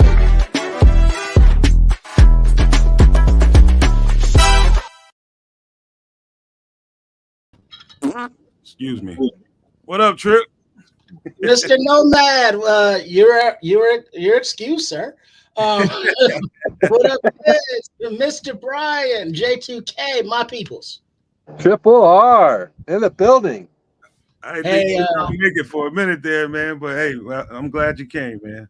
yeah, I had a previous engagement with some help with some of my homies, and yeah, but hey, from what I can tell, the power of polls is compelling people. It's like he flipped him up when he was like a punter, and Trenton Gill was like, "Where's my dog?" So I can kick the shit out of it, and then he followed up with like a position in Jack need, Black Anchorman. and so it's like hey, power of polls is compelling. Let's go. Hey, I was looking at that intro, and I was reading Brian. And I was like, "Is this his first time seeing this?" As soon as he seen Beatrice and she cut one, man, he was busting up in the background, man. Is that your first time seeing it? Oh no, Oh, no, okay. I got a thing for Beatrice. Oh, Ooh, big and chocolatey. I feel Hey, you. kids, I'm gonna be back and forth, man, because I got stuff going on outside my house, man. I just quarterback for 1 minute. all right. Hey, Uh-oh. like, y'all, Triple R, good to have you back. What do you think now, dog? I know that Jack Black punter kick or punter pick must have kind of thrown you a little bit sideways, man. We were cussing Ryan Poles left, right, and center. It's like, man, it's like interior offensive line, defensive end, something. There's guys on the board, but we take a punter when we got one under contract who wasn't horrible. I mean, he was horrible. He was horrible. Was he horrible? Yeah, what was his average? Like 45 yards or something? It was 38. Oh, that's 38. Okay, that is shit. Okay, understood. But I mean, it's like when you use a pick on a punter, it's like, okay. But hey, they got the spreadsheets, they got the roster, they know what they're doing, and they cooking. Let the power of polls compel you. Let the power of polls compel you. Yeah, it's funny that so quickly we all lost faith with that punter pick, and then Poles just grabs us and pulls right back into church. Right. It's like, oh, we're done in the draft. It's like, oh no, Bears are on the clock. Wait, what? Yeah. It's like that. It's like that encore, right? It's like that encore song at your favorite concert by a favorite band. So like, I'm just gonna throw Red Hot Chili Peppers out there because they did it to me. They caught me with Under the Bridge. I was leaving. I went to, you know what I'm saying? I went to the show. Everything's great show. I'm leaving. Me and the wife are like, yo, we gotta get the hell out of here before traffic really kicks us into you know what. So let's go. And we're at the front door, and all of a sudden you hear the beginning Under the Bridge, and it's like, you know what? There's no way I'm leaving here. You know what I'm saying? I'm not leaving here now. I can't leave. I had to get back. So now I'm fighting people to get back to the front row of that track. Anyways, that's what it was like. It was like we're all leaving, but hey, the goods are still yet to come. Here's the goods. Boom. Yo, we got everything for Christmas this year, brother. Everything. Got all the goods, all the treats. Got sweets, stockings rocking. You know what I'm saying? We got the Nintendo 64, Xbox, whatever it is that you're talking about for Christmas. Well, but then also, and then when we took the punter, we got the underwear and the socks. That's what I'm saying. The stockings is full. Stockings are full. You got underwear and stockings. Except Nomad, we didn't get the socks for real. We didn't change up the socks. We'll see what he does about the socks. Is he and really quick with the socks and these colors? What the hell? Man, really quick, shout out to Plank. He's the truest Bear fan. I appreciate you, brother. I think he's got to head out. He's just saying hi to all of us, and always appreciate you being in the chat, Plank. Always good to talk to you. Always good to see you. Thank you. Merry grown man Christmas, Plank. Plank. Mrs. Plank, love you both, man. Y'all have a great day, man, and thank you for being here with us. Bye, she Plank. Hope you love the picks, because I do. And I think you're right there, Plankster. I think Hard Knocks is the next thing that's up for the Bears. I hope it is. I hope it is. I know how much George McCaskey hates this as an idea, but I don't think there's been a better time to do this in Chicago. Well, something that I think that people haven't really given credit for or recognition to is how President Warren has come in here in 1 year And it was like Arlington Heights, Ted Phillip. Yeah. How much? No, not all that. We're gonna holler at this mayor of Chicago. We're gonna do some things, and we're gonna either set up something nice on the lakefront, or we're gonna create more leverage for Arlington Heights. And so he's doing his thing.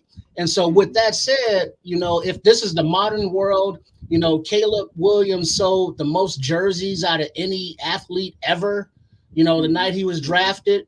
So if that, ratings view is there, President Warren is going to be like, yo, check this out. This is 2024, my bro. We're going to have to do this hard knocks thing, and we're going to build this and do this and woo. So, I mean, I think a lot of that could be coming because, the McCaskies is kind of like, it's a whole new world. Go and do y'all thing. So you're right, though. They could generate a lot of coin. You know what I'm saying? Like, they could generate a lot of money off of that show by way of merchandising, if that's really sort of what you're alluding to. They can make a lot of money. All of that. Right? I mean, it's not just the merchandising. It's the eyes on and the cult of personality that sports and pop culture is nowadays, which is more money on top of that. 100%. Real talk. Man. That'd be brilliant. Man, I don't know. Were you able to hear the rant I went off on when we grabbed that punter? Did you hear any of that, Trip? I did not, but it's so frustrating because it's like the punter, we don't know him, like all these kids, not to him specifically, but in my older age, it's like, sometimes you're watching TV and it's a commercial and it's a sad commercial, and at the end it's like, the fuck, am I crying? And then it's like you see some of the raw emotion is like they've worked all their lives, they're getting drafted, and it's like, yay! But then the teams that they're going to, it's like, who the fuck is this kid? And it's like, oh. So it's like on draft day, it's kind of like I try not to get like too like pissed off because you never know, the kid could be a Hall of Famer one day. But then if they ever like look at draft coverage, like, oh, I got drafted to Chicago. Let me see what the content creators think about me. And it's like, oh shit. Oh, they hating on me like that. So did you go on a rant like that, Nomad, where he'd be like, oh, I'm gonna see this dude on the street. It's on. No, Poles might have tried to run from me on the street. So he was talking about Poles, right? So he was talking about Poles. In the grocery store, I would say. He was gonna throw Rotten Tomatoes at Poles in the grocery store. He had problems with Ryan Poles, but me and J2K, I got to throw it out to J2K. There, we made sure to put the disclaimer out there that look, we're not talking about the player at all. Like the player might be a gangster, and J2K kind of stepped up again and said, look, he's easily the best punter in this draft class. Blue chip punter, right? Like and for the last few years too. So Ramon Martin, if you want to read Ramon Martin, Ramon Martin, you're going to turn people's your less than nuanced Bears fan brain into scrambled eggs, man. But go ahead if you want to describe that, kid. If you want. You have to consider the possibility of our offense driving the ball much further every possession now. If we stall the drive out, a precise punt within the 20 sets out our defense up for success. It's a team game. Ramon Martin is exactly right. Yes. Go ahead, Trip. 3 phases. I'm just signifying 3 phases, team game. Go ahead. Yeah, that's where we are. At the end of the day, it's not the player. It's got nothing to do with the player. I think the player will be extremely successful. I think he's a huge upgrade from where we were by way of Trenton Gill. Again, I like how it's. I can't wait to listen to Ryan Poles later today, because I was like, oh, we're going to roast him. That's where we were. Like, he's getting roasted tonight on in his presser for sure. You do. You picked a punter, and he's gonna come on and be like, yeah, I picked a punter, but I had that extra pick in my back pocket, so I just wanted to see what you guys would say. Do you still love me? The Tupac. You still love me? So what happened once you went on that little emotional expression after the punter pick, and then all of a sudden the Bills were on the clock? Then it was like, no, the Bears on the clock. What was your reaction? Oh yeah. No, we didn't even notice. We were still going off until we finally kind of recognized, oh snap, the Bears are picking. Oh, here comes our defensive end. He's coming. The edge rusher's coming. Oh, hell And no. ladies and gentlemen, Austin Booker is a Chicago Bear. Oh, I hell love no. it. B yourself is saying Caleb's talking shit. He texted him saying you won't be punting much. No, He's talking Caleb that is- shit. He's a cocky son, a little cocky so and so. I like it. I like it. Talk shit. Talk that shit then. That's Got to what back I'm it saying. up though. Got to back it up though. Talk that shit then. Welcome to Chicago, but we won't be kicking the ball all that often, and that's fine as long as we have the number one guy to do it.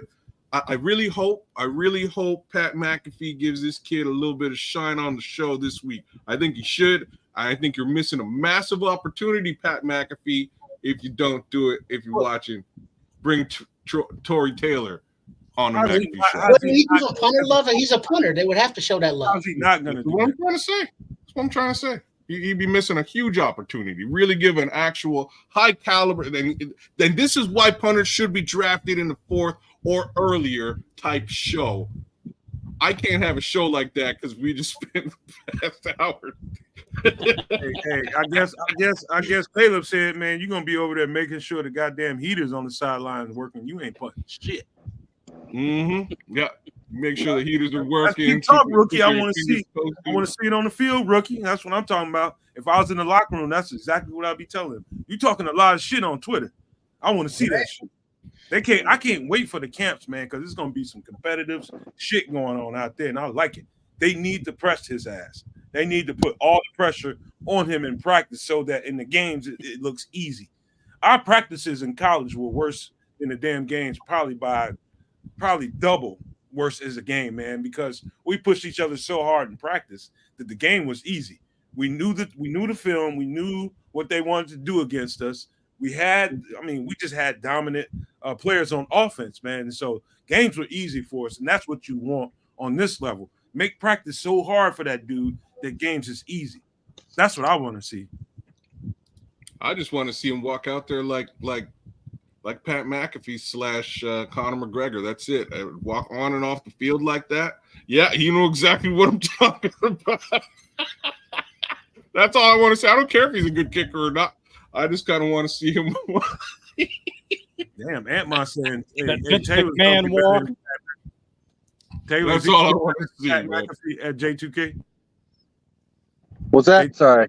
Is Taylor going to be better than Pat McAfee?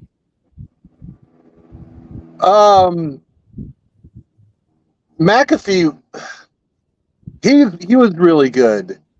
I would expect Taylor to be in that conversation in the next couple years for sure. Okay. All right. Oi. I really did like McAfee. I really liked how he played, and so I mean that to me that is very, very high praise to say that he is in the same conversation of McAfee. Absolutely. Well, like what is that? Illinois Jones just put up a comment that said that what did it say? Taylor had a pretty high RAS score for a punter. I got to ask you, J2K, from this year's 3-4 draft picks, how's that RAS thing going with Poles' history? Very well. Absolutely. There isn't anybody out in this draft, including the punter, which is wild, including the punter that does not have a fantastic RAS score. Now, I don't think Caleb ever got a RAS score, but Caleb's Caleb, right? That's right. Different. And he's a quarterback, so it's not really what you're looking at RAS score for. But yeah, Adunze, awesome RAS score. Catan, exceptional RAS score. Our punter, this kid, I mean, he's 6'4", 230, and he comes from Australian rules football. The guy knows how to tackle, which is great. He's going to be an extra defender in special teams, punts. And then Austin Booker, yeah, he's off the charts, RAS score. 6'5", 250, extremely long arms, huge wingspan, great fluidity, long speed. He's just raw. That's about it. Needs to put some weight on. Okay, so between the defensive end and the tackle, their arm length, Greg Gabriel's probably spooging all over himself. Oh, absolutely. Yeah, that's what I love is the arm length is absolutely there. And you look at arm length, I mean, on the outside looking in, you look at that as a percentage of success. Because guys just who have short arms, they just rarely have success if you're just looking at a statistic analytical base. So I get it. But at the same time, you heard last year that Flu said that, we teach to arm length. The way they teach just the fundamentals of everything is based off of having long arms. Mm-hmm. Barrelissimo, what you sent me, I don't see it. I'm typing in the chat right now. I don't see it. Why don't you send it to Nomad Live Pod 2023, and we'll see if kids can grab it, because I don't see it in my DM. My phone is late as fuck. That's that Android shit going on. But put it in our email, and we'll see if kids can grab it up. Don't be hating on Androids. I got an Android, man. I gotta get my game up, man. There ain't nothing wrong with Android. Hey, man, when you got a Mac computer and everything is running on Mac. Well, that's different. Yeah. Because that's the thing with Mac, you got to have a Mac computer, you got to have Mac chargers, you got to have Mac outlets, and then every year when you upgrade, you got to change all of that stuff. Android, same stuff. Yeah, with the Apple phone, you can also AirDrop everything to your Mac, which is pretty awesome. No wires. Someone sends you something on your phone, boom, it's in your laptop, a second later. Convenience, I get it. I get it. You can't have a Mac and an Android phone, bro. That's that's not compatible. You're slipping, bro. What'd you think about this? Amagaji, this is the tackle we just grabbed. Said in the interview, protecting Caleb, he said he won't get touched behind me. I promise. You know what we didn't talk about with Kieran? Kieran's from Chicago, y'all. That's his shit, man. There's tweets out there with him saying, Trips know where Hinsdale South is at. Shit. Release the rest of their O-line. Trips know thank you. Release the entire Bears offensive line. Where's Hinsdale South? Trips, tell them where it's at. This is a quote from Kieran in 2020, during the 2020 season. There's another quote of him, bear down for life. 2020 season. Yo, I'm already hyped that the kid's coming to Chicago. He's coming back home. Hey, man, I'm one guy I'm not really particularly worried about at all. Kieran's going to play well. He's going to do very well. I got another story for you guys in a second. Go ahead. I'm sorry. But Kieran, is he battling? Obviously, he's going to battle Braxton, but is he like maybe they're projecting him like a Tevin Jenkins replacement or a Nate Davis, or like, is he going to be specifically a left tackle, or is it going to have some line versatility? Oh, he's playing left tackle. Left tackle. I think he's left tackle, and whoever wins that competition battle may be slid to that guard position you just sort of highlighted, and then they can make a decision on whether you extend to Tevin Jenkins, which I don't like. Injury history, question mark, talent. Sign him tomorrow. So I don't know what you know what I mean? I don't know what you do there. Nate Davis, I'm not even going to question talent. I'm going to question the dollars and cents associated to the talent. So I would be more likely to find out. If I'm looking at the two guys, I would expect Nate Davis likely to move on because of the dollars and cents associated with his contract versus what we have with Tevin. You could then put those dollars and cents in Tevin's jeans and bring him back. So we'll see. Yeah, I think Huron's the swing tackle until he beats out Braxton, and Braxton's the swing. But really quick, it's a great story that I heard from Huron is he met Eberflus on a golf field years ago. And he said to Eberflus, he said, one day I'm going to be a Chicago Bear. And Eberflus was like, oh, okay, he didn't know him at the time or anything. It's like, okay, nice to meet you. Awesome. Love the Bears. That's great. When Flus called Karan, he brought that story up to Karan and said, you remember meeting me on the golf course and you telling me that you're going to be a Chicago Bear? Well, welcome to Chicago. Welcome to Chicago. That is a classic Bears draft phone call. That's awesome. I love that. A lot of people want to know where's Where's Hinsdale South? Well, That's shit, Hinsdale is practically the west side. yeah, it is. It's, do it all. Just pointed it straight out. I didn't say it, man, because I wasn't sure totally, but I think that's just about right. West Well, I side. mean, it's like the border suburbs. Like north is Evanston. You know, on the west it's like Hinsdale, Oak Park. You know, There's where you some can cross the all street over and be in there. a suburb, and out south. When you go to like to Evergreen Park and all of those. So it's practically the city, but it's not. There's some good ass football over there. I know that. Oh yeah, they're I athletes played over there. against that shit, man. I know it's those motherfuckers can ball over there. Well, Very a lot of the professional NBA players come from over in that side of town. okay, barely. So they athletes for sure. Did you check the email, kids? I'm actually in there right now. I don't see nothing. Just put it in the email. Let me put up the email. That's easier, Barlissimo, than me trying to take something from DM. Let me put it up there. Well, maybe I can check the DM. And when we say like be yourself, it's like I get, I'm from the I'm from the city, but when people from the suburbs say they're from Chicago to other people, and then it's like somebody from Chicago be like, oh yeah, where you from? They'd be like, Elk Grove Village, and it's like, well, Elk Grove Village ain't Chicago. It's Chicago metro area, but it ain't Chicago. Thou shalt be pinned inside the 5-yard line. Suburb man, because Megatron said so. Let me play that over. That just goes to tell you Android shit. I'm telling you, Barlissimo, I just got it like 3 seconds ago. So let me play it again. This is Barlissimo's DM to me. Hopefully you guys can hear it. Dearly beloved, we are gathered here today to listen to the verse of Punters 3:16, and it says, "Thou shalt be pinned inside the 5-yard line." And that's about man, because Legatron said so. And that's the bottom line, because Legatron said so. He better pin the shit out of those punts, man. And you're right, Smitty. I'm dealing with some Greg Gabriel shit. AOL. You got nailed.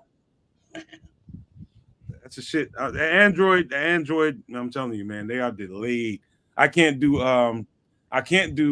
spaces on Twitter because everybody else has these better phones. I just break up when I go on Twitter, man. I am not a happy guy when I go on Twitter. I have to write messages over and over again. I've got to get an iPhone, or I'm not going to be functioning the whole way.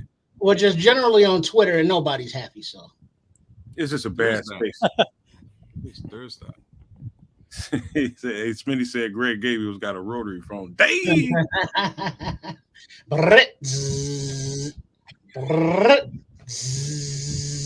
His connection is horrible. Oh, damn, wrong number. Got to start over. I don't know if anybody in the podcast, is there anybody in the podcast business? And by the way, we're going to try to get Greg Gabriel on here in a couple of weeks. But is there anybody in the podcast business that has a worse connection than Greg Gabriel? Me.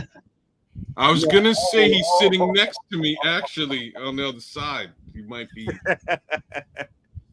Y'all about the same age, man.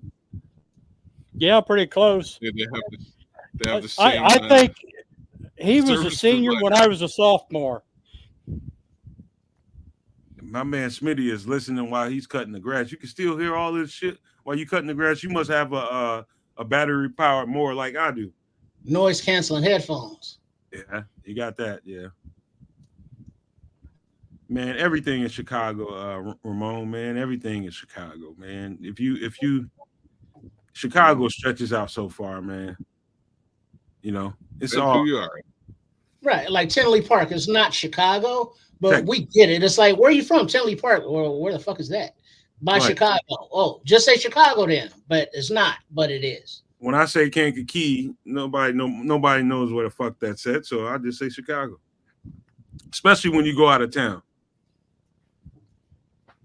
Mm-hmm. Guys, a lot of. Let me see. Patty Laura, I'm so with you. I got a Samsung Galaxy S23. It works like a charm. I got no problems. No problems. Android, go. Mind you, I have no love. I have no love for anything Mac. Although I do keep an iPad just so I can, so I can dip into the Mac world if I ever really have to do it. I have. So is that the one that the wife ain't got the password for? You don't know, yeah, bro. No. Hey, Trip, look at this. Look at this. Smitty said, "Nah, it's gas. I got them old school house speakers. Why?"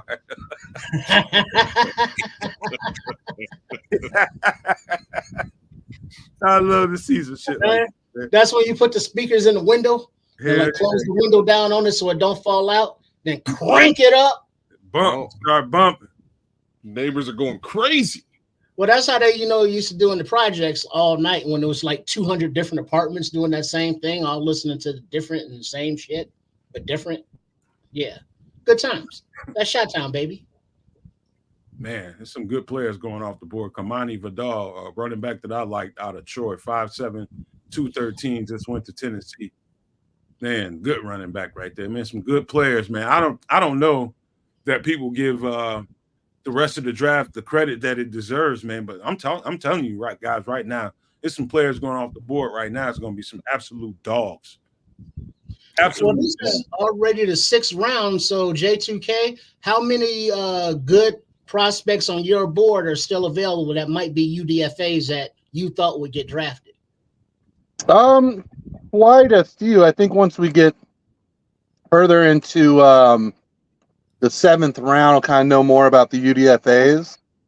But yeah, I mean, there's still a ton of talent. Bo Lemur, inside offensive lineman, played some center. Malik Washington, Gabriel Murphy, Brendan Rice still there. Christian Mahogany, a guy who I thought we would be drafted much higher. Christian Boyd, a disruptive 3-tech. Wow.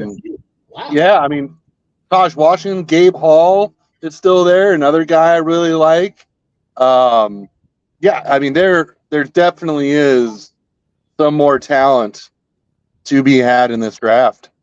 And what's also wild is Kalen King, the cornerback from Penn State. Going into this season, he was considered a first-round draft pick, and he had a terrible year, a terrible Senior Bowl. He's just playing way too aggressive, way too handsy. He's just getting burned left and right. I don't know why he never settled down, but he really looked like a great prospect 2 years ago. Illy Jones, man. Illy Jones is crazy. He said he has some house speakers wired up to his 88 Ford station. Station was the shit when you could sit in the back and you would ride facing backwards, looking at the people, and then you got nothing but the exhaust smoke coming in. It was awesome. He probably had that song. It's time for the percolator. It's time for the percolator.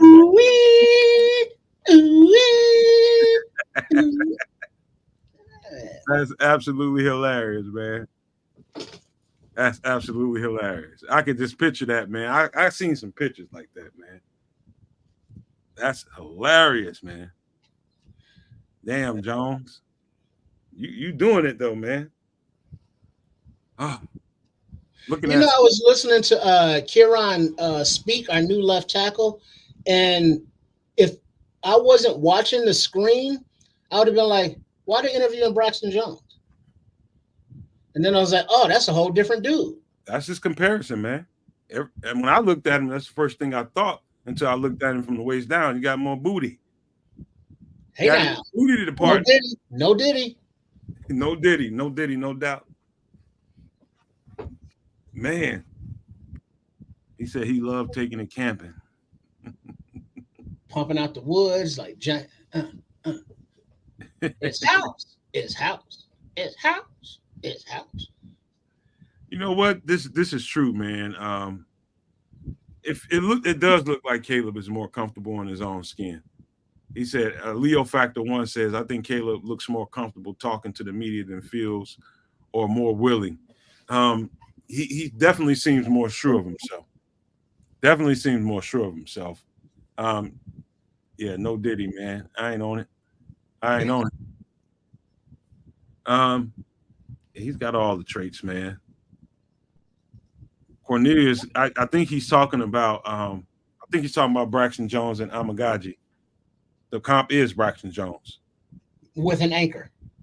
Some people say, what's the Jaguars left tackle? I forget his name. I think he's a tackle from Florida State. I just can't think of his name right off the top of my head. Damn it, man. You got me. Yeah, Caleb does have more media training. He does. I just hope it matches up with his words match up on the field, man. Nope. Justin was not cocky. But that doesn't mean I like cocky. I'm cocky, man. I'm good with cocky. I'm very cocky, man. I'll tell you everything you need to know about me. I'm the first one that knows it, so why wouldn't I tell you? I don't mind that in a quarterback though. Like, and it actually intrigues me a little bit. I kind of want him to be a bit I want him to be that quarterback who's the opposite of Jay Cutler, right? Jay Cutler had he had a way about him where it kind of seemed like he didn't care, as well a little bit of an aloofness to him. I want this kid to come in here and be supremely confident, and when he's getting grief from the media, I want him to give the media grief. I want him to do the thing that nobody else has ever really done in Chicago and drive the media bloody crazy. And I think that'll be entertaining for everybody involved, except necessarily like specifically the media members themselves. But I would love to see him just turn around and be like, you know what? Shout out to Cornelius Squall. The left tackle I was talking about from Jacksonville is Cam Robinson. Shout out for that. That's exactly right. But go ahead, Trip. You see, my apprehension with Williams was I didn't like the whole attitude when he skipped everything at the combine, but then still hung out, because he was so talented. And just that placing oneself above everybody else that's doing it, that you're going to be playing with and working with, is like, well, what the fuck, bro? But then it's like, all right, whatever, and it's like, if he wins, cool. But it's just something about the attitude and the things that him and his camp say that is like, there's going to be drama. There's going to be friction. And we know how Poles is with his checkbook and how he does things. And when in year 2.5 or 3, if Caleb is like, yeah, I want to be the highest paid dude right now, I'm sitting out. It's like, well, now there's drama. And it's just something about the drama aspect of it that still apprehends me. But other than that, hey, let's go. I'm like, be yourself, man. A bunch of people skipped the combine, including Marvin Harrison. I think, man, listen, I think the combine, I think the Senior Bowl, the whatever other bowls they're doing out there, I think it just lends to more opportunity to hurt yourself. I think it's theatrics for people, fans of the game, that want to come in and watch these guys up close, isolated in a competitive. But then let me ask you this, Nomad. On your team, if you are doing everything else that everybody on that team is doing, and then some asshole comes down and is like, nah, I ain't doing all that, how are you going to look at that dude? Not really like nothing. That's his damn prerogative. I mean, if he got it like that, then you don't have to do it. Then you don't have to do it. Don't nobody want to get poked and prodded on, man. These dudes are touching every one of your body parts, checking for body fat and all types of shit, man. It's like you feel like I know people that went through it. I never went through it, but I know people that have. They felt like cattle, man. I mean, but that's the process. That's what it is. So let me touch this. Patty Law is in the chat saying, seems arrogant. And I wish I could argue with you, Patty. But here's the thing. Like, arrogance is just an interesting concept, because the concept of arrogance is really rooted in whether you are or are not the guy. What if he's the guy, though? Then it's just confidence, and that's the opposite, right? Like that's the other side to the spectrum. But even if he was the guy, putting yourself above everybody, saying you all have to do all this stuff. I'm so talented, I don't have to go through all these processes and things because I'm I'm www.imtheshit.com, and y'all is just in my world. So you mean Well, like practice? We're talking about practice, right? So we're And talking. he also, I'm comparing him to Allen Iverson right now, right? So Allen Iverson in that situation is saying, bro, guy, I'm the man. I'm putting up 40, 50 points a game. Like, you got to be kidding me. And you want me here practicing with these jamokes? These guys need to practice. I can go party all night long, show up tomorrow, and still be putting up 40 or 50. So what are we talking about? Practice? Is that an arrogant statement? Yes, it is. Here's my take on all this, you guys. So there's a fine line between confidence, like you love confidence, you hate arrogance, and there's a fine line. But what determines what is on the arrogant side versus the confident side is how you treat other people. And from what I've seen from Caleb Williams is that he treats his teammates and his coaches, his family, his friends, the people in his close circle with a ton of respect. So I see him on the confident side, not on the arrogant side. And I do believe from the interviews and his actions that he is going to be a very charismatic, outgoing, confident, but also respectful, conscientious person. You know what, man? And let me say something. Patty Lord, all Queen P saying, true, she loves confidence, man. Listen, you talking, a guy you hearing talking right now is my mother has been getting on me my whole life and calling me all kinds of cocky motherfuckers. And she apologized to me recently, man. She's just like, you and your confidence, man, you got that belief in yourself that, is rare. It's a rare trait. It's a rare trait that I believe 100%. It's the difference between faith and belief, in my opinion. I think faith is flimsy sometimes with most people. Everybody says they have faith, but when you have 100% belief in who you are and what you are, that's unbreakable. That's unbreakable. And for him to have that kind of confidence and belief in himself, I can't ever get mad at that. Ever. I hope it translates on the field, but him having it in himself, I hope it's not just words. I hope he actually believes what he says. You know what I mean? Because if it's that, then he can overcome any situation, any obstacle that comes before him. If it's not just words and he actually believes it, we got something special in our hands. and I got to give a shout out to all the Nomadiacs on the Nomad Network who are hitting us up in the chat. Make sure you are liking, sharing, and subscribing, all that good stuff. But what was it? Mr. Mayhem has said you got to be humble, but humble and arrogance, those are like the flip sides of the same coin. You can't be both at the same time. You can. And then also, you can. There was also a comment that I dovetail was like something about the combine wasn't important or something to that nature. It's not about, my perspective is it's not about him doing the things at the combine. It's about him doing the things with the people that he's going to be sharing the locker rooms with, sharing the field with, doing the same things that everybody goes through. Because if everybody's paying those dues, and it's like, well, he's too talented to pay these dues. It's like, well, let me not block for this motherfucker on this play and see how talented he is. It's like, just those deep-seated things, because just think about in your own personal lives, not in a professional aspect like the NFL, but like if you were in a class in school and everybody got a piece of candy and you didn't get one, wouldn't you be kind of like, well, why don't I get one? As opposed to like, this is the opposite where everybody has to go through stuff, being poked and prodded and being in the underwear Olympics and like they're on the slave things is like, grabbing the handful and all that.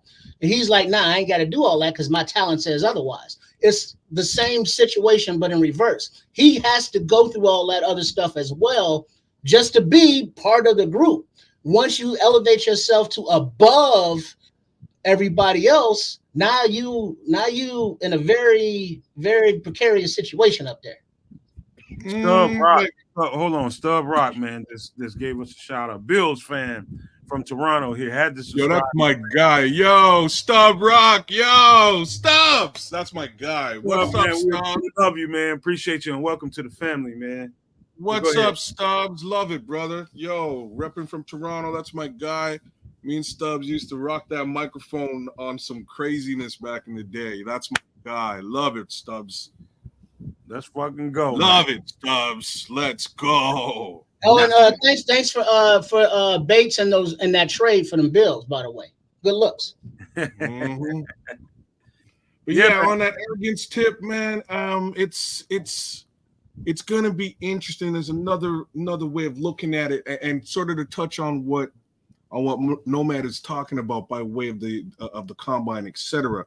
For Caleb not to take part of it, it could potentially make his stock normal, right? It could normalize the stock. This is why MHJ was like, you know what? Forget this. Look at my tape, like it, hate it. Tell me about it later on. The other way of looking at it is when you're a guy like Xavier Worthy. Xavier Worthy comes in, tears it up, crushes numbers, and now he's a first-round draft pick, whereas maybe he might have fallen out of the first round. So there's two ways of looking at it, right? Like if you're really hungry and you're trying to raise your stock, the combine and those bowl games are great to really add to what you're doing and improve your stock. For somebody who feels that they've done it already and are already there, you're lowering yourself, to be honest with you.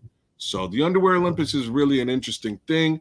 I'm kind of with you, Trip, because I think everybody should participate because it kind of negates the purpose of these events, right? Like it does. But end of the day, I can't blame him for not doing it because it might have made him look like he was part of the group of quarterbacks. He didn't want that. He wanted to be the upper echelon guy, that guy over and above the entire league, and he was picked like it. I tell you this though, if he does this, well, he did this, and Marvin Harrison Jr. and any other player subsequently who's thinking about skipping any combine events, how long do you think before these owners make stuff mandatory? It's like you want to work in the NFL, you got to go through the combine or whatever process they set up for you. You think you that Billy Badass with all that NIL money, you ain't got to acquiesce to our rules? You might be young millionaires, but we're billionaires, and this is our league. So you follow our rules or take your ass to Canada with Mr. Clayton. Let me say something, man. And this isn't to defend Caleb in one way or the other. I'm just gonna tell you, being ultimately confident, and the belief I got in me, and I especially when I was being an athlete, when you match it up with the work ethic, skill set. I'm talking about when you got that skill set, when you're gifted, you have that gift from the big man upstairs. Physically, you won the genetic lottery, and you can perform on the field. Match that up with the supreme confidence, and then put the work in. And then you put the work in, the film work, the work on the field, everything that you need to do to be an elite performer. You match all that up, and you put it out there on the field, and you feel like there's no comparison to what you do. That can tip over into the area of arrogance in some people's eyes. But sometimes it's not even that. It only turns into arrogance when you hear someone mouth it. So if I'm feeling that way inside and you hear it coming out of me, you see it, right? You see all of that I'm describing to you. You absolutely see it. But when I say it out of my mouth, now that's going to rub you the wrong way because I spoke on it, and it's just like, you cocky motherfucker, you. Well, but it's the same thing on Sundays. It's not true. When you all are playing, when you all are playing during the games, and somebody makes a good play, and it's like, yeah, and you want to get in their face and stuff and do all the stuff, but then you have a bad play, and the guy that make the bad play on you talks it in your face. So you got to be able to talk it and take it. I think he'll be fine in that department. I don't think he's weak like that, man. But I can definitely relate to the confidence that brims over in him, man. The confidence that brims over in that kid, I can definitely relate to. I was definitely that, but I put in the work. He sounds like he put in the work. Looks like he put in the work to match the gifts and the blessings. You know what I mean? And so, I think we got a hold of something special. And hopefully they put the right situation around this dude to make it all right, make him right. And the cool thing is his family and dad are supportive but not in support of as the same way the Williams's dad was, Venus and Serena's, or the Jackson daddy was, because it doesn't look like he beats him or nothing. So this is a good thing. So if he's been bred for greatness, let's go. Hey, J2K got something he want to say. Detroit just traded up for who? For Wingo from LSU. Makai Wingo. Makai Wingo. That was a good trade up for this late in the draft. Man, all I know is I'm like AC Adam. He's ours now. He's one of us now. You know, it's all about trying to build him up, keep him where he needs to be, man. But he's gonna have to definitely, when you set a high standard like that and you verbalize it, you're gonna have to stand. You have to stand behind it, and we'll be here to stand behind you if you can do it. Right. But I'm not trying to disparage him or anything. It's just having a conversation about feelings, emotions, and all that. But it's like, remember, this is Chicago. If he talks all of that and don't produce, he's gonna get roasted. All he needs to do, though, he just needs to produce. Win. All he needs to do is win. He can, and not only do I think he has the talent to do it, I've never seen a football team in Chicago look quite like this one, guys. Have you? We got a blue chip punter. The 85 Bears didn't look none like this. I'm just putting that out there. This is not what they look like. This is a completely different thing. And, come September, we might be watching some awesome offensive football for once. Let's go. We don't need a punter, even though he's blue chip. Let's go. It's new to everybody. It's new to everybody. This is new to everybody. We're in Virgin Frontier, man. We've never seen the offense on paper. All the offense on paper match what we're capable of doing on defense, what we know we can do on defense. Well, I think we're going to be able to put up numbers. I think we can put up 30 points a game, 35 points a game. And we got defense to back us up, give us the ball extra times, put us in great field position. This is virgin territory. Nobody's ever seen a Chicago Bears team that felt like the offense can match what the defense brings to the table. If you can tell me that with a straight face, then I'm going to say you probably lived in a time where every helmet was leather and they was running into oak trees just practicing. No, the answer to your question there is unfortunately like Mark Trestman Bears, and the defense went the opposite direction, right? So this has never happened where both sides both sides are almost equally ready and caliber to do some damage in the NFL. Let's go. Yeah, I was just gonna say that it's not since we had Cutler, Brandon Marshall, Alshon Jeffrey, Bennett, Forte, all on offense that we felt this good about an offense. But just like you said, Keds, the defense was going downhill at that time, and this defense is going uphill, and we've got a ton of youth on offense. So basically, you're saying they waited too long to make that move with a stout defense like they had. They should have done that before they were going downhill by that time. Well, yeah, Lovie Smith's defense was aging, and he never quite figured out the offense. Offense just never got rolling completely. So then he got fired. Trestman came in, and we pumped a bunch of assets, free agents and draft picks into our offense, but we didn't do that on defense. And then the defense just took a nosedive because you got, Lance Brigg in his last year. The guy's eating way too much chicken.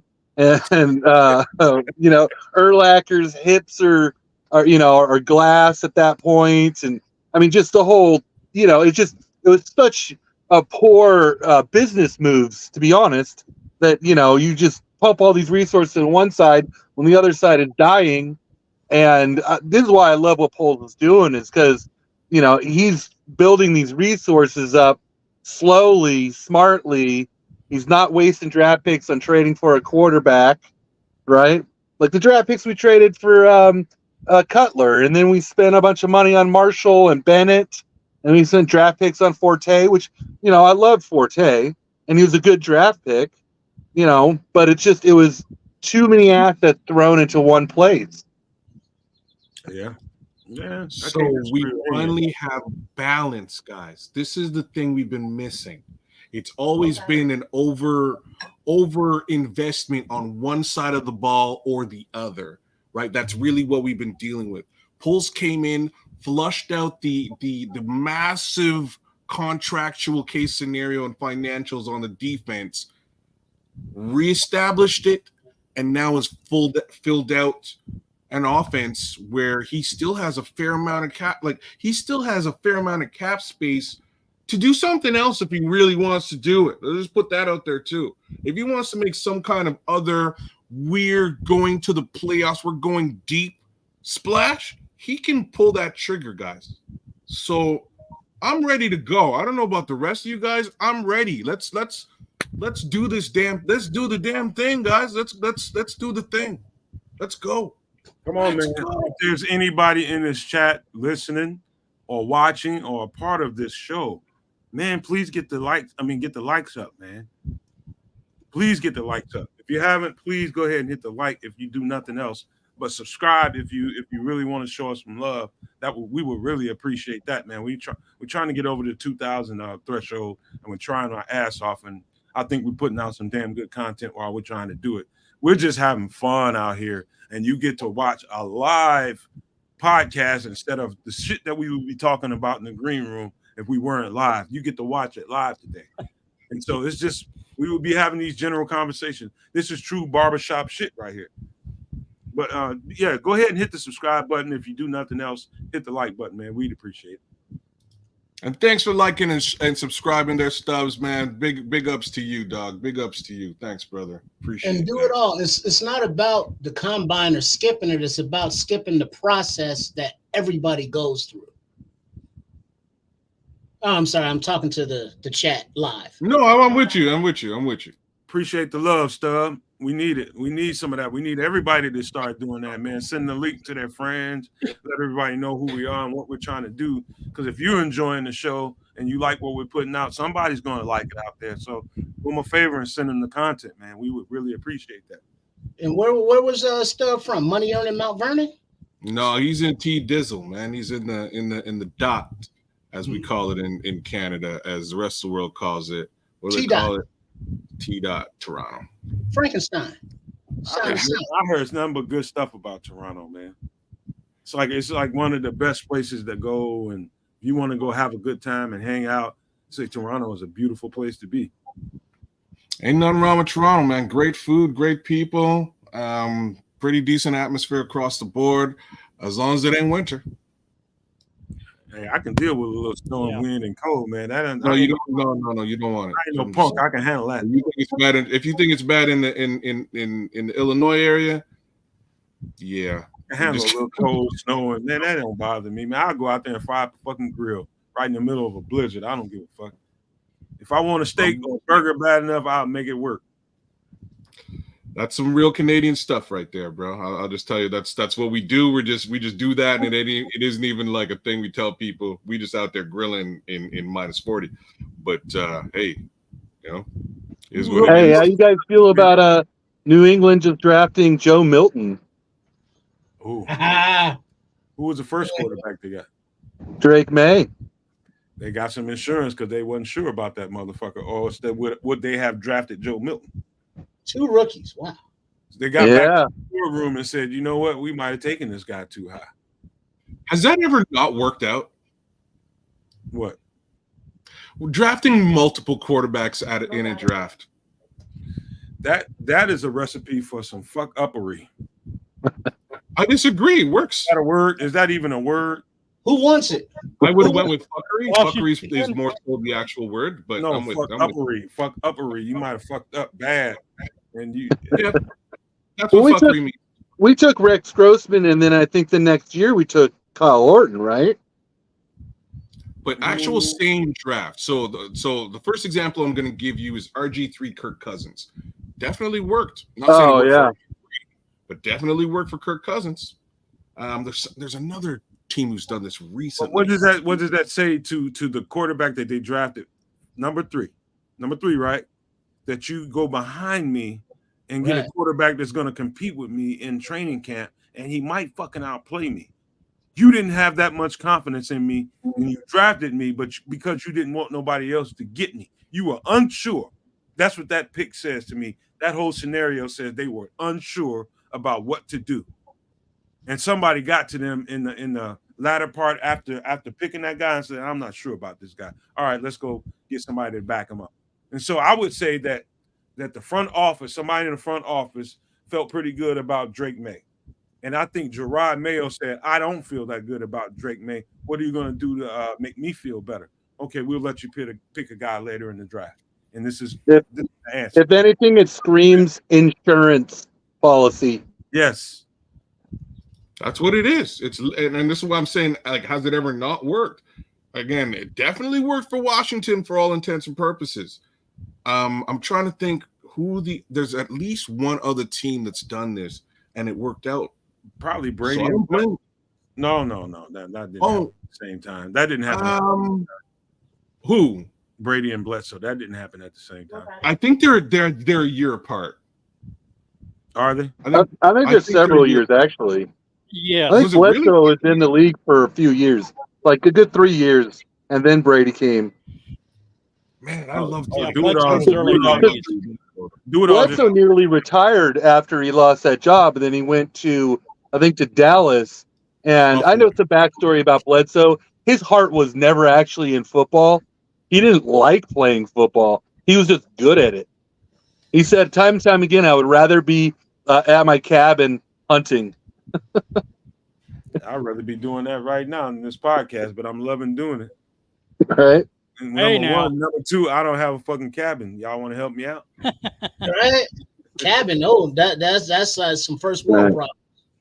And Trey Lance, Brock Purdy, those were a year apart as well. If not 2 years. Yeah, they weren't the same draft. Right.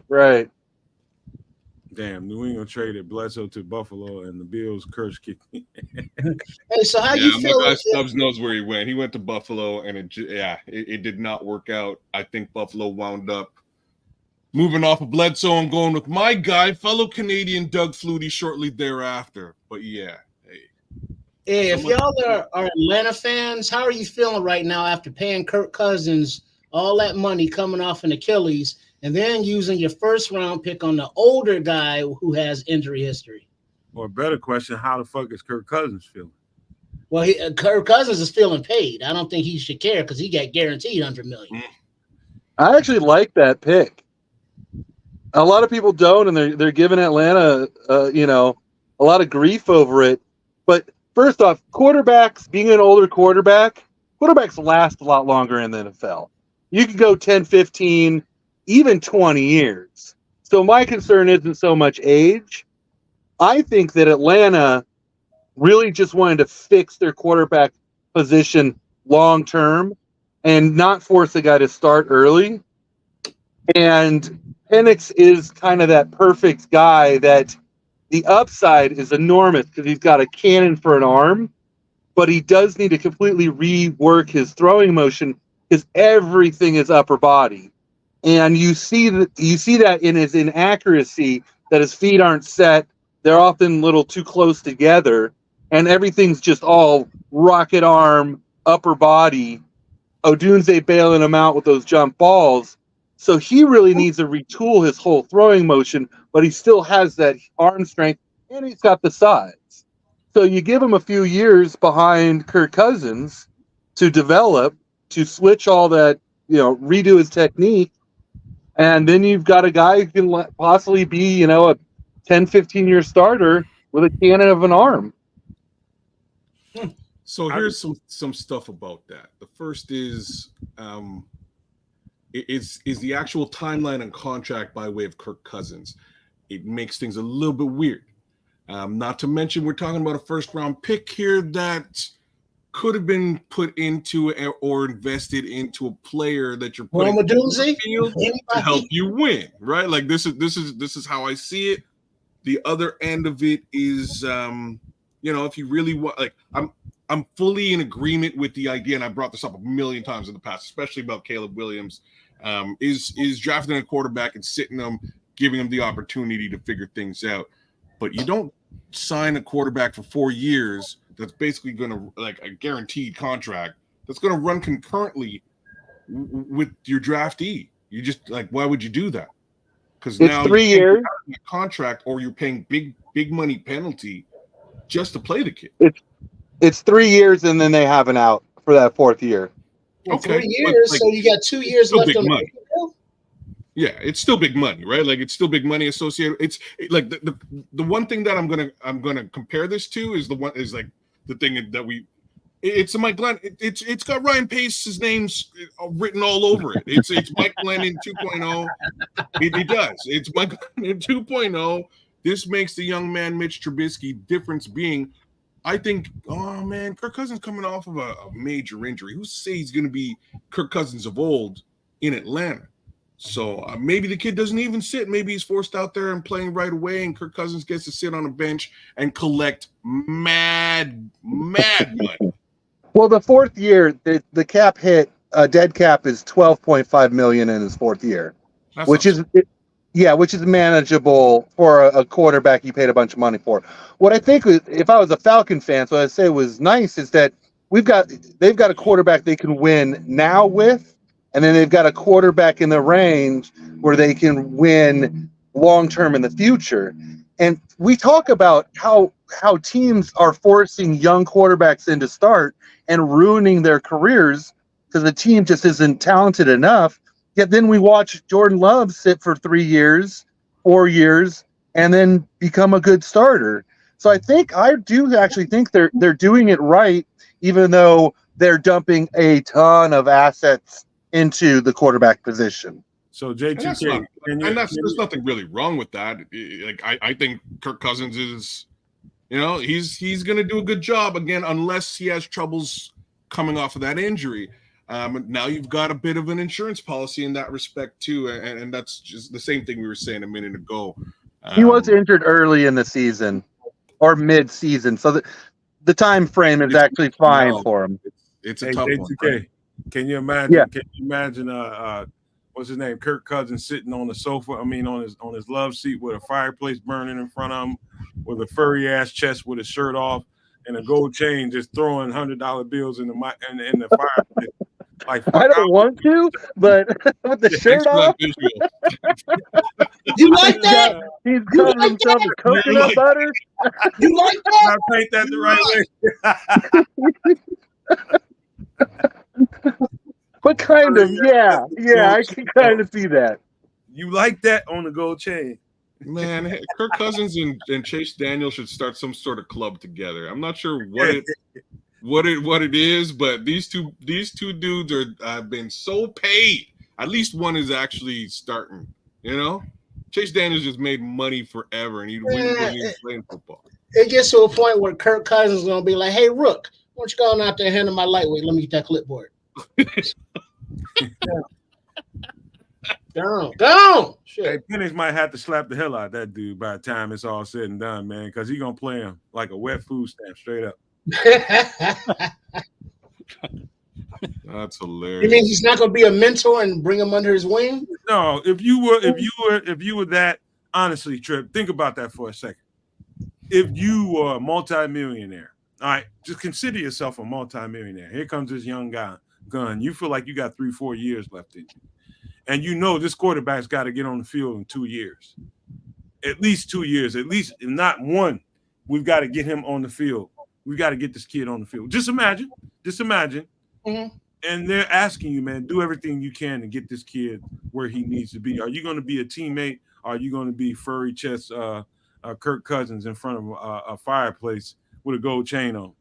Well, according to the movie Training Day, when Steamin' Willie Beeman came in and old school wasn't really ready to give up them reins, it took a while for everybody to come together and gel as a team and get on the same page. So if they can do that, and Cousins is like, look, I'm the quarterback. I'm on the tail end of my career. I'm paid, whatever, kid. And Penix can be like, look, I might be a little older. I might be a little beat up, but I'm in the league. Fuck all y'all. I'm going to learn, and I'm going to be ready for when, if Cousins goes down. You're going to learn today. You're going to learn today. It's on. Now I'm getting the field, and I'm not giving it back kind of thing. So, I mean, I could see how that would work, but when you have defensive needs, when you have other needs on the team, to commit those resources to that one room, it's like, wow, that's definitely some Ryan Pace type shit. I like this question right here. How does that same ideology apply to Pittsburgh with Russell Wilson and Justin Fields? Well, come on now. Like, it's a good question, though, man. Things off, dollars and cents are what made that move the reality. The Pittsburgh Steelers have fleeced the entire league by way of quarterback contract. Okay, that's really all I have to say. They're paying Russell Wilson like $1 million in change, and they're basically paying peanuts for Justin Fields. Haven't even picked up his 5th-year option. So they have the express opportunity to watch these two guys play. First off, look at Russell Wilson and go, okay, does he have anything left in the tank? If he does, cool. We don't have to pick up Justin Fields' money at all. Insurance policy, right? Maybe they wind up playing Justin in some capacity alongside Russell Wilson. We'll see how receptive he is to that. But man, they fleeced the world, y'all. Like they did. And that's my only remaining beef with this whole thing is when did this all shake out? And why didn't we get more for the Justin Fields trade? Well, and I wanted to bring up with Pittsburgh, that's a quality organization. Guys want to go there. Russell Wilson had his choice of a ton of teams to go to because he's making like $1.4 million this year. He had his choice. He could have gone somewhere else, and he chose Pittsburgh, right? He didn't need the money. He's got, Broncos are still paying him like $35 million. So he went there because it's a good organization. He can start day one. Fields gets traded there because that's Fields' preference. So that's what happens when you're a good organization. Players want to come to you, and you luck out like Pittsburgh lucked out. Yeah. Mooney is in Atlanta. Like, what the fuck is going on around here, man? That'd be yourself said. That's pretty funny. Man, he's blaming Ryan Pace again, all right? He's going, you brought me out here, bro. We don't even know who's throwing the football anymore. Russell Wilson's 35 years old, man. He doesn't appear to be physically, but he's 35 years old. And I know age ain't nothing but a number, but no, I ain't gonna say that, man. Age okay, Leah and R. Kelly. Age will get your ass put in jail, man. Under that motherfucker if you ain't careful. See Triple R's previous statement. I didn't even hear him, man. I was in there. I don't see nothing wrong with a little bump and grind. Man, I probably should have known there would be at least one R. Kelly reference with Triple R on the show today. Thank you for coming out, Triple R. Thank you for coming out. That's great. It feels good, man. I love having my brother back here, man. It feels normal, man, doesn't it? It does indeed. It does. I appreciate being on, and this is what, April, and we're spending our time, with these Bears talking all this good shit, and they ain't gonna strap nothing up for several more months. No. So anytime we can come together and talk about sports, talk about life, talk about other teams, and be respectful and share our opinions, and no matter how differing they may be, it's all love. Yes, sir. All the time, man. And you know what? I do love that move for Justin Fields, man. I think that's the perfect situation for him. The fact that Russell is 35 years old, you can still be a fan of Justin Fields and still believe on him.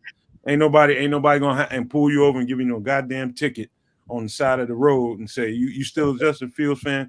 Oh, I'm writing you a $2,000 ticket. Nope, ain't nobody gatekeeping that shit. You can still be a fan and still be a Bears fan, man. If you believed in them, that's fine, man. Don't listen to that bullshit people are talking. That conversation is over about whether or not polls did or didn't do right by Justin. It's in the wind now, man. It's in the rear view, man. And so yeah, and I appreciate the person in Fields. That's what I go back to. At the end of the day, football is football, life is life, and I think he's a good guy, and I'm glad and I'm happy for him. Man. Mm-hmm. I'm not. Oh yeah, my man Leo. My mind's telling me no, but my body.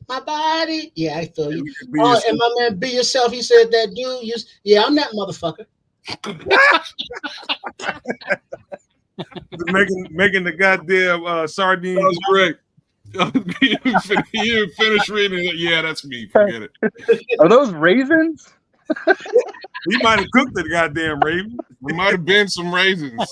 There was raisins involved in a couple of those There was a dishes. lot more sardines than I think we ever expected. But hey, Hey, you Trip know? might have actually cooked some ravens, man. Like literally some ravens. He might have Yeah, fried. hey, when Fry them like suckers the up, geese, when the geese be flying south for the winter and flying back north for the springtime, I got a slingshot. Don't be flying low.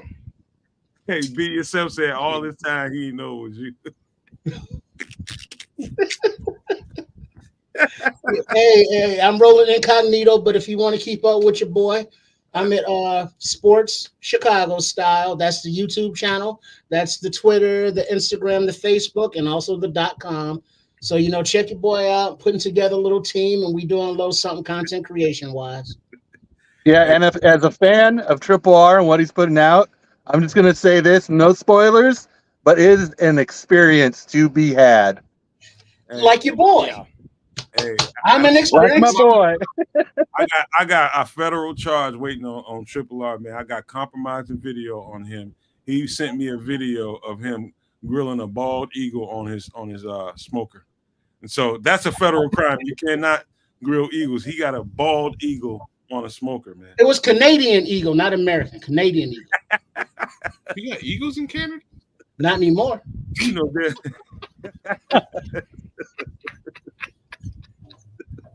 Oh, that was great. Well played, bro. hey, if you've never seen Shameless, man, there's one of the earlier episodes where a motherfucker had a bald eagle on a grill, and that shit was the most hilarious. Shameless, if you've never seen Shameless, it is probably the most descriptive visual of Chicago you can find on a. I know The Bear is good. Trip, you That's stop me. terrible. Don't Bear is even- good. I'm talking about the areas and the places and the kind of what you see out there, man. Shameless shows it all, man. The South Side of Chicago is real, man. Shameless is a great show for the visual. Yeah, Frank Gallagher is he's a special human being, so there's that as well. That is gonna be one of my favorite shows I ever seen in my life. That was a goddamn shit show. I mean, it's like if the toilet flushed and it came out into your neighborhood, that was the Gallaghers. You know what? It was an awesome show for me up until Debbie Gallagher became like a true Gallagher, and the world just stuck for her too. I don't know, man. I was like, oh, Debbie, you're so cute. You're a little girl. It'll be okay. You'll be the one Gallagher that the world doesn't destroy. Oops, I'm wrong. just went sideways for Debbie Damn, Gallagher. spoiler alert. Okay, thank you very much. Sorry. I just said it went sideways. I didn't say what happened to Debbie. I just said it went sideways. Hey, this life is a Gallagher. I don't agree with that, Mayhem, man. I think it was good all the way through. I think there was a couple seasons here and there where you can tell some of the contract situations were getting a little testy. So you've seen more of this person, more of that person. You just didn't see enough of what you were looking for. And you probably say Fiona, she wasn't in part of the shows, and you want to see Fiona's ass and whatever she's got going on. You know what? Fiona was like, for me, she was the worst part of the whole show. I don't know about everybody else. I thought she was annoying as all hell. You like the crazy shit Carl was into, wasn't he? Carl was gangster. Yeah, I like Carl. I like Lip. But Trip, don't say it. I know you got some Ian Gallagher shit cooking in your damn head, and you're gonna say some crazy good. Ian Gallagher. I'm aware of it, but I've never actually seen the show. Oh, you never seen it? No. But Frank is the ultimate, man. Frank should get an Emmy for every year he did that show. He should have. That's the same guy that was in Fargo, right? The little squirrely car salesman guy. I think Frank is that dude. Is Frank in Fargo? Which season of Fargo? The movie Fargo. Oh, the original movie. Let me tell you in a second. Yeah. Yeah, I'm aware. Yeah. Okay. Yeah, William H. Macy, Jerry William London. H. Macy. There you go. Lundergarten, something like that. Go hack the weeds in the neighbor's yard, bag them up, trip, and go sit down, get you some beer and some pizza, and start binging. That's some that is a car wreck that happened every goddamn week, man. And it was absolutely amazing.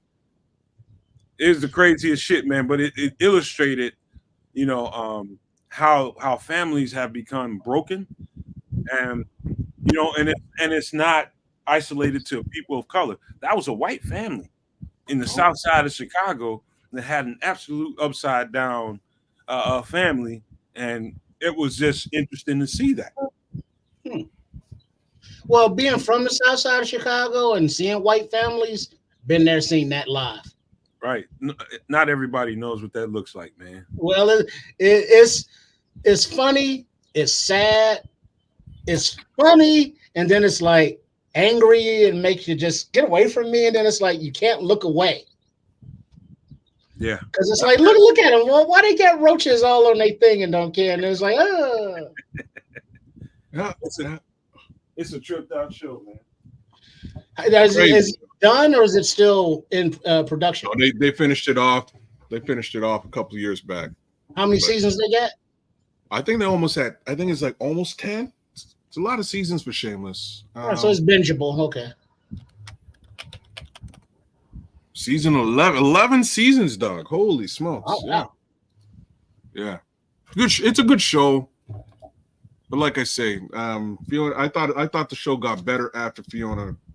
Anyways, sorry, I'm spoiling stuff for you, bro. But I enjoy actors that can, be dramatic, be comedic, like William H. Macy, like a man from Malcolm in the Middle, and Breaking Bad. Breaking Bad. They can ha ha ha or be like, Arr. It's like, that's cool. Entertainment, as they say. Yeah, that's when you're dealing with a real actor, right? Like if you've got comedic chops and dramatic chops, you're a real dude. And there's not a lot of folks who can really say that they have both. And the two guys you just described do. Remember Tom Hanks from Bosom Buddies? I do. Yeah, you would never have thought he'd be the guy he is today. Like really, watching that show. Right? Like nobody had thought this guy's going to be a serious dramatic actor. No, he's a goofball. Who's this guy? Go figure, right? But there's a lot of them. Robin Williams, R.I.P. rest his soul. There's more than you think. More than you would think. Shit, even Denzel. Mr. Mayhem, that part pissed me off. Frank's death pissed me off, man. Frank was just man. What are you doing? I'm trying to save spoilers for Triple R so we can binge watch the show. It's like now we know people are dying. No, but Denzel, he did a comedy in the one with Marky Mark when they was the FBI guy and that. Sorry, it's not comedy, but funny. Then this is just absolutely ignorant, but I will admit it to the rest of the world here. Feel free to crucify me later. I refuse to watch anything that Mark Wahlberg is in. Damn. Yeah, and it has a lot. Mark Wahlberg. I hate Boston across the board. I hate all things Boston. That's just me. No fan of the Celtics. Although I will get Boston gets 4 passes for me. Larry Bird gets a pass because he's Larry Bird. New Edition gets a pass because they're New Edition. What up, PJ? I think that's about it. Everybody else is a problem. Sweet. Hey, PJ. Caroline. Ba, ba, ba. Don't hurt me, kids. Don't hurt me. I'm just saying. I refuse to watch anything with Mark Wahlberg in it. I'm not a fan. I will not do it. Well, I mean, what does that emanate from? What did he do to you? It's nothing. It's nothing personal, really. It's just the Boston thing. It's just Boston. It's just Boston. Again, Matt Damon is another guy that I will watch. I'll watch a Matt Damon movie. There's very specific things that I will watch that are Boston that I give passes to. I will not watch Matt Damon films. I will not watch Ben Affleck films. I do not like Boston things. I do not like them. Baked beans, I am. He doesn't park the car by Harvard Yard. I think I saw Cliff in there earlier. Shout out to Cliff too. I just like Mark Wahlberg as well, Mr. Mayhem said. See, there you go. It is ridiculous. It is silly. People have clowned me for it. People have called me Boston racist. I'm not sure what that means, but I accepted the term. But you know, Marky, he has that innocent. I'm kind of confused, but I know what I'm doing, and I'm sexy because I work out. But I'm an action star in a comedy, and I don't know how I'm famous. Say hello to your mother for me. Hey, Say hello to your mother. Anyways, PJ is asking me, Nomad, how do you like this draft? I love this draft. You should have been here when we grabbed that punter, though. That shit was absolutely epic. I went outside and I started busting windows in my own motherfucking house, man. Nomad, Sounded like you flipped destroyed a grocery store. PJ, you missed it. sounded like you flipped over the dining room table. Yeah, dining room table outside, match. when you go outside and start busting your own fucking windows, you're pretty pissed off. Tomatoes everywhere, bro. Everywhere. It's the truth, man. It was a carnage. I know y'all must have been live. What did you say when y'all grabbed them? PJ, what did you say? I know you had to react similarly. It's the rock gurus from Boston? Huh? Is that facts? Guru, yeah, he's from Boston.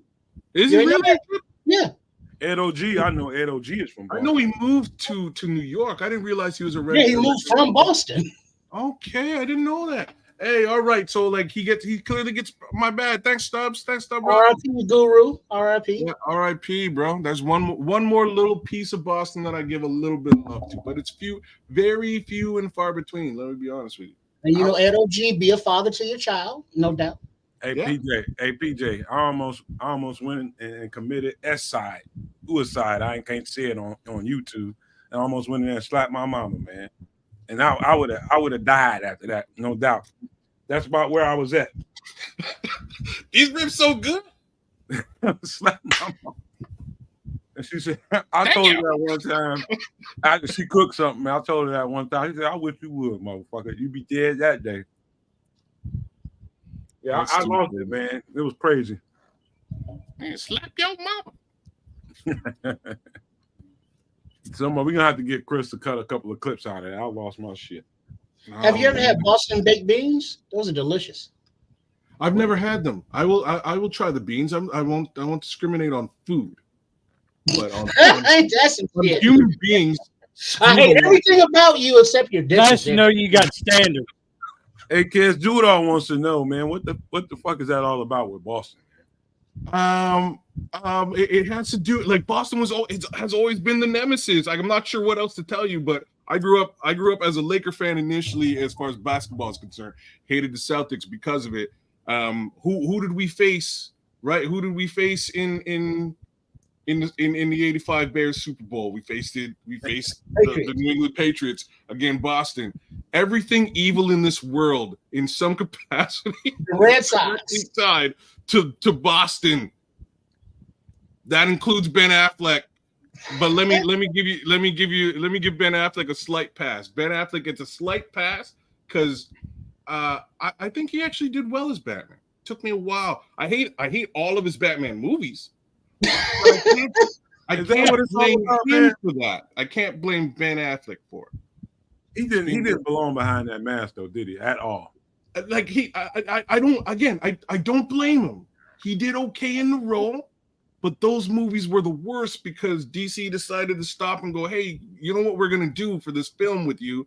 We're going to roll 18 different stories together and then somehow tie it together because you two guys have this, your moms have the same name. That's what's gonna make this all make sense. You know why it pisses me off? Work.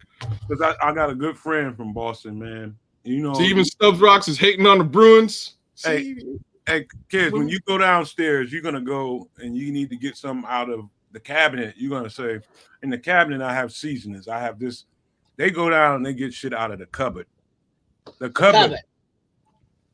I said the cupboard, like Mother Hubbard in the what? And I'm just like, hold on, man. Y'all really say that over there? The cupboard. Not the cupboard, the cupboard. And when you go in your office and you want a beverage, you go to the bubbler, not the water cooler, the bubbler. The bubbler. Because it goes Good Will Hunting. Oh man, so that is a great movie. Good Will Hunting is a great fucking movie. You know, and that's why that's why Matt Damon. See, I'm like amalgamating all of Boston into one. In any event, that's why Matt Damon gets a pass from me, because that movie's amazing. It's an amazing film. Ben Affleck's in the movie, but he's just like sort of like the jabroni, friend. And Casey Affleck is even worse. He's only employed because of his last name.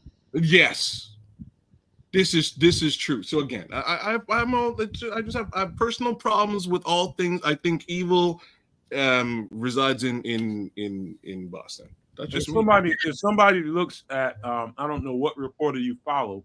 By now, they are probably leaking out from the Bears who they're reaching out to as far as UDFAs. If somebody wants to run that down, then I'll take a peek, but I think we probably got about an hour before they really start doing that. We're still in the 6th round. They're already doing it. Trust me. Are they? You like apples? How you like them apples? Mm-hmm. This is matter of it. Has it leaked out yet? Hey J2K, how is your best looking going so far in this late round 6? Still a few guys, man. Bo Lemur still out there, center guard. I don't think we need another edge. Gabriel Murphy was decent. Leonard Taylor, he had a bunch of hype going into the season, and he really fell off. He was someone I was expecting to play much better, and he is a good 3-tech fit. Brendan Rice is amazingly still out there. Christian Mahogany's still out there. I mean, I still see a lot of talent. Taj Washington, Gabe Hall, Charles Turner, another inside offensive lineman. Kingsley Guacon, another center interior offensive line. Brandon McGregor, edge from Michigan. So, yeah, I mean, there's still guys, but we're just finishing up the 6th round, or we got about 10 more picks in the 6th. So about 40, 50 more players might be taken. Mm-hmm. So I think at the end of the day, once the draft's over, I think we'll still have names for some UDFAs. Mm-hmm. Some good names. Yeah, some good names now, for sure. Is there anybody on your board right now that you would be willing to trade up to try to get? I think Bo Lemur would be a quality backup offensive lineman and may grow into a starting position. Christian Mahogany is another guy who I'm a little surprised dropped this far. And Brendan Rice, I would say he's another guy. I'm kind of 50-50 on the film with him. I think there's some serious upside, but there's some questionable aspects to his game. But just the bloodline alone, you would think, and the connection with Caleb, that, if we could move into the draft with the 7th round, a 6th round pick from next year or a 7th this year, and pick up Braylon Trice, I'd do Brendan Rice. I'd do that in a heartbeat. You know what? Some of the higher end talent, some of the people that he just got through describing there, you would have expected to be drafted. Probably some of them earlier, a lot earlier. Some of the guys that I'm thinking about, and I'm not gonna smudge anybody's name, but maybe some of them have some history of some more serious character concerns, or some history that ain't sitting good with somebody's front office. It's got to be a few of them that's actually there, and it's like, I didn't like what I heard from that police sergeant when he pulled him over, and what was going on, what was in that car, or just anything that could be going on. Some of that shit is absolutely legit, but then you got to have certain things you hear. You got to take it with brush that off your shoulder. But some shit is absolutely real, and there's no reason for talent-wise why some of these guys are way down where they are. And some of it's medicals too that we just don't know about. Some of it. You're right. You awake, Brian? You all right? What's going on over there? Yeah. No, I'm listening to you guys and watching the TV, watching the draft. Right on. Yeah, right I'm on. still Just checking alive. on you. Just checking on you. Just checking. Thanks for your concern. There's some guys that that's one thing I don't do too much research on is medical, man. If something sticks out to me when I go searching a guy, I look it up, but I'm not trying to be all in nobody's trying to see when the last time you had a fucking hangnail or anything like that. But some of these teams have to go do that type of diligence, But I mean, look at almost one of the first defenders off the board with Liatu with the whole neck thing. It's like it was a thing, but maybe he, obviously he's all right, but he grew out of it, or they fixed it, or he matured over it. But it's always a thing, the medicals. Hey, Mike Davison, it's always a tattletale in every goddamn group. It's always somebody that's gonna run their mouth and put some shit out there. Well, I just took a peek there, bro. I've been trying to hunt it down. I don't see anything out there just yet, so I think we got a little bit of time, between now and UDFA listings. But by all means, we can speculate with J2K because there's just to throw things out there. You think Brendan Rice and or Taj Washington get picked up between now and the end of the 7th? I would think so. Me too. I mean, I thought they were both 4th, 5th round prospects. Who we talking about? Brendan Rice. Oh, there goes Brendan Rice. To the damn man. Look, guys, like this division is like every time I turn to the left, the division gets the division gets tougher. So Christian Mahogany to Detroit Lions. Because they just lost Ragnar, I believe. Pick 2010. That's a great pick for them at guard. It's a great pick for them. No question. Oh, man. And what do you think? Are you happy or envious that Amon-Ra St. Brown at his paycheck? I'm happy because that means there's less money to go to other places. Nice. Because then up north, remember you got Justin Jefferson also. So like this division and its wide receivers ain't no joke. No, there's not much to joke about in this division at all, except for maybe Jared Goff. Maybe I'm dissing the guy right now, but he been to a Super Bowl, so I might as well shut up. Yeah, and there's also a question of I do like Amon-Ra St. Brown, but Ben Johnson really does a good job scheming him open. And Ben Johnson's probably there for another year before he gets that head coach job. So that might be a lot of money dumped into a player that doesn't get schemed open as much as he currently is. Wow. And then Jordan Addison, as Leo Factor was saying, up there in Minnesota. Then you got the rookies from last year in Packerland with who did they get? Watson and wow, forget Watson. He didn't even play, but Bo Melton out of the woodwork. Yeah, he's us left, right, and center in our last game. Right there's some, and there was another one too. Romeo Dobbs, Watson, and Reed for Michigan State.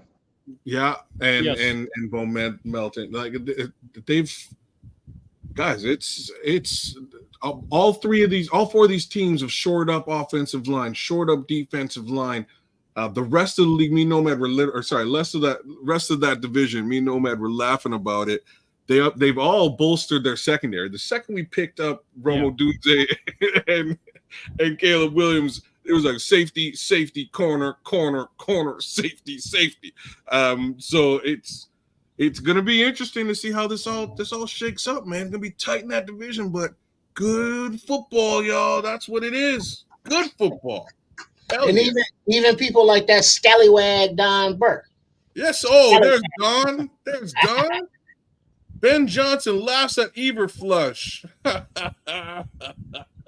Eberflush got what the kids call it the swag, the drip riz. I hope you got down there, man. I hope you got down there and got to enjoy some of the festivities in Detroit, man. He wasn't laughing when we was on that ass. Both times. Oh, yeah, and he won't be when we're on it again this season. He won't be. It'll be different things because I think the number of blue chippers is just about even now between those two teams, as in Chicago and Detroit. It's gonna be a fight. Ben Johnson fears Matt Eberflus, says Mr. Mayhem 60. Mr. Mayhem ain't having it. Trust me. It's How long was it before we seen Don after that ass whooping? It was a minute. It was like when you go to school after having to get a switch after you done did some shit, and they say, when you go to school, every time you sit down, you think about that. And it's like after that ass whooping, Don Burr was like, I can't go to no chats right now because my ass is still too sore. Don, they found, didn't you hear? They found him on 8 Mile, but 4 months later, just working off a hangover. What? Oh yeah, I'm man. glad he got clean. I'm glad he got clean. That boy, he was walking around like he sat on a goddamn cactus. Yeah, he didn't know what happened. He said, my ass, I got diddied. Oh man. Hey, he said, what he say? He said what? He said, pretty toys with no O-line. Guess what, Don? We got an O-line, bro. We got an O-line. I don't know what you're worried about. I'm glad you recognize we got toys, though. You know what, Don? Don's making friends with you can make friends with Don Burr, Stubbs. On paper, y'all look like a better team, but we got in y'all's. We was just like a bicycle with no seat on it. We got in y'all's ass. Ooh. Oh shit. Ooh. Like a bicycle with no seat on it. All in y'all's friends with Don Burr, Stubbs. All in y'all motherfucking ass, boy. Don't talk shit. Don't come in here, Don. I'm feeling good right now, boy. I'm telling you, man, we was like that seat pole. Hey, I'm looking at I know. What do you think is going on with Pittsburgh and Antonio Davis, Chase Claypool, Dante, the other wide receiver they got? Deontay, they get a lot of divas at wide receivers that like are gone real quick. What's going on over there? Because here's the thing, though. So, and actually, Stub Rock. You got to read it, kids. Yeah, Stub Rock actually said this earlier on. There's only been 3 coaches in Pittsburgh. They've got stability. And what we found over the past, and I'm going to have to say it's probably like 15, maybe even 18 years now. Doesn't matter if you're a diva in Pittsburgh. You come in, they train you up, and you execute. If you don't, you're out of there. And that goes with Antonio Brown, Martavis Bryant. Like the list is really long for this, right? Like we're talking an extremely long list of wide receiver head cases that come into this team and either execute at a high level or see you later. Here we are again. Chase Claypool, same deal. Deontay Johnson, same deal. Don't be so, like, come on. Why didn't we draft Pickens, right? Because he's a head case, like specifically, and there he is in Pittsburgh. Oh yeah, Jordan Pickens on Chase, man. I think here it was a little bit more layered. And I think Darnell Mooney ended up being a casualty of it too. And Darnell Mooney was the ultimate professional. You just didn't hear it from Darnell. Well, but the thing is, Chase Claypool went to Miami and flamed out. Now he's in freaking Canada. Well, he went to. So hold on a second. I got to read this from Stub Rock because I'm just cluing into what Stub Rock is saying. Yo, kids, Don Burr been the resident troll on Full Blast Radio for years. Always coming in requested Chingy. So first of all, that's hilarious. Second of all, yes, Don Burr is the Bears. Every Bears podcaster's resident troll. He knows who he is. Stubbs, I gotta catch up with time. He said Don Burr, he going to do a tribe tribute on Twitch at 6. Okay. Oh, rest in peace, Fife Dog. Okay. Hey. Yeah, Stubbs an OG, man. Stubbs, as far as the hip hop head is concerned, he's an OG hip hop. That's hilarious. I had no clue that Don is doing this in the baseball world too, right? You know what I'm saying? Now we're switching gears here. Don, you're a real one, bro. Don, you know deep down we got stiff ass Jared Goff's number. You know we got his stiff ass number. And we're gonna have more pass rush to go after his ass this year. Well, that's what we needed, right? That's why I was PO'd about the punter pick, right? That's why I was upset, because the one thing you need to do with Jared Goff is get him off his game, hit him a couple of times, get him off his game, rattle his cage, and the game changes, right? Like, you guys had our number up until when we got some pressure on Goff. The second we got pressure on Goff, game flipped over. It was our game. The same answer goes for Jordan Love. We need to get to Jordan Love. Got to get to that kid. Rattle his cage. Same situation is going to pop off and occur, especially given the talent in our secondary. So now that we got another edge rusher, guys, that's all possible. I just need to see it on the field now. He won't be dealing with rookie corners like he was last year either. No, Jalen Johnson is going to be playing. He ain't hurt. Jalen Johnson's going to be playing, and he's going to be playing mad. And beast ass Tyreek Stevenson, who's coming up. That kid's amazing, right? He's real. Don't sleep on Terrell Smith behind him. I was just going to say, even Terrell Smith is not to be slept on. I will say he got a little bit exposed in that final game this past season, but again, given the amount of reps he had, give him a little bit of time. I think he's going to be on the come up for sure. Hey, love, peace, and hair grease to the Queen P. If she's checking out right now, loved you for every second you was in here with us. Thanks, Patty. 5 hours, 5.5 hours strong. Love you, Patty, man. Can't wait to see you next time. That's so funny. I don't believe Stubbs recognized Don Burr from a whole other. That's so a whole other genre. Whole other genre of trolling. Don Burr, you're the OG troll, bro. And I got to give a shout out to, who is it, AC? The game been missing Fife and the Tribe. Real quickly, since we got a little time before the draft, which is tick-tocking by, when I was hosting a radio show dedicated, at the time it was 6 Feet Under at Northwestern at WNUR, we had Tribe come in. No Q-tip. He stayed at the hotel. But Fife, who was under the weather because he had the sickle cell, and he didn't feel good. But DJ Third Rail spun all original vinyl, and he was playing all their old stuff that he didn't even know was out or was on vinyl. So they hung out the entire time, him, Ali Shaheed, from like midnight to 5 a.m. just chilling. And it was like he was just a very humble, down-to-earth, regular dude. But he was the Five dog, the 5-foot assassin. And it was like, yeah, so just real quick Fife story for all the hip-hop heads out there. I'm there with you. I've actually hung out with him myself. I've hung out with Fife. Tribe came down to my city with they did a show with De La Soul and Souls of Mischief. So I got to hang out with Rest in peace, Dave. Yeah, it was a crazy, crazy show. Even better times hanging out with them. So I got to hang out with Fife, A+, Festo, Ali Shaheed was there. He kicked it with us. A couple more guys from Souls of Mission, but there's about 4 or 5 of us just hanging out, smoking and kicking it. The funniest part of the show for me is after the show we just went to this bar where they're doing an after party at another bar, but across the street is a restaurant. So we go to this restaurant to get a bite to eat, and where we sit down, we're sitting with De La Soul's one booth, behind, they're in the booth behind me. And I'm like, oh my God, we're sitting here with De La Soul. This is crazy. So this is nuts. We're just drinking coffee, messing around until we go into this bar. And I look over my shoulder. I'm like, man, Maceo he's ordered a hamburger, and he's just smacking ketchup, like getting every ounce of ketchup out of this bottle. Got a pile of ketchup on his burger like this, just a mountain of ketchup. I look over and I'm like, bro, dude, I like me some ketchup, man, but holy smokes, bro, that's some serious. It's okay. So Stubbs, I wasn't sure if you were with me at this time, Mike. All right, so Mike Stubbs was with me.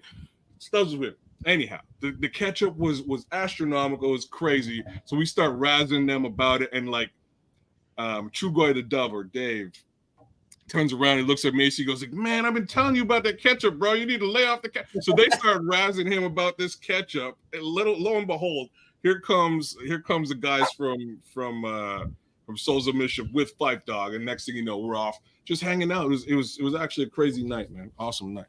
Nice. Oh, AC Adam bumping that Canadian Cardinal official. I love it.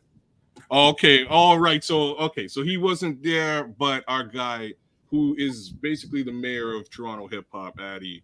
And when I say the mayor of Toronto hip hop, Addy basically put Drake in a position where Drake could actually do shows. I'm sorry. I'm just saying. Let's not. We talking hip hop. Let's not bring up Drake. We have a nice conversation.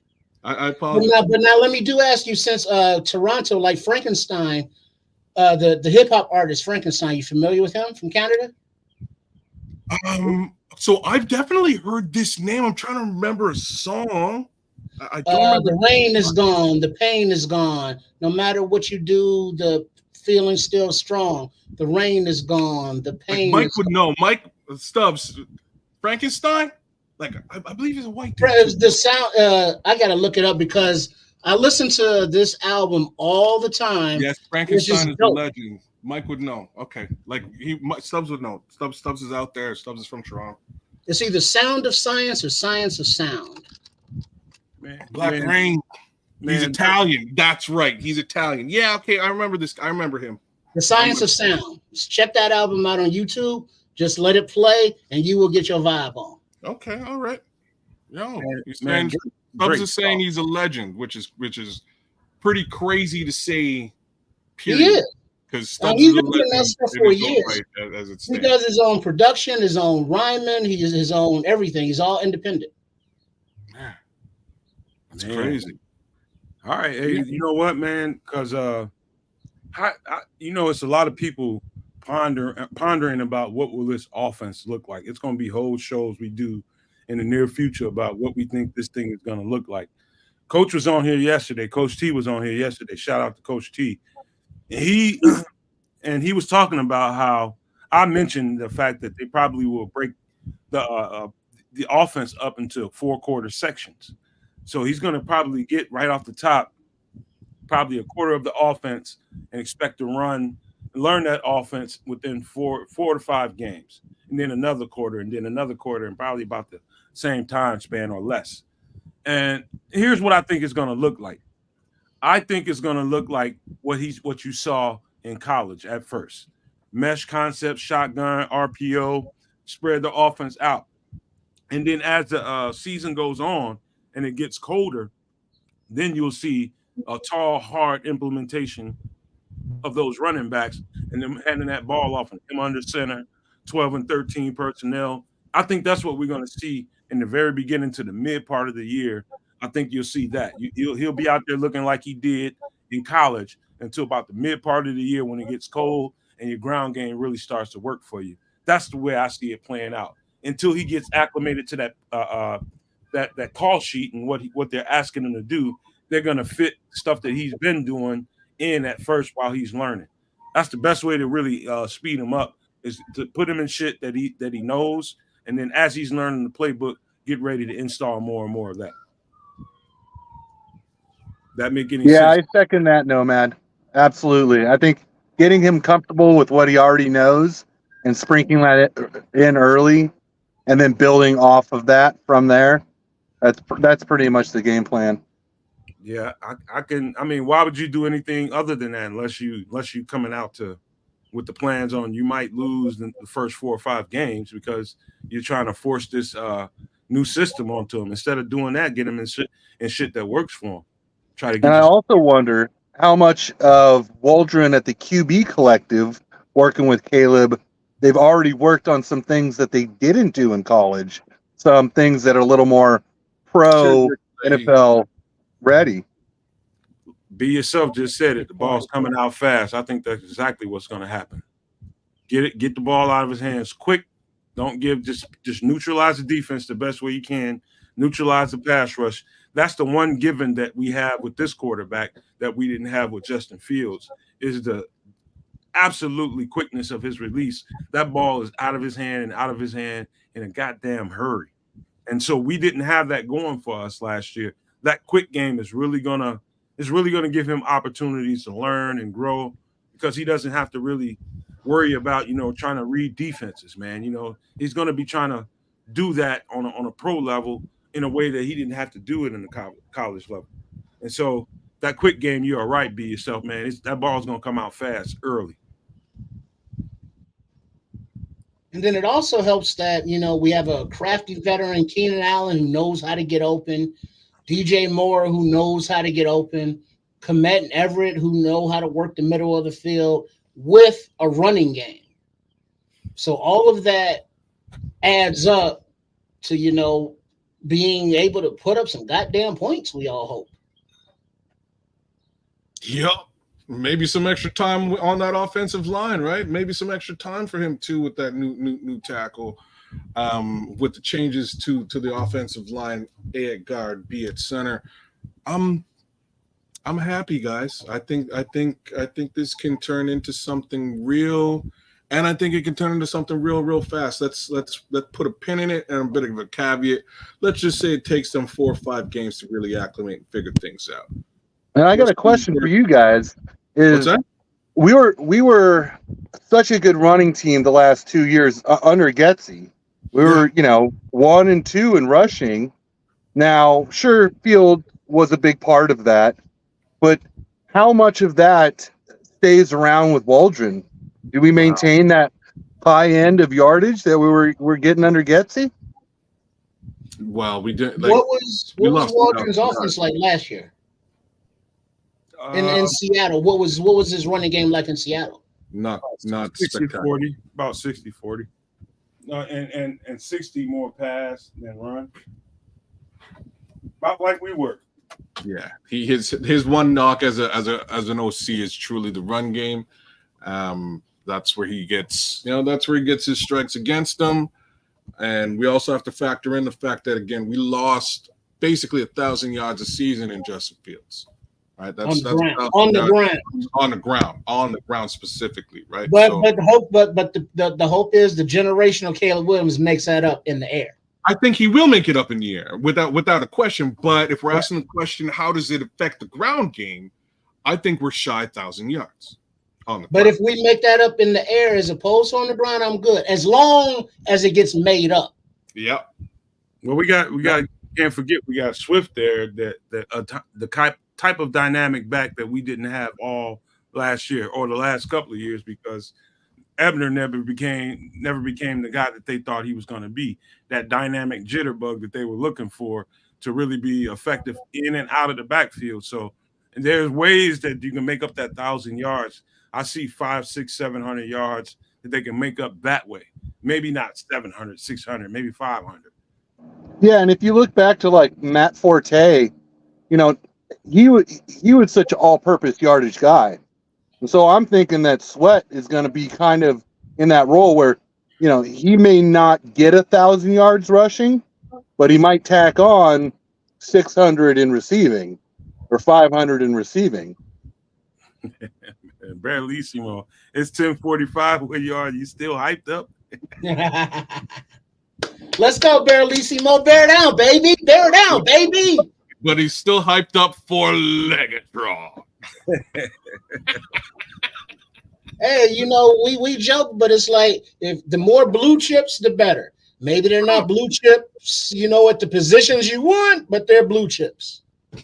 This is it. Like the fact of the matter is, if you're gonna draft a punter, he might as well be king of all punters. So if you're gonna get him at 122, and that's when you feel like you're gonna get the tippy top upper echelon guy to put that ball in the coffin's corner, do it. He did it. I'm with it. Wasn't with it a couple hours ago. Let's be real. Wasn't with it. But once you seal the deal with a defensive end, once you seal it with an edge rusher, chef's kiss. Hey, Brian, you ever met that kid? You ever met that kid at school that nobody wanted to get around because his ass stink? It just stunk. I was that kid. He said he still is. Very familiar with that. That's about how we wanted to treat Coles before that last pick, man. He's just gonna be a stinking ass kid. Oh, like he's got shit on his shoe. Yeah. Like I said, your rant made my day. I was legit pissed off. Brian was Tomatoes in the grocery store and everything. I understood. Jamie, Jerome Munoz. Great effing draft, Jerome. I'm with it. Yeah, Bear Jerome. down, Jerome. Romy Rome. Let's go. Yeah. Notorious TBG. Legatron, baby. Punt God, baby. Thunder from down under, Yeah, baby. hey, hold on. Now, Punt God, that was last year, but he got to quit it. He got to quit it, so he might get a UDFA contract this year from that whole, his your dig. Imagine what it would have been like had that last pick not happened, AC, if he hadn't moved up and got Austin Booker. It would have been, you know what? You know how the Bears fandom is, man. All the good that he did the first 3 picks, that would have went right out of the window. Quick. Right out of the window. And I know he must have, somebody in his PR department must have said, you know what? This ain't going over well, Ryan. You need to do something. You need to do something. Make these people happy, or they're going to put you in effigy about this shit. You grabbed the punter at 122, man. I'm telling you, that would have been bad. That would have been bad. Wait, I'm looking at comments from Patty. I thought she left like an hour ago. Don't worry about it. She came back now. We love Patty. Come on, Patty, baby. And big up to Junior. Patty is a resident, man. She don't get charged. The Nomadiacs be representing. Y'all got over almost coming up on 2,000 subs and the likes and stuff. That's what's up. Nomad Network, y'all do that thing. Keep it up. Keep it up, man. Patty, we love you, man. Whenever we on, I want to see you. If I don't see you, I don't think I'm feeling right, man. I might just turn this motherfucker off. If I don't see you, podcast ain't official. You and Junior. If I don't see y'all, I might just turn this motherfucker off. So here's one from Notorious TBG. Who are the 5 greatest punchers of all time? Taylor, and Taylor. Because he kicks hot fire, she says. My side.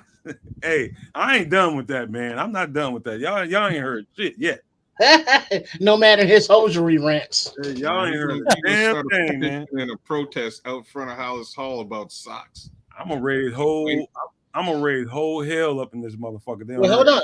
I saw something on Twitter that they were doing the different uniforms for the teams, and there was like a polar bear version of all white helmet, with the white jersey and the white pants with the colored. What color socks would you like with that, sir?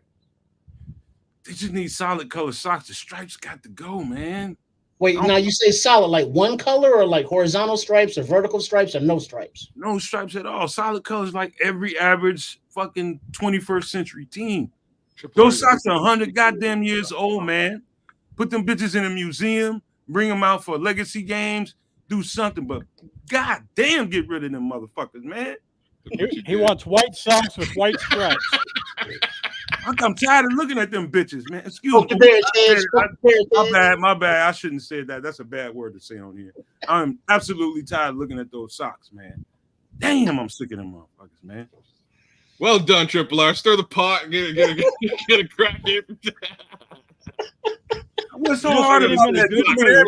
Nomad gonna lose his mind. Look at every team. Look at every team in the league, and they got solid socks, solid colored socks, and we the only team sitting around here with striped motherfuckers, man. We too steeped in history, man. Very specific. You gotta let go of history, like Ryan Pohl said. I'm sick of everybody bringing up history. That shit's a bad. And so is the motherfucking socks. Yeah. Put them bitches in a museum. Them motherfuckers in the Smithsonian.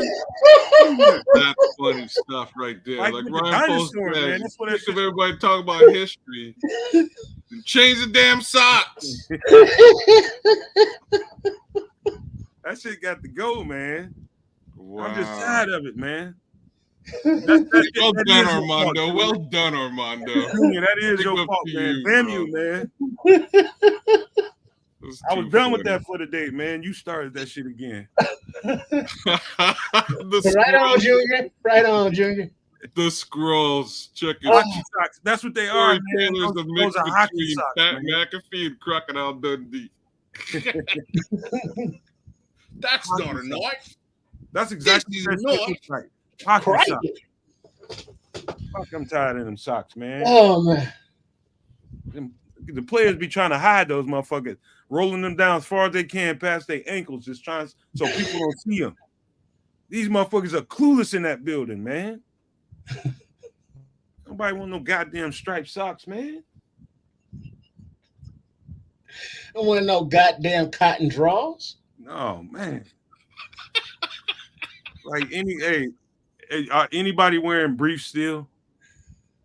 Anybody still wearing briefs? What's wrong with briefs? Tidy whities. Oh no, dog. People aren't allowed to wear briefs anymore. You cannot be doing that, man. Why? What's wrong better not be white, I'm man. asking a general question. You know what? I'm gonna stop the conversation right now for a trip. This might go left. This might You go. see that Fruit of the Looms? Fuck you.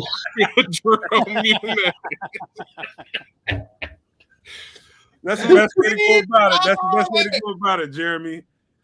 Hey, Jeremy, whatever it is, man. Jerome. Because man. I'm free balling. You can't be wearing briefs no more, man. Them not cool, man. Oh man. What's wrong with briefs? They no, too restrictive. Dog, you got to get you some good quality boxes. And you might have to pay good money for them. I'm willing to pay good money for drawers, socks, and shoes because you got to have them on all the time. So briefs, that's dead, man. You got to get them up. I was you right now. I'm not sure where we like. Is the draft over, y'all? Is the draft It's hot. It's too hot. I can't breathe. We got a little bit further than I think. Oh man, we got a little ways to go, man. We got a little ways to go. We got to do something, man. Okay. All right, hold on. Okay, we got to have a palate cleanser. We're now in the 7th round, and I saw J2K's boy Bo go off the board. So how are we looking, J2K? Let me get to the list. I mean, all right. I still shocked Brendan Rice is falling into the 7th round. Who? That's wild. Brendan Rice. You shouldn't be, man. That dude cannot get off coverage, man. He separates so poorly. No, yeah, and I agree, Nomad. There's stuff to his game that I did have questions, but there was also some stuff to his game that I did like. But overall, I'm still a little shocked. Leonard Taylor, the third, still there. A guy who I liked when I watched him, Trey Taylor, safety out of Air Force. Teams really went away from. I remember we had I think I brought him up in a conversation live one time. Teams really went away from him, so he was actually kind of a hard guy to grade. But when the ball did get to his vicinity, he was pretty on it. There's still some names. Taj Washington at USC, also not drafted. Gabe Hall. I mean, a lot of guys still similar names. Charles Turner. I mean, yeah, there's some guys who I still think can help us or be some UDFAs. Keith Randolph from Illinois. Yeah. Zion Tupuola Batui from Washington. Yeah. Cody Schrader, the running back from Mizzou. The Murphy brothers are still available from UCLA. Now you see why I said the UDFA market is going to be absolute mwah. Yeah, Dylan Holker from Colorado State, a tight end who I also liked, is still there. Isaiah Williams from Illinois, pretty good route runner, a little on the small size. Jalen Harrell from Michigan, still out there. And the guy I brought up in my mock offseason, Miles Cole from Texas Tech. He's got that length and size that I think Poles and Flus likes. So he's someone I'd look for. specifically as a UDFA. Bravian Spanford from Minnesota, the tight end, more of a blocking guy. There's other names that are kind of just names. Josh Proctor, safety, Ohio State. He kind of had an up and down career, but there was some stuff to like. Fabian Lovett from Florida State. Mm-hmm. Yeah, I mean, I still see guys, man. Fabian Lovett. If you like Michael Hall, you will love Fabian Lovett. Yeah.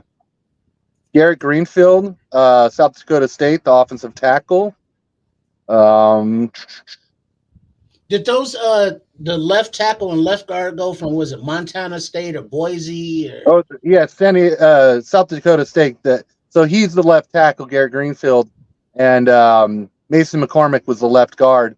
McCormick went a lot earlier, but I actually discovered McCormick because of what I heard about Garrett Greenfield. Man, and Louis Joyce, I'm gonna read his comment. A lot of pre-draft value still in the mix, but talent evaluations have fallen for so many of these talented prospects. I always felt like the whole time trying to project where these guys would go, it's almost the most impossible thing in the world, man. Because nobody can sit there and look at someone's draft board and say these guys are definitely going to be drafted. There's some guys that absolutely should be getting drafted, but they're not. Why? Because, things happened before and since they started to scout these guys. But, some of the evaluators, man, I heard people talking about getting Brendan Rice in the first and second round because they got so excited about him.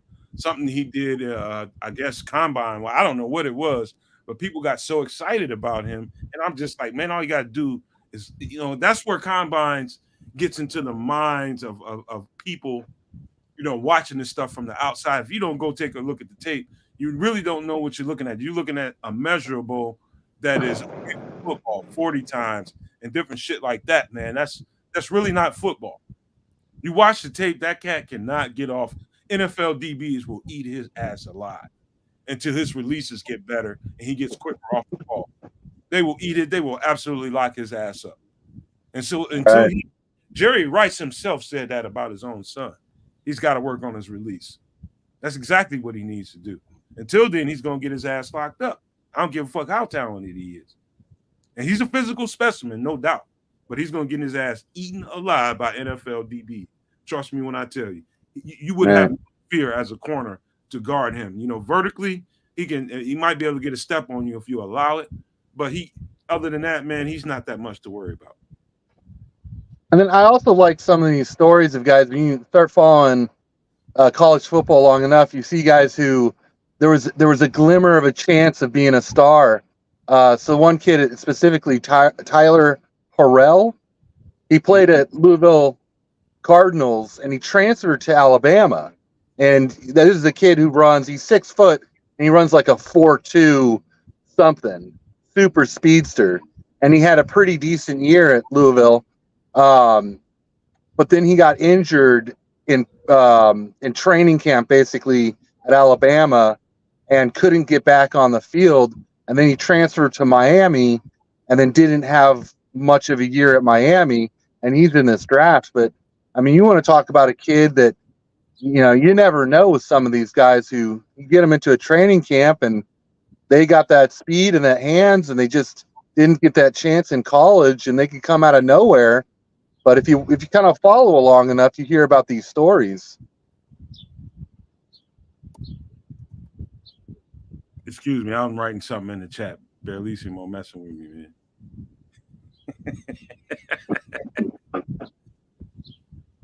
Brendan Rice just went to the Chargers.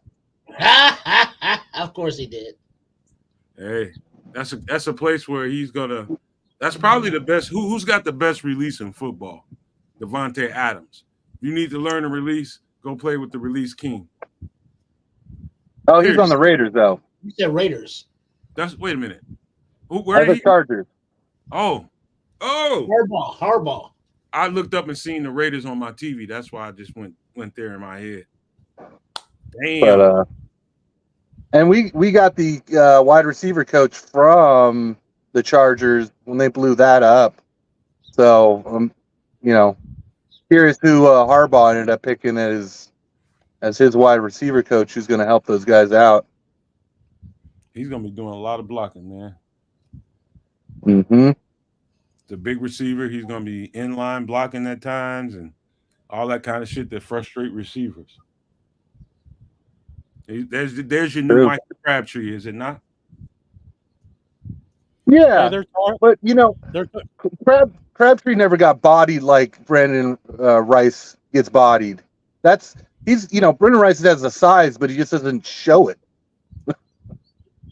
Yeah, he's gonna have to learn how to use it because he will be blocking his ass off with playing with Jim Harbaugh.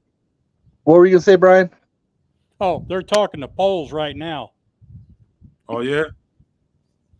Yeah, I mean, I got my sound off. I don't know what they're saying, but is it a press conference or just a? Let me see if I can turn it on. It's like an NFL network interview.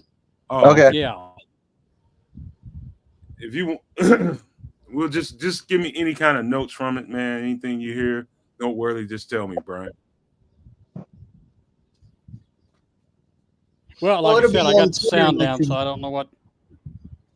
It'll be on Twitter in like 2 minutes. Yeah, by the time I get done farting around. Channel 7 on ABC saying. Yeah, that's the same feed as ESPN. Yeah. I wonder if he speaks to that punter and if he makes joke.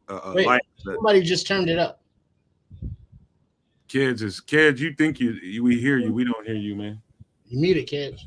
Sorry, my bad. I'm sitting here saying he's going to troll the whole Bears fandom across the board with this. I'm waiting for it, and I hope he does. I'll be very disappointed if he doesn't.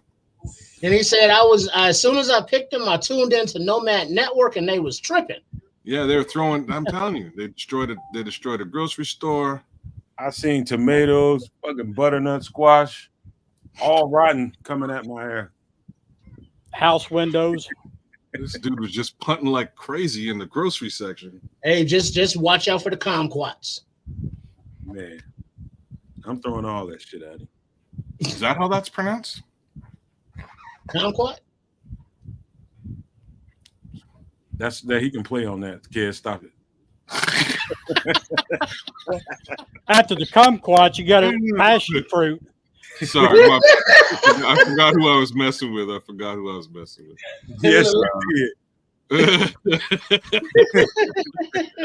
did. Waiter, like, get a load of me.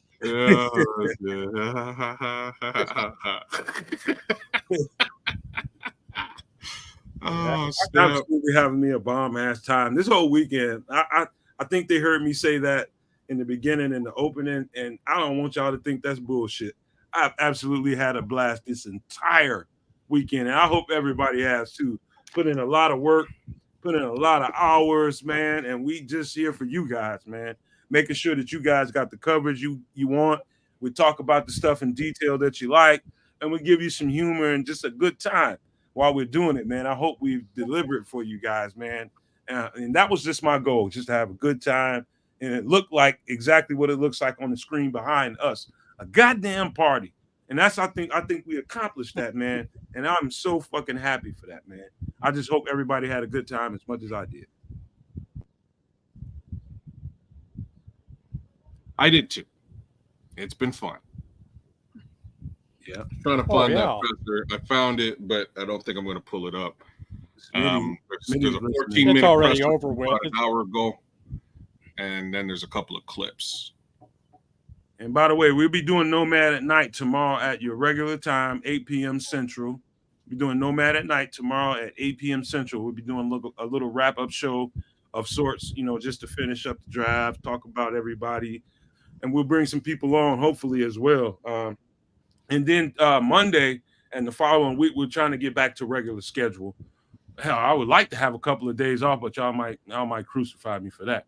We're going to try to get back to regular schedule, which is Monday and Friday, Nomad Live at 3 p.m. Central. And then Tuesday through Thursday, we do it at 1 p.m. Central. We're going to try to get back to normal scheduling, permitting nothing crazy happens between now and then. But we're gonna try to get back to the normal schedule. It's been crazy, and I ain't gonna lie to you. I feel like we can take a 2-week vacation right now after all this. Yeah, and tune in tomorrow night because we should have a pretty good list of UDFAs that we have signed. Yes. When does that point. signing begin or end, or when does As when soon is as the draft is over, they're already talking to guys right now, like calling them up saying, "Hey, if you're not picked up, we'd love to have you." and so they can start signing people today then? As soon as the draft is done, they're officially free agents. So they're having the conversations, and but those contracts can be signed the minute the last pick is done. Yeah, as soon as Mr. Irrelevant's picked, then they can start signing guys. There's people en route to Chicago now, I bet. That feel pretty good that they ain't gonna get drafted. You know. So now with another 30 picks. Holy smoke. with the Booker signing or drafting Booker, how much do you guys think that Yannick will be a Bear? No. Coming up? No? Can we let the Yannick ghost go? Can we let it go? Let the man go into his 30s with his broken ankle in peace, and let's find somebody who has more of an upside and don't need the force multiplier to make him relevant. Find me somebody out there that's better than Yannick right now. Hey, that's not my He job. would That's almost have Paul's to. job. Well, here's the He thing would about almost have to sign Yannick. for. He'd have to sign Yannick- for a vet minimum. Thank you. Oh, Yannick hell no. stunk Y'all last crazy. year. Y'all tripping But now. He might lose a couple $1 million. Y'all talking about vet minimum. Y'all He tripping. was getting paid 10. So he's getting paid 10. He didn't put up the numbers that we expected him That's to, great. but he's never going down to the vet minimum. Don't be ridiculous now. Sorry, he was. I think Brian was just being a little facetious. He was just kidding around a little bit. I think he was too, but Brian was partially being for real, man. He's going to have to be dirt cheap. Yeah. And he's not going to get top dollar. No, he's coming in for between 6 and 8. That's my thoughts there. If he's coming in between 6 and 8, you do it. You sign him. You bring him back. Like it's much more sound. It's a much more sound idea than waiting to see if maybe Dom Rob might be some kind of thing. Hey, Louis Joyce, real quick, man. You wanna pay attention to something? Watch out. He's saying Louis Joyce is saying, I'm telling you guys, be on the alert for Booker at training camp. Be on the alert, Louis, for Booker versus Jacob Martin, the battle in training camp. I think that's where it's at. That's where I will be paying most of my attention. Matter of fact, Booker, Jacob Martin, and what's his name again? DeMarcus Walker. I think that's going to be who rises to the top there. Who rises to the top? Outside of that, does DeMarcus Walker even start? If he doesn't start on the edge next year. So that camp battle is going to be ferocious. And just imagine if they brought back Ngakoue or somebody else. That's going to be a hell of a spot to it's going to be hella competitive. And we still have Kasim Green, right? I don't know if we re-signed him yet. I think he was a free agent, wasn't he? I thought he was practice squad. I mean, I'll double check. Yeah, I did a roster breakdown, but I don't remember offhand. I probably will be talking about him the same as Green. I was high on Green too. And I think he did bring something to us as far as setting the edge. He didn't bring a hell of a lot of pass rush, but hey man, I think that dude was more valuable than it appeared to be in a box score. I would say that. So what happened to the other guy? Dominique Robinson. Is that what No. Let me Let's see. DeMarcus Walker, Khalid Kareem, Jake Martin, Montez Sweat, and Dominique Robinson are who we have at ends. It's going to be hella hard to make this team on the edge, man. What happened? Was it Travis Gibson? Is that the name? No, that's the safety. Who was the Gibson we had at defensive end last year? You're right, Travis Gibson. Travis Gibson. Yeah, Thank you. Travis. He went to Tennessee. Did he? Because I think he's gone. I think he got cut from Tennessee like a week or two after that. Oh, somebody else picked him up since then. I don't know. I think he might be right out the league. Travis Gibson? He's extremely stiff. He was on the Titans. He started like his first game He's in and Jackson. had a sack fumble, but then completely fell off for the rest of the year. He's just so stiff, man. Travis Gibson has got all the measurables, man, but his back and lower body is extremely stiff, man. He can't bend to get around corners to save his life, man. And I think that's being held against him, man, because most, defensive line coaches, they really covet that bend and being able to turn corners, turn on a dime, and close and make a play, man. He gets ran out of plays, and then when he doesn't, he knows he can't bend, so he gets a little bit low, so he ends the play kind of on the ground and ends up getting shoestring tackles, if you look at Travis Gibson. And so that's just a lack of bendability, man. I feel bad for him, man, because flexibility, I think, is something that you can achieve if you work your body enough and give it the right. Wow, he had enough motor, and that's what drove me crazy when they decided to go, decided not to bring him along. He had motor, man. He was just motoring around and making things happen in that backfield, whereas nobody else was able to do that kind of stuff. And off he goes. So he's in Jacksonville now, as opposed to the Titans. So I was pretty sure that he went to Tennessee. Something happened, and he didn't really do too much there. But he's apparently in Jacksonville now. Oh, and I also had the edge guy's name wrong. It was Khalid Kareem, not Kareem Green. Khalid Kareem. He's still on the practice squad. He's the guy I think came from Minnesota. Well, there's Khalid Kareem, and then there's a Rasheem Green. Rasheem Green, he's actually, I researched that. He's actually like out of the league. Yeah, he's gone. Like, yeah, he like played for like the Cosmonauts or some random I'm gonna get pro football Argonauts? team. It's got to be the Argonauts. Yeah, I just caught a glimpse of it and that was like a while ago. So, yeah, I had that name mixed up, but Lewis, I was looking up. Lewis, you so Kareem right. came from the Colts. That's where Kareem came from. Kareem. Yeah, Khalid Kareem. Kareem. About Travis Gibson. He should have been over there doing some yoga with Tevin. Absolutely. I think, you know what? Just imagine how many edge rushers are they going to keep. If you were Flus, you need what? What did they say? A pair and a spare? Two is one, one is none. So they're going to probably keep more than three. Will they make the roster? I mean, will they make everyday Sunday rosters? Probably not. It'll be some guys that hit the practice squad. No, man. You got to imagine they're going to probably keep at least 4 or 5, right? We're going to have fun breaking down this roster in training camp because I think the running back core is going to get hurt. I think that's where we're going to see because they've got depth now at on both of those lines, which is fantastic. But you got to, in order to retain those guys, somebody's got to feel it. I think at least 2 of those running backs go. King Booker, you damn right. Woo! Woo! They have to have with what is it, 17, 20 games now in the season, and as much as the running backs get dinged up with concussions, and now they're out for 3-4 games at a time. You got to have that depth in that room specifically. So they have depth, right? So they've got Swift. You've got Herbert and Johnson. After that, and then you also have Homer, but he's probably the cut candidate. Yeah, and he's making almost $2 million. Yeah. See you later, Homer. Now remember, Homer is also one of the special teams aces. So if we're getting a running back to play running back, there also might have to do some special teams work. No, he gone for sure because special teams just changed, right?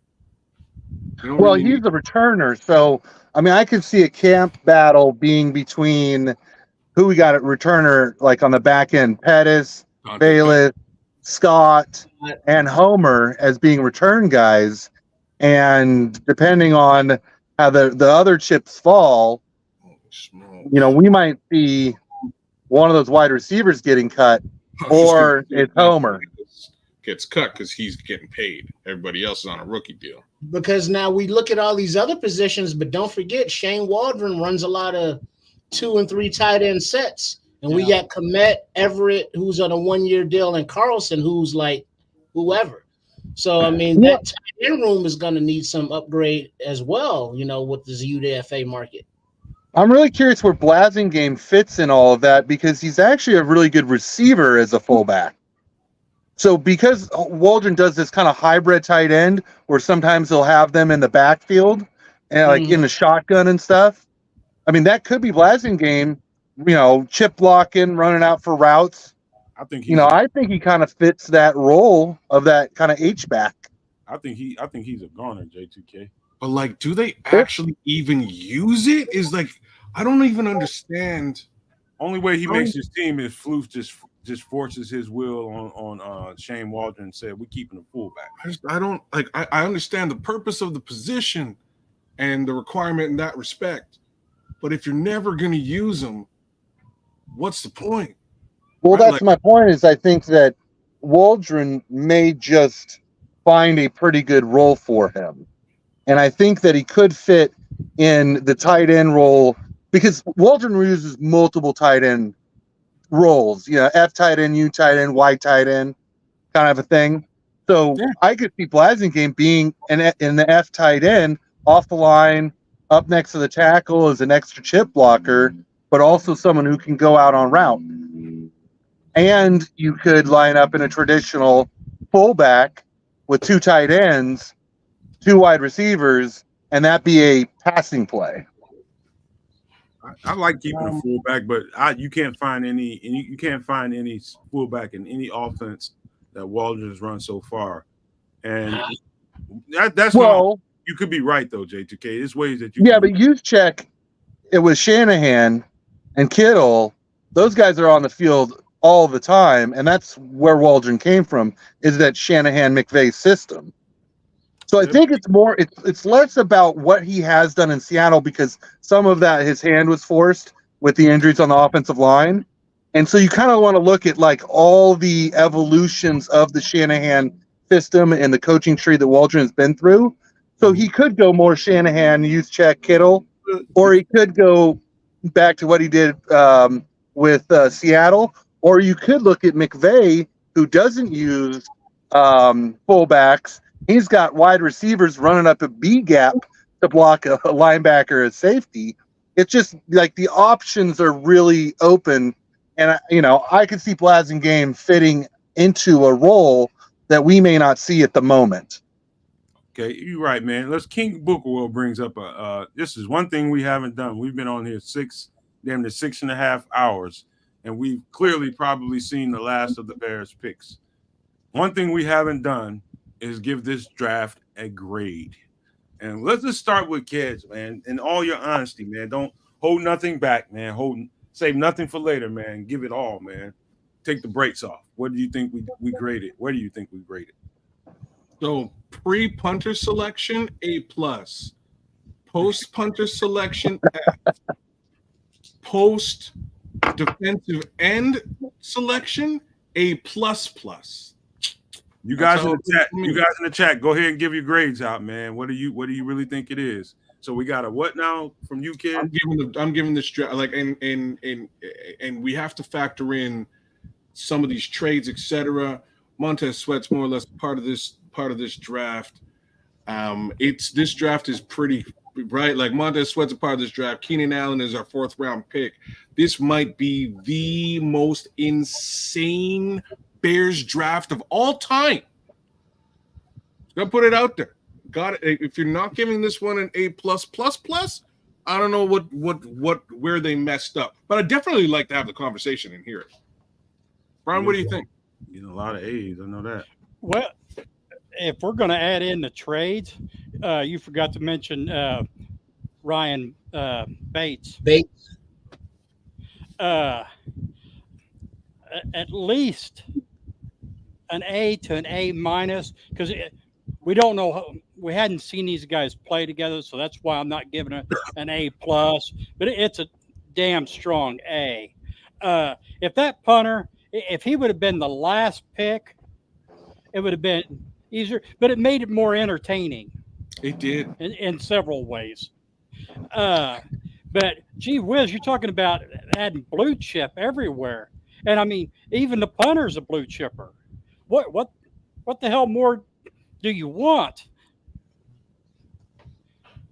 What more do you want? Jake, what do you think?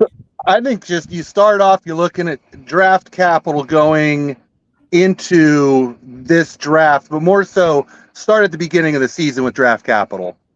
So we ended up getting Montez Sweat, we got Keenan Allen, we got Ryan Bass. We did spend a 6th-round pick on Feeney, who was the center offensive guard that ended up not making the team this year. We cut him this year, right? So there, I mean, there's a little tiny little bit there that, you know, but I mean, it's a 6th-round pick. We had tons of injuries to start the year at offensive line. I totally get that.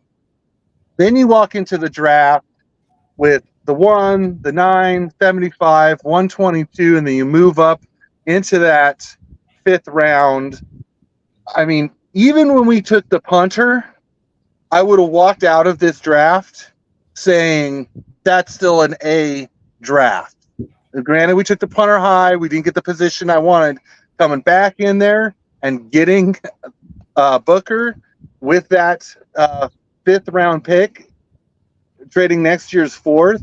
I mean, I just look at this the group of guys you got out of the draft capital. And this doesn't even include, you know, we're talking draft, not full offseason, not free agents and all that.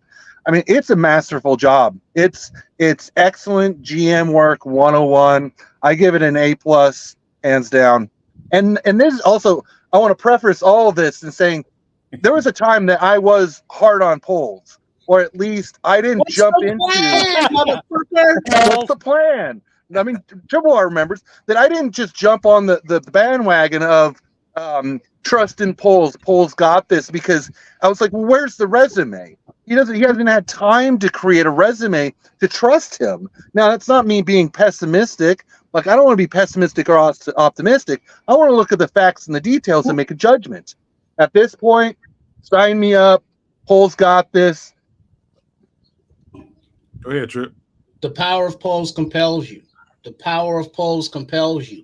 As he's put together this roster, you know, this draft specifically, it's got to be an A or A+, actually, because, I mean, Caleb Williams, the generational top prospect at quarterback, Romo Dunze, you know, one of the top, according to whoever boards, blue chip prospects.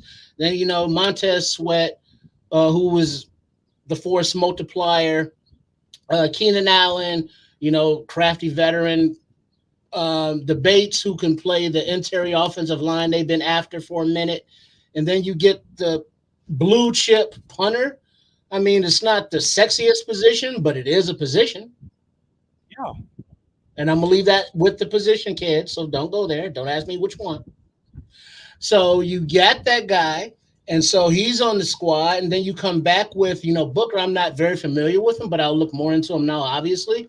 But the one thing that I can tell in Kieran, the left tackle, is the intelligence factor, the desire to win and be great factor is within all of them.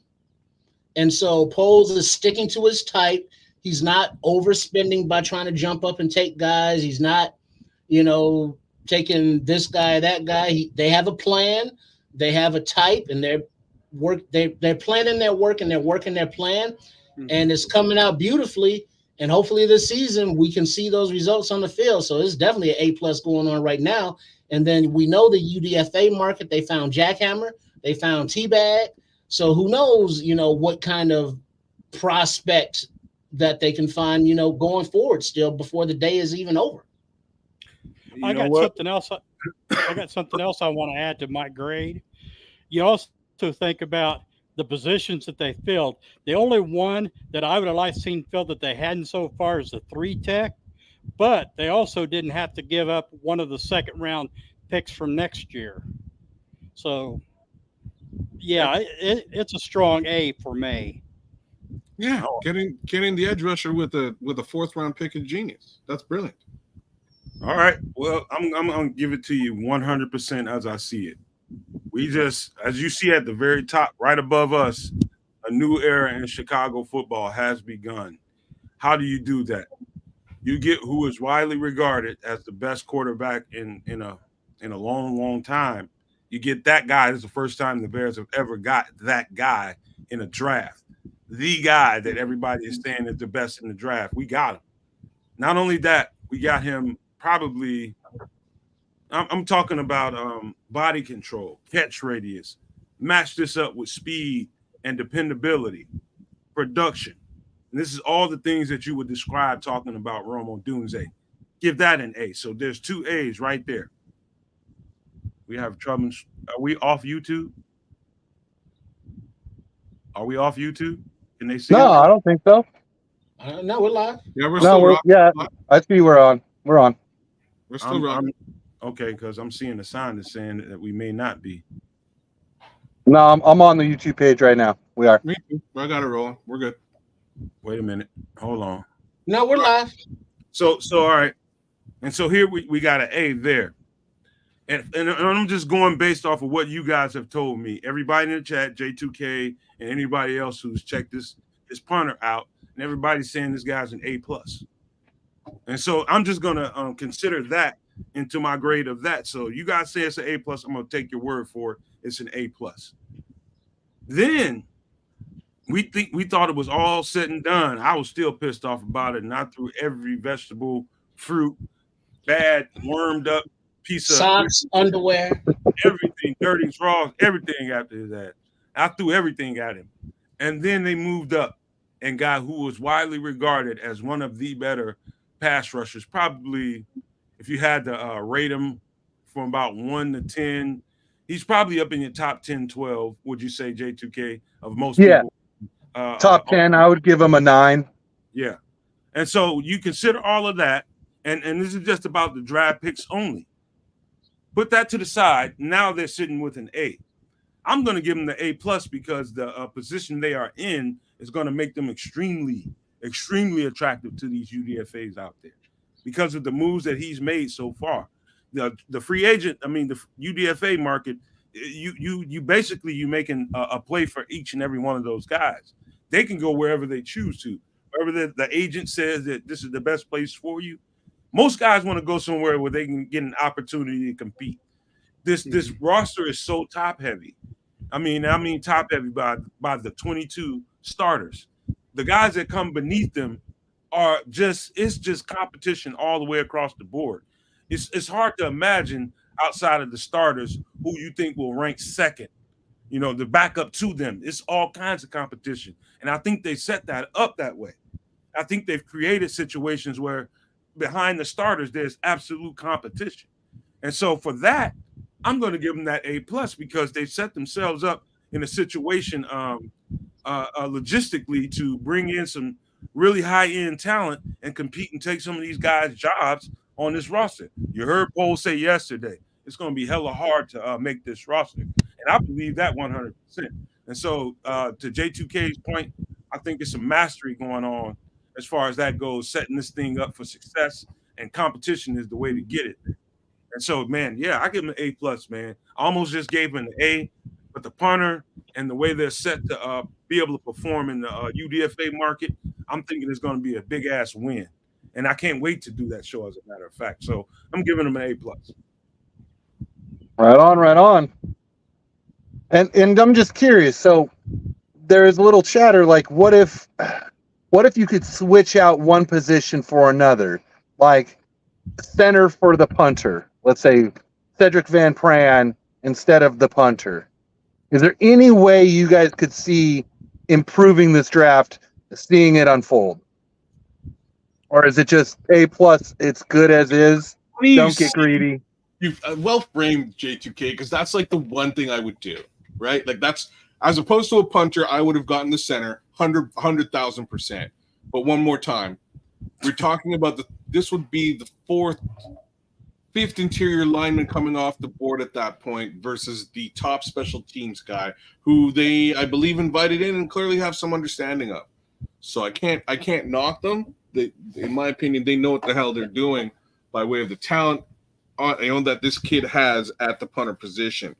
And they clearly feel that talent that he'd be bringing to the table is a lot more, a lot more than what they would have gotten out of Cedric Van Prandt, or they would have picked Cedric Van Prandt. That helps me rationalize the whole thing, to be honest with you. Look along the offensive line. Besides Darnell Wright, maybe Ryan Bates, and I don't know about Tevin Jenkins' job. Can you give me 2 starters on that line for sure? Outside of Darnell Wright, and I know Nate Davis. If Nate Davis is going to be a starter, Ryan Bates. What are you asking? Who's going to be the other guys for sure? For sure? Yeah. Well, even that is hard to answer. Competition. All we wanted was competition, right? Like now we have competition. So yeah, you got your Darnell Wright's going to start. You've got your Nate Davis is going to start. I would be still surprised that Braxton Jones doesn't necessarily start either. He may start at a different position. So then we're sitting here thinking about who plays that. But it's a whole lot of question mark guard positions, right? There's a whole lot of question mark there, isn't it? Yeah, and I'm happy by that, right? Like I'm happy by it because those questions will be answered by competition, right? That's why I put those guys into a blender, and whatever shakes out is who you have starting at those positions. It could be, could be Tevin Jenkins at left, could be Nate Davis at right. It could also be Braxton Jones at either one of those positions, and that's a good thing. It could be Shelton starting at center with Bates being the super sub backup for guard and center. It could be Bates starting at center with Shelton as the center backup. Yeah, and these are good things, right? When there's question marks surrounding any of all of the above that we just discussed, it tends to work and lead into poor offensive performance. We've got some good stuff here that, at the very least, they can shake out and figure out by way of competition. All they're really missing is and it's not even missing. I'm not even saying they're missing anything. All they need to do is make the evaluation on that offensive line, and if they need to add another piece, they can always do that too. Okay, J2K or Brian, either one. Brian, you want to go? The competition between Braxton and Karan, that's going to be interesting because if nothing else, the backup is stronger. What Tripp said about Bates and Shelton, that could be strong regardless who gets a starting. Your backup, it's stronger. If your backup is stronger than what it was before, then that's definitely an A or A plus, because that's what you want when you get new guys in, whether it's draft, free agent, trade, whatever. You want that person to push, the starter to where you're either getting a better starter and your backup is stronger. So yeah, that again, it's been a hell of an off season. J2K. So I'm gonna go left to right. The starters, I think, day one it's gonna be Braxton, Jenkins, Ryan Bates. I think is already penciled in as the starter. He's got the 2-year contract, and we know that Poles did go after him a few years ago and finally got his guy this year.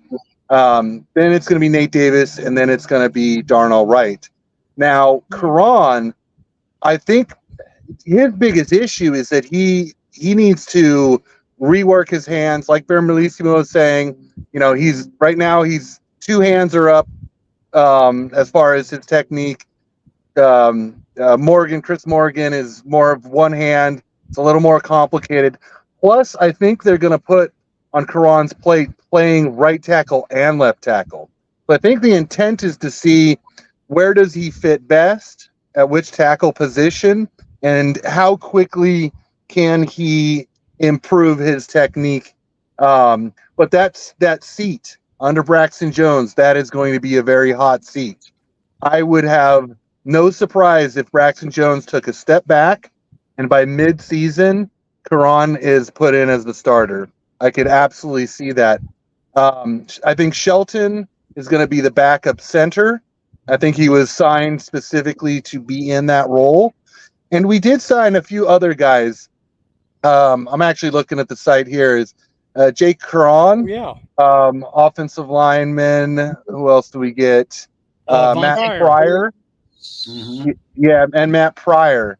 So I think both of those guys were signed to 1-year deals, and obviously like nothing guaranteed. So those guys may be camp bodies, but there's competition there because you still have Jatiri Carter coming back at one of the guard positions. And I think they're going to kind of try to figure out who is fitting best as backups at those 2 guard positions. So 1 or 2 of those guys might be the odd man out. I'm very optimistic about Carter being the backup right guard. He's still on his rookie contract, so he's cheap. So then it comes down to the other guys, and I think wasn't Jake Karan? He was a tackle and guard, if I remember correctly. Who was that? For Seattle. Jake Karan.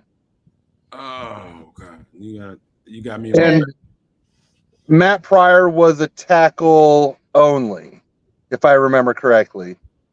Well, I think he play a little bit of both, but he's mainly a tackle. Yeah. Yeah, I think that's it. So, and then you've got Larry Borum in the mix as well. So I think Borum might be the odd guy out.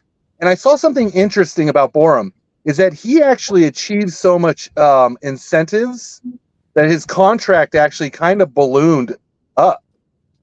So he ended up making a lot of money. And I'm not really sure how that contract details work, but someone suggested that he's actually semi-expensive for being on his rookie deal because of the incentives he's achieved within his contract. So I think you've got a steady front 5 penciled in. I think there's a couple hot seats, and it's going to shake out to rookie contracts. And if one of these 1-year offensive linemen can push Borum or Carter off of the team. Okay, Trip, what say you, man? Oh, looks like Braxton is in the weight room right now getting them squats in. Tevin, if he could stay healthy, that's his issue, but this is a contract year, so what is their plan going forward for left guard?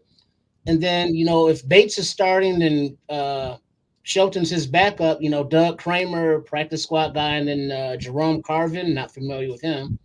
Nate Davis, he was dealing with issues with his mom, and then he was getting better, and then he got rolled up on, so it's just hard telling.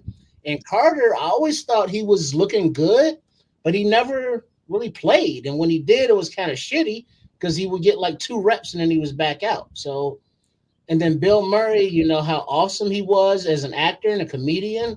I don't think he can play right guard. I don't know. And then Darnell Wright is a goddamn beast in the making.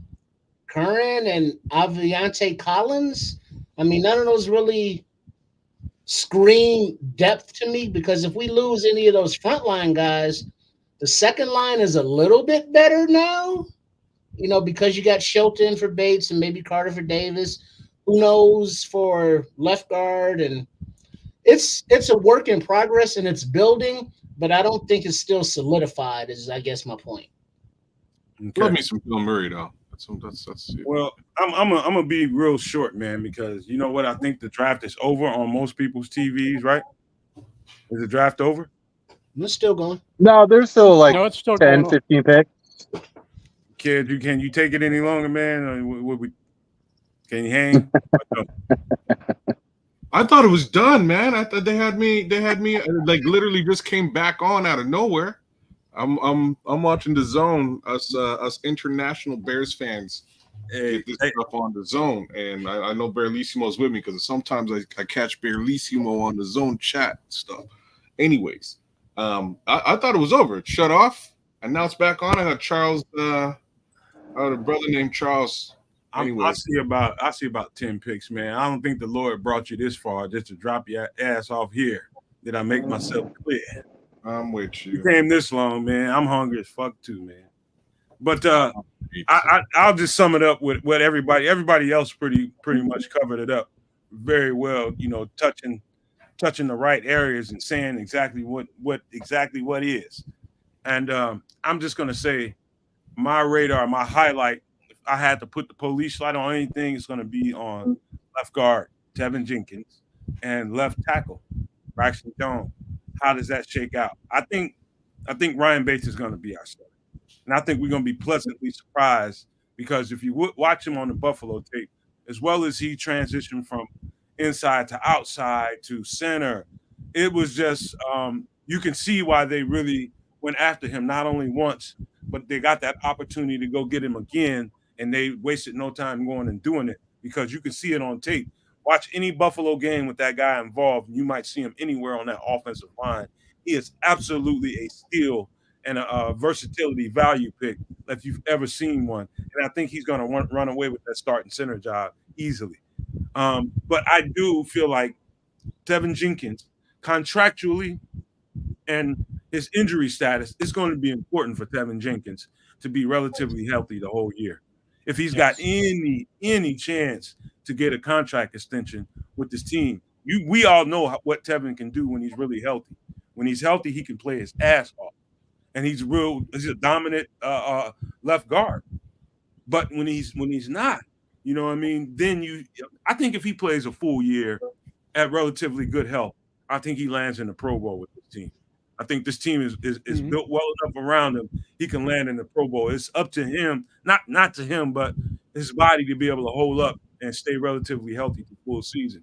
But I'm circling that position because anything can happen right there. And Braxton Jones, that's going to be what everybody's talking about the whole offseason. King Book of World. Jenkins will play 15 games this season. King Book, I ain't even going to argue with that. I had to throw that up there as soon as I saw it because that's really what he needs to do. Yep. That first season really affects the overall view of Tevin Jenkins and how long he was out with the back injury, etc. This gives him the opportunity to come back and really change that vision, that profile of him as being an injury prone player. But let's also throw in the obvious caveat that them big fellas get hurt on that line, like they just do. Hopefully, he's not one of those guys who gets hurt this year. If he can stick it out, you're right, Nomad. I think he's Pro Bowl caliber. I think that's a level of play he plays at. I just unfortunately don't see him on the field enough, for him to actually earn those types of accolades. This season, let's hope that he is. I hope that he is. You know what, kids? This is the first time he's up for a contract extension too. And it's always like that, isn't it? And like, let's just, oh man, I hate to do stuff like this, but let's just look back at our good old friend Charles Leno, because in his contract extension year, boy, let me tell you, he was a monster. That's when we went to the NFC playoffs and did some damage. Charles Leno was great, but it's funny how things change when there's dollars and cents are in question. Real talk. I got no problems if Tevin Jenkins just all of a sudden this season turns into a bloody, just a bouncer out there, do it. You know what Louis Joyce is making a point of? He's saying Louis Joyce is saying Jenkins is a dude on the OL. Only reason I believe he's gotten hurt is due to the last front office. They were jerking him around, man. They were jerking him around in position-wise. I thought, quite frankly, man, when he came in and had to can't remember who exactly was at left tackle, but he had to spell somebody at left tackle. There was games when I thought he was an absolute stud over there. And, he was just young at the position over there on the other side of the ball, I think he still had a lot of growing to do. But I think, to be honest with you, Louis, and I don't know what's going on in their practices. We don't know if Poles and his crew, Flutes and his crew, has given him ample opportunity at left tackle. Seemed like they just immediately wanted to stick him in at guard. He didn't really feel that, and he kind of reacted to it, but he got his mind made up and got his head on straight and decided to accept playing guard and end up having some Pro Bowl type games for us at guard, whether it was right guard or left guard. But I do think that Kevin Jenkins had some upside at tackle. I really do. I still feel like that to this day. But I think that ship has sailed with this crew right here. Wow, with this, like especially this pick here today with Kieran coming in, he's got no shots, no path to any any tackle reps. That's for sure. No snaps at tackle for Tevin Jenkins. But you know what I mean. I don't care about that at this point. I think we're a fair way beyond that, right? He really missed out on those left tackle reps year one with the injury. Year two injury is now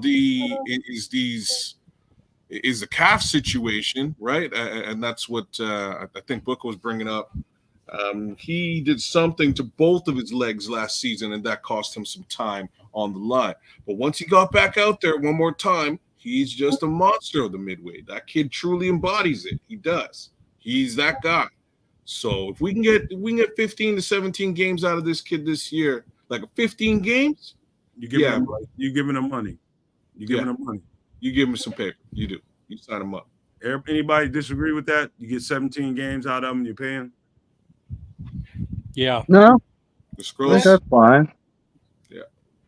17 games feel good. Yeah, and then right now, J2K Borum, his incentives, he's like at 3.2 million. Right. And that's a lot for a backup. Yes, you're right. That's what I was hearing. And then I don't know if you guys don't mind switching the subject back to the draft. I got a couple guys in this late round here. I want to two that.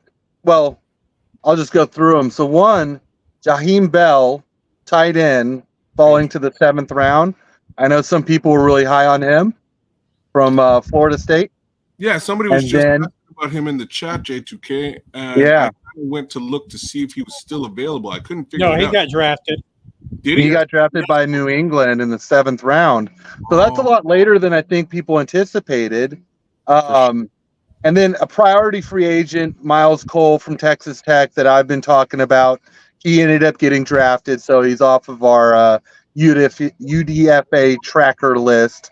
But then here's the one that I thought was pretty wild, because I thought he would go much further, much higher up, was James Williams, the safety from Miami. He's really good. He's available? That monster safety. No, he just went in the 7th round. So that kind of surprised me because, I mean, he's a linebacker safety, strong safety hybrid. But, I mean, I thought there was enough talent that this guy could have gone earlier. I think our front offices are trying to figure out what is he on our roster. I think it's more so that than anything else. What is he on our roster? Is he a safety? Is he a linebacker? Is he a linebacker? Is he a weak linebacker? What is he on our roster? On the Bears roster? No, I'm talking about teams and their boards and trying to see where, you know what I mean? I think How does he fit in? Right. It's that tweener issue where he doesn't necessarily have a position to just jump into at the next level because it's going to be scheme-based, coaching-based.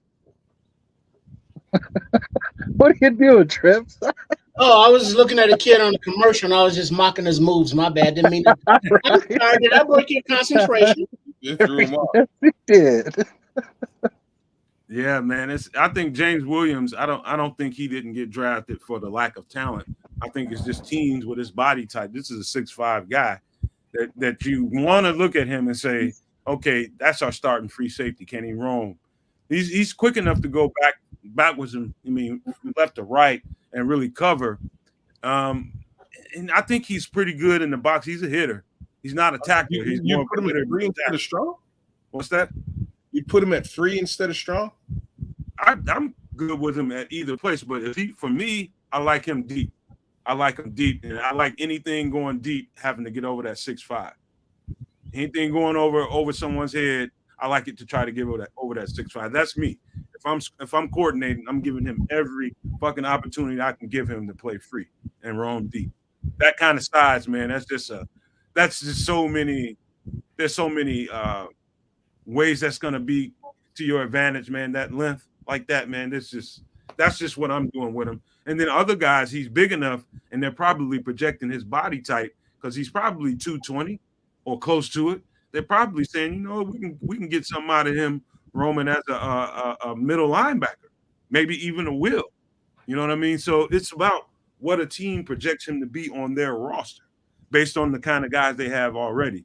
And so I think that's probably the reason why he's slipping so far is because of that.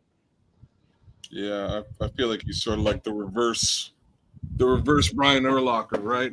As opposed to safety coming down and becoming that middle linebacker. I think he's a safety. I think he's a box safety. That's what I think he is. Kid hits like you wouldn't believe. He has those measurables. He's tall. I would have loved it if somehow we figured a way to get him on this team. I think he would have been a great developmental safety for us moving forward. I think that's like the only place we haven't really messed around is developmental safety, but we'll get there down the road, right? Like this draft is beautiful. Hey, kids, I played safety twice in my coming up. I think the last time I played safety, either my sophomore or junior, I can't remember which one. And here's the thing about playing safety that anybody that's played safety for any amount of time can tell you. You know, when the ball is in the air, right? And you're tracking that ball and you got the receiver and you're closing down that space in between you and the receiver that ball is going to. And let's just say it's a high ball. You know, you got to make sure that when you get to that ball, you've got your steps together so that you can get off of your dominant leg. So if you're a right-handed person, you need to be able to get off of your left leg. And so sometimes that's not always available to you, depending on how fast you close on it and which leg is available to be able to jump and release. Your right leg is going to be less dominant. And so with the guy here's my way of thinking, my train of thought is, with a guy 6'5", that length is going to make him right, even when he doesn't get to that dominant leg to explode and make a play on that ball. So that's why I'm thinking safety. I'm letting him play in Eddie Jackson's role all day. Well, if you look at the safety room as well, it's other than Kwani B at strong, who gets dinged up quite a bit. We just signed Owens, free agent from up there in the north. But then it's like Kevin Byard, the veteran free safety. He's a starter and he's good, but he's older. And then Elijah Hicks, is not really, he's still developing, I guess. And then Quentin Johnson, Adrian Colbert, and Tavarius Moore. If we could get an upgrade, I wouldn't be mad at all. In fact, I would welcome it. Kids, you got a question here, man. Yeah, I'm actually looking it up because I didn't check out Keith Randolph at all. You got to read it out, man, because everybody can't see it. Jose Sanchez from Puerto Rico. Oh, there we go. Nicely timed, fellas. Jose says, "Hey kids, Keith Randolph is still available. What do you think about the Bears bringing him in as a UFDA? What position is he? Okay. What do you know about Keith Randolph? Anything?" So I really liked him going into this year. He played next to Johnny Newton, and I think the argument is that Newton created an easier path for Randolph. But Randolph, he's a 3-tech, and I don't think he has enough explosion or strength or the things you would look for from a highly drafted player. But I thought he would have been a 5th, 6th, 7th round prospect. If we could get him as a UDFA, I'd love that to see that and see it how he progressed. And Cornelius Qualls, I just looked that up. Dominique Hampton went to Washington in the 5th round. Oh man, I'm just looking at it too. I'm freaking out because I'm like, if Hampton somehow slips, somebody needs to heat seek that dude. Go find that man. Go. Yeah. Oh, boys. I'm like I say, I'm pleased with all this. I'm good. They touched everything we needed to touch. with the slight exception of maybe a developmental center and maybe a developmental safety, right? Like that's about it. Those are only two things that really. Oh, and a 3-tech. Maybe a 3-tech. And But 3-tech. Thanks, J2 Counts. It just hit me right there. Maybe a 3-tech. So like a couple of little things we could do. Again, plenty of cap room to do all of the above. Yeah, guys, we're gonna have a season, guys. Are there any UDFA or projected UDFA wide receivers that you would still be interested in? let me look at best available wide receivers. I think there were actually. Yeah, so I know that we actually met with Jalen Coker. He's a small school kid. We actually met with him at the Hawaii Bowl. So they do like their kind of East-West Shrine Bowl, Senior Bowl in Hawaii. It's kind of the third lower tier. We actually met with him there, so I could see him. Also, a local kid, Isaiah Williams from Illinois. He could also be a guy we could bring in. Cornelius Johnson from Michigan. He's a little stiff, but we could look at him. Oh, and actually, my bad. Joshua Cephas is the guy we looked at in Hawaii. Jalen Coker is the guy we actually looked at that did talk to the Bears. He was on the Barroom Network as an interview. So those are two guys. Shout out Podfather. Yeah, Podfather. Tyler Harrell, the guy I brought up a little bit earlier who, his career arc was going up, transferring to Alabama, incredible speed, and the injury and then lack of production killed his senior season. So he's someone that, bring him in for camp, see what he's got. So there are options. That's cool. There's a few guys. I think, out of this list, I think Joshua Cephas and Isaiah Williams would be the two that like I watched their tape and I liked. Yeah, it's I seen a kid from Hawaii nobody's talking about. I don't have that. I got an old notebook with him in there and some of the notes I had for him. There's a kid from Hawaii. There's a kid from another small school. Damn it. But it's some small school guys. I mean, from you random FAU type. I mean, just all kinds of. It's guys out there. It's about whether or not you can get your hands on them. Some of these guys are depending on who you think you are, you might want to get on a team that you get a better chance to get a starting job. I heard somebody say that that Romo Dunze wouldn't be a starter on this team because we got Keenan Allen and DJ Moore. I'm like, dog, he's a starter. He's a starter. Yeah. Day one, he's a starter. They're gonna spread people out early in the season and hand the ball off, let Caleb get quick game going on, man. But yeah, he's gonna be a starter day one. It's just a bunch of guys. By the time we come back to this show tomorrow, we'll have a bunch more that we can share with you. I know I will. Hopefully, we can get some homework done and bring you guys some names to really pay attention to. But by the time we get here tomorrow, I think that a partial list at least of the UDFAs that they're looking at is going to be on the board. I don't know how many, but I think who was the person that I looked to last year for that list? I think it's Aaron Lemming. Go check out Aaron Lemming on Twitter. I believe that's the guy that I followed all season. He kept an accurate list for the Bears and any other team of the UDFA targets and visits and all that kind of stuff. So you can get and I think the site upgrades itself that he uses. So you'll be able to get an accurate, up-to-date, information about what the Bears are doing as far as UDFAs go. So check out Aaron Lemon. If you have a Twitter account, check out Aaron Lemon on there. Give him a follow. That will help you out. But as best we can, if you follow me at Nomad Network, and I'll try my best to keep you up to date best we can until we get to the show. But, man, we only got 4 picks left, man, the way I see it on my team. I don't know what you guys see. Yeah, and then really quick, I just want to jump in and say something about, I think with Rome, I think you give him primarily just X responsibilities, right? And you work in packages where when you go 3 wide, he doesn't have as huge of a playbook as some other rookies or vet players would have, and you grow him in that role of that pure X, and then year 2, if Keenan Allen is gone, then you start possibly moving him around, because I think Rome would be an excellent slot receiver as well as an X. Yes, he would. I just imagine DJ working out of the slot. I was just gonna. But what's funny is all 3 of these guys can do that.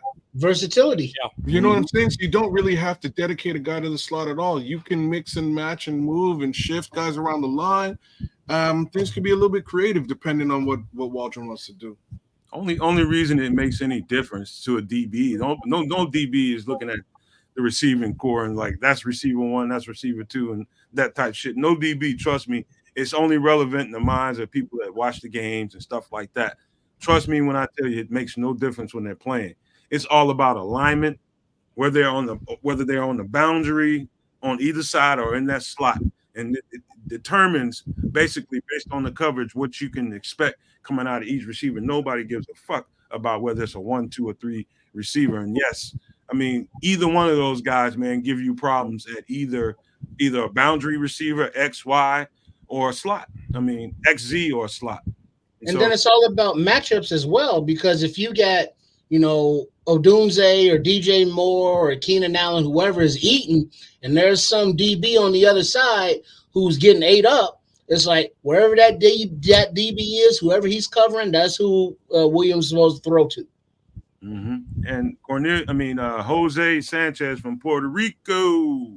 Oh, just asked me. He said, Nomad, what do you think about Bo Braid? He's a safety. He's still available, in my opinion. They should bring him in as a UDFA. I did not know Bo Braid was still available. I think he's absolutely a box safety. So if you're gonna bring Bo Braid in on you, I think he's a box safety only. As a matter of fact, I think if you're bringing in Bo Braid as a UDFA, that means you want to give Jaquan Brisker a push and a run for his money. Yep. Why would you say that? Why wouldn't you say like he's a box? Oh, because you can't. Oh, yeah. Strong safety is box safety. My bad. I'm forgetting he's our box guy and Eddie's gone. Okay. Somebody needs a Snickers bar. What? Yeah. What'd you say, Trip? I said somebody needs a Snickers bar. 2 other safeties that we might look at as UDFAs. Dami Richardson from Texas A&M and Josh Proctor, who he had a pretty serious leg injury. He snapped his leg and the bone came out. Josh Proctor from Ohio State. Ouch. He was like a 5-star recruit, and they were expecting really big things out of Proctor. There might still be something there. And then just because I know we don't have a third. Say that again. On my list, J2K. I thought he was. Yeah, he's still available. And then because no, he's in the draft. I think he was at the Senior Bowl too. Oh, was he? Yeah. And then since I know that Waldron likes his tight ends, and we've got an open spot at that third tight end, Galen Holker, he's a good Y move tight end. More of a big receiver. Braven Spanford, tight end out of Minnesota. He is 100% blocking tight end. So if we're looking at Martavius Bennett type of tight end, but we want to go younger, that might be a guy we're looking at. And then McLean Castles from Tennessee. Now, because of that offense, he didn't get to show out what he could do, but he's a very athletic tight end, and he could be a sleeper UDFA. Man, that list is going to be long, and there's going to be some super duper talent on it. And I just can't wait to see it, man. I think this might rank up, and I'm just me. This is just me and how high I feel about this draft and the talent on it.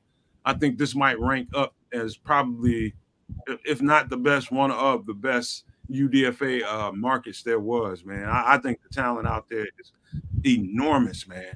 I mean, there's so many guys that should have been drafted and couldn't be drafted. I got a problem with that on a personal level, how many people get drafted, but that's just me.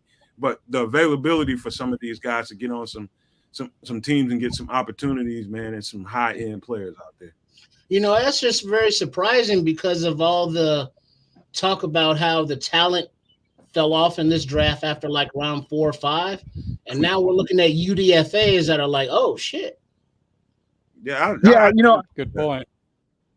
To speak on that, I think there's a talent gap where I think a lot of these guys in this 7th round would normally be 6th and 7th round would normally be UDFAs in another year, but the quality of UDFAs that are actually going to be available is actually far better than it has been in years past, just because of the quantity. Yeah, I've never really bought, where a player gets drafted or if he's drafted or not, really dictated what that player was going to be when he got to this level. I've never bought into it because I know there are guys on the street right now that are probably going to get tryouts. Is going to blow somebody's fucking mind.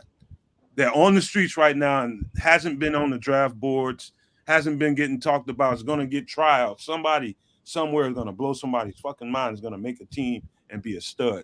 And so I never paid a whole lot of attention to where a guy gets drafted, you know what I mean, or if he got drafted or not. It's about what you do when given the opportunity. That's all about. That's football, 1-on-1 right there. It doesn't matter where you're from; it's where you're at.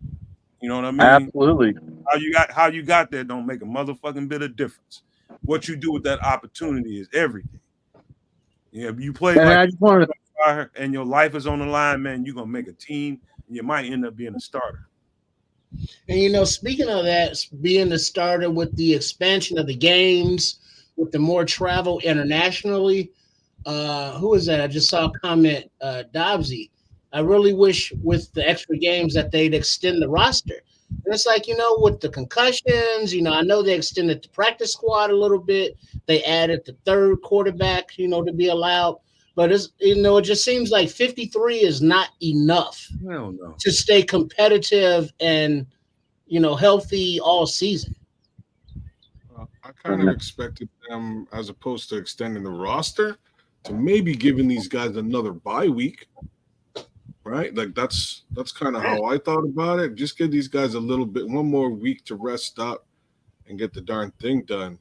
But there's actually a really good argument that Brett Coleman made about starting the preseason at the Hall of Fame game, and it moves all the games up by 1, and then you get 2 bye weeks in the season, and those bye weeks get week, huh?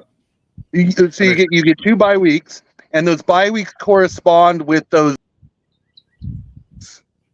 So basically, instead of having a short week playing Sunday and then Thursday, you get a bye week in between there for all the teams, and you're not increasing the length of the schedule because you're starting at the Hall of Fame game, but you are giving an extra week off and improving the distance between the Sunday and Thursday games. Well, I know we're thinking about player health and safety and all that, but another comment from Immortal talking about no more Thursday games. Man, you know how much Amazon is paying them fools for them Thursday games? Yeah, they're getting a guap. So yeah, Thursday games are going to continue. They're getting a guap for that. And then I just want to throw this out because we're going to be seeing them. But Kalen King from Penn State, cornerback, went to the Green Bay Packers, and to get him at the 2nd to last pick in the draft, that's a pretty good move. All right, man, we gotta get ready to wrap this thing up. I can see kids. Don't worry, brother. We're one more. We're on the last pick. We got one more. Parts of his desk is probably starting to form in the shape of a hamburger right about now, man. Yeah, I'm getting a little delirious over here. Everything looks like chicken. Right, and Lewis is saying, don't forget about the Peacock games. I am not buying another goddamn app. So if there's a game that's going to be on some app that is not normal, or it's like, hey, we got this special. You want to watch this game? Buy this app. I'm not watching that game. Yeah, that first year of Amazon game, that was the worst shit I ever seen in my life. I mean, the footage was so awful, man. The pixels and it was terrible. I don't know who else was experiencing that other than me, but that was that was bad. It was better this year. It was better this year. I will give them that. Now, I wanted to share with you guys something I'm reading on Twitter is that Poles, and this is for the punter, is that Poles was absolutely obsessed with the punter when he was at the Senior Bowl. Like him and Flus attended. So this decision to draft this punter easily went back to the Senior Bowl, obviously the season, but Poles made this decision probably long ago that if he was there at our fourth round pick, 122, he was going to take him. Well, the Jets, I think, are making the last pick. That's 257. They are. Mr. Irrelevant's coming through. Hey, if Poles saw some guy that he had to have, hey, get him. Let's get him. And he got him. We got the punt guy who's going to be pinning fools inside the 5, however distance he got. And it's like we're going to have the defense led by Montez Sweat and the DBs out there eating. And then we're going to get the ball back to the generational quarterback with all the weapons. And we're still working on the offensive line. But this team is coming together, baby. Let's go. I like this pick. The last pick is nowhere near irrelevant in my eyes. Jalen Key is a dog, in my opinion. Yeah, Hey, Jalen Key's out there. Alabama going to the Jets at pick 257. He is unfortunately Mr. Irrelevant, but I think he'll provide a fair amount of relevancy for the New York. I would dare to guarantee you he will not be irrelevant on that fucking team. No, sir. So we already got some news on some UDFAs for the Bears. Western Kentucky quarterback Austin Reed is signing with the Bears. I told you, somebody laughed at me when I told people to go check it out because it was like, it's not going to happen this Sunday. You say quarterback or cornerback? Quarterback. Oh, who else? So remember that whole conversation about RG3 and Kirk Cousins? Here we go. That's the only name you got, J2K? So far, that's what I'm seeing. I mean, some people are just mentioning priority free agents, but I think I covered all those already. But yeah, that's all I'm seeing. Reddy Stewart, cornerback just dropped the name for us. Reddy Stewart, cornerback from Troy. I'm writing that down right now because I don't know this one. You mean you didn't study up on your Troy tape? Oh, I got some Troy players, but not no corners. Troy got a couple of linebackers and a couple of D tackles that edge rusher too that I like. Yeah. Right now, Cynthia Freeland looking like chicken to me right now. I'd get something to eat. You want a little? All right, man. Let's give some pleasantries before we just did almost 7.5 hours, man. If you don't love the Nomad Network by now, man, you just hating. 7.5 hours is absolutely 100% dedication to you all, man. You gotta love the love, man. But let me shut up and let kids give some pleasantries so we can get him out of here. Well, guys, 7 hours later, if not 17 hours later, given the whole weekend, rocking and rolling with my guy Nomad, my guy Mr. Brian, Triple R, J2K. It's been more than just a slice. We've had some great guests. The Doc was with us, Doc Mason, Adam Mason was with us too. Coach T was hanging with us. It's been fantastic, guys. But most importantly, y'all were hanging out with us, No Maniacs. My guy Stub Rock showed up from T-Dot. That's my old homie. Patty Laura with us the whole time. Berlissimo joining, throwing in some awesome footage. Guys, it's been this has truly been Grown Man Christmas, and I'm happy as hell. I got all the right presents. I got my Nintendo. I got my 64. I got a bicycle. I got all the good stuff, and I just can't wait to really get the opportunity to play with these things. So come September after training camp, we're really gonna know what's going on. But I'm stoked. I'm ready to go. We'll look at these undrafted free agents there very shortly, I guess on Sunday, and get into some of that. But I'm excited, y'all. Hopefully you guys are just as excited as I am. Lewis Joyce, thanks for hanging out with us, brother. Marlon Johnson, Dobbsy 34, King Booker World, AC Adam. Can't ever forget you guys, man. Karen Race, thanks for coming out. Immortal, thanks for hanging out with us, brother. Ant Moss, James Ford, Jose Sanchez from Puerto Rico. Oh, I love it. Trust me, guys, it's been a Black Diamond. It's been awesome. Cornelius Squalls, it's been awesome. And number one, No Maniac Plank and Sheep Plank. Couldn't let you guys leave you guys out of the list here. Thanks for hanging out. And bear the F down harder than ever before. It's a brand new era, guys. Let's do this thing. Let's go.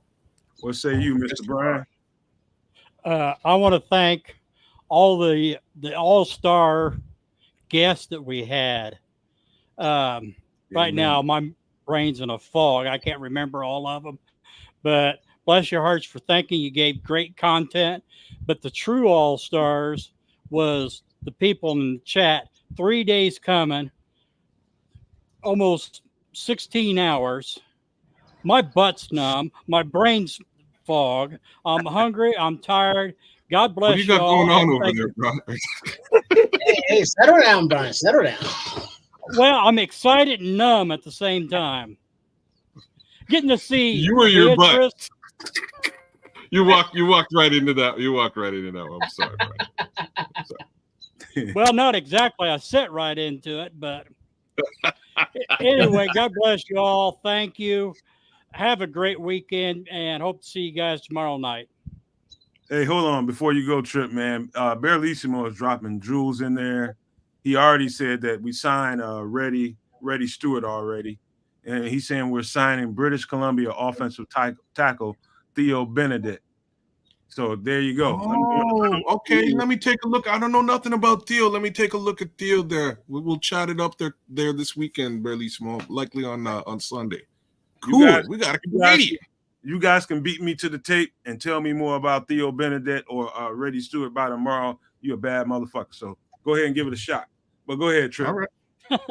First of all, thanks Nomad Kids, Mr. Brian, J2K, and everybody at the Nomad Network for having me on.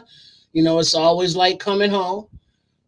Big up to all the Nomaniacs out there. And hey, the power of polls compels you because this is a new age. That history, we talk a lot about the history, but that shit's over.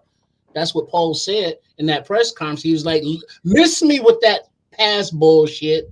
We going into a new generation and we going to drag y'all asses whether you like it or not. And we getting drugged and I'm liking it. So the power polls compels you. You can check me out over on Sports Chicago Style. That's on the YouTube, on the Twitter, the Instagram, the Facebook, and the .com. Appreciate y'all, and I will be seeing you in off season because the only people that are watching right now after all these hours of coverage on this weekend are the true motherfucking diehards, and that's everyone. That's every one of you. Every last one of you. That's it. Go ahead, J2. Yeah, and I second that. Everything you guys have already said. What a great draft this has been. I give it an A+ masterclass in GM work. But more importantly, thanks to all you guys for being here and chatting with me and having this time. This is what I really, really enjoy. One of my favorite times of the season, and looking forward to more talking football. I am tired. I'm hungry. I'm a little delirious, but I'm going to keep grinding. So tune in tomorrow night. We're going to have this list of UDFAs. We'll have some breakdowns. Hopefully we get a little bit of tape to show you guys, but we're going to keep going. We're going to keep doing this, and I'll see you guys soon. Hey, J2K, I might have to lean into you for some tape. May have to ask you, man, but it'll be nice to be able to get scrounge up some tape on these guys. But whatever you can do and bring to the table would be great. That's just my plea to you, more or less. But hey, man, listen, man, what can I say, man? What can I say? What a hell of a weekend. I mean, a hell of a weekend. I had a kick-ass time. I'm still having a kick-ass time. Tired, I'm hungry, but I'm still having a good-ass time. Yeah. I'm going to keep it going. We're going to have another good-ass time tomorrow. But I would be remiss if I didn't mention my brothers right here, man. Everybody on this panel, everybody.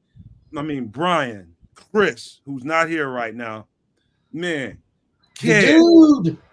J2K, the dude, Trips, and all the guests that came on. Nick, let me look over here. Barlissimo, Coach T, Adam Mason. Let me think, make sure I'm not forgetting anybody. I'll probably erase them. Again, the Bishop. The Bishop came over here with it. He was with us the first day. I mean, just if I didn't get your name, man, I'm sorry. It's not because I don't love you, man. But you talk about dedication to what we have to do. This is pure dedication in its essence right here. Everybody, I'm here hungry. So it's kids. So is J2K. I mean, just dedicating, making sure that you get coverage out there. If anybody, I feel like if anybody's earned a subscription, I think we did that. If I could say so myself, I think we've earned our subs. Any new ones that we get, and so we appreciate them if or when you give them to us.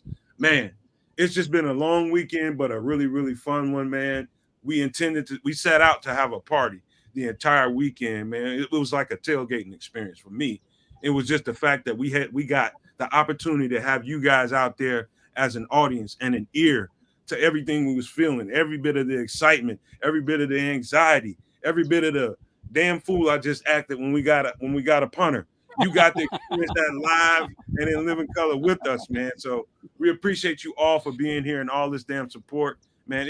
I just can't say enough to everybody in the chat, but especially these guys on the channel. They could have been anywhere doing anything, but they made sure we was here to provide you guys with this content all fucking weekend. So shout out to Kids, Triple R, Brian, Chris, J2K, and everybody else that came along, the Bishop, everybody else that came along and pitched in, man.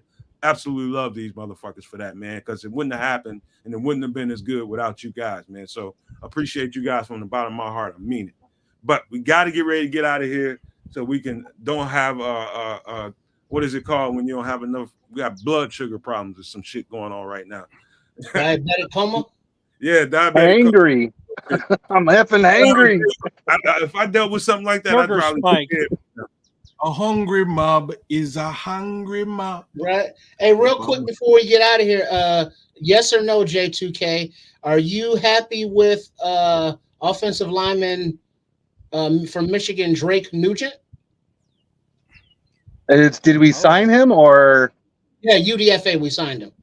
Oh, we did? That's a good pickup for UDFA. Small arms, but he's a center. You never know, man. Okay, I was just asking.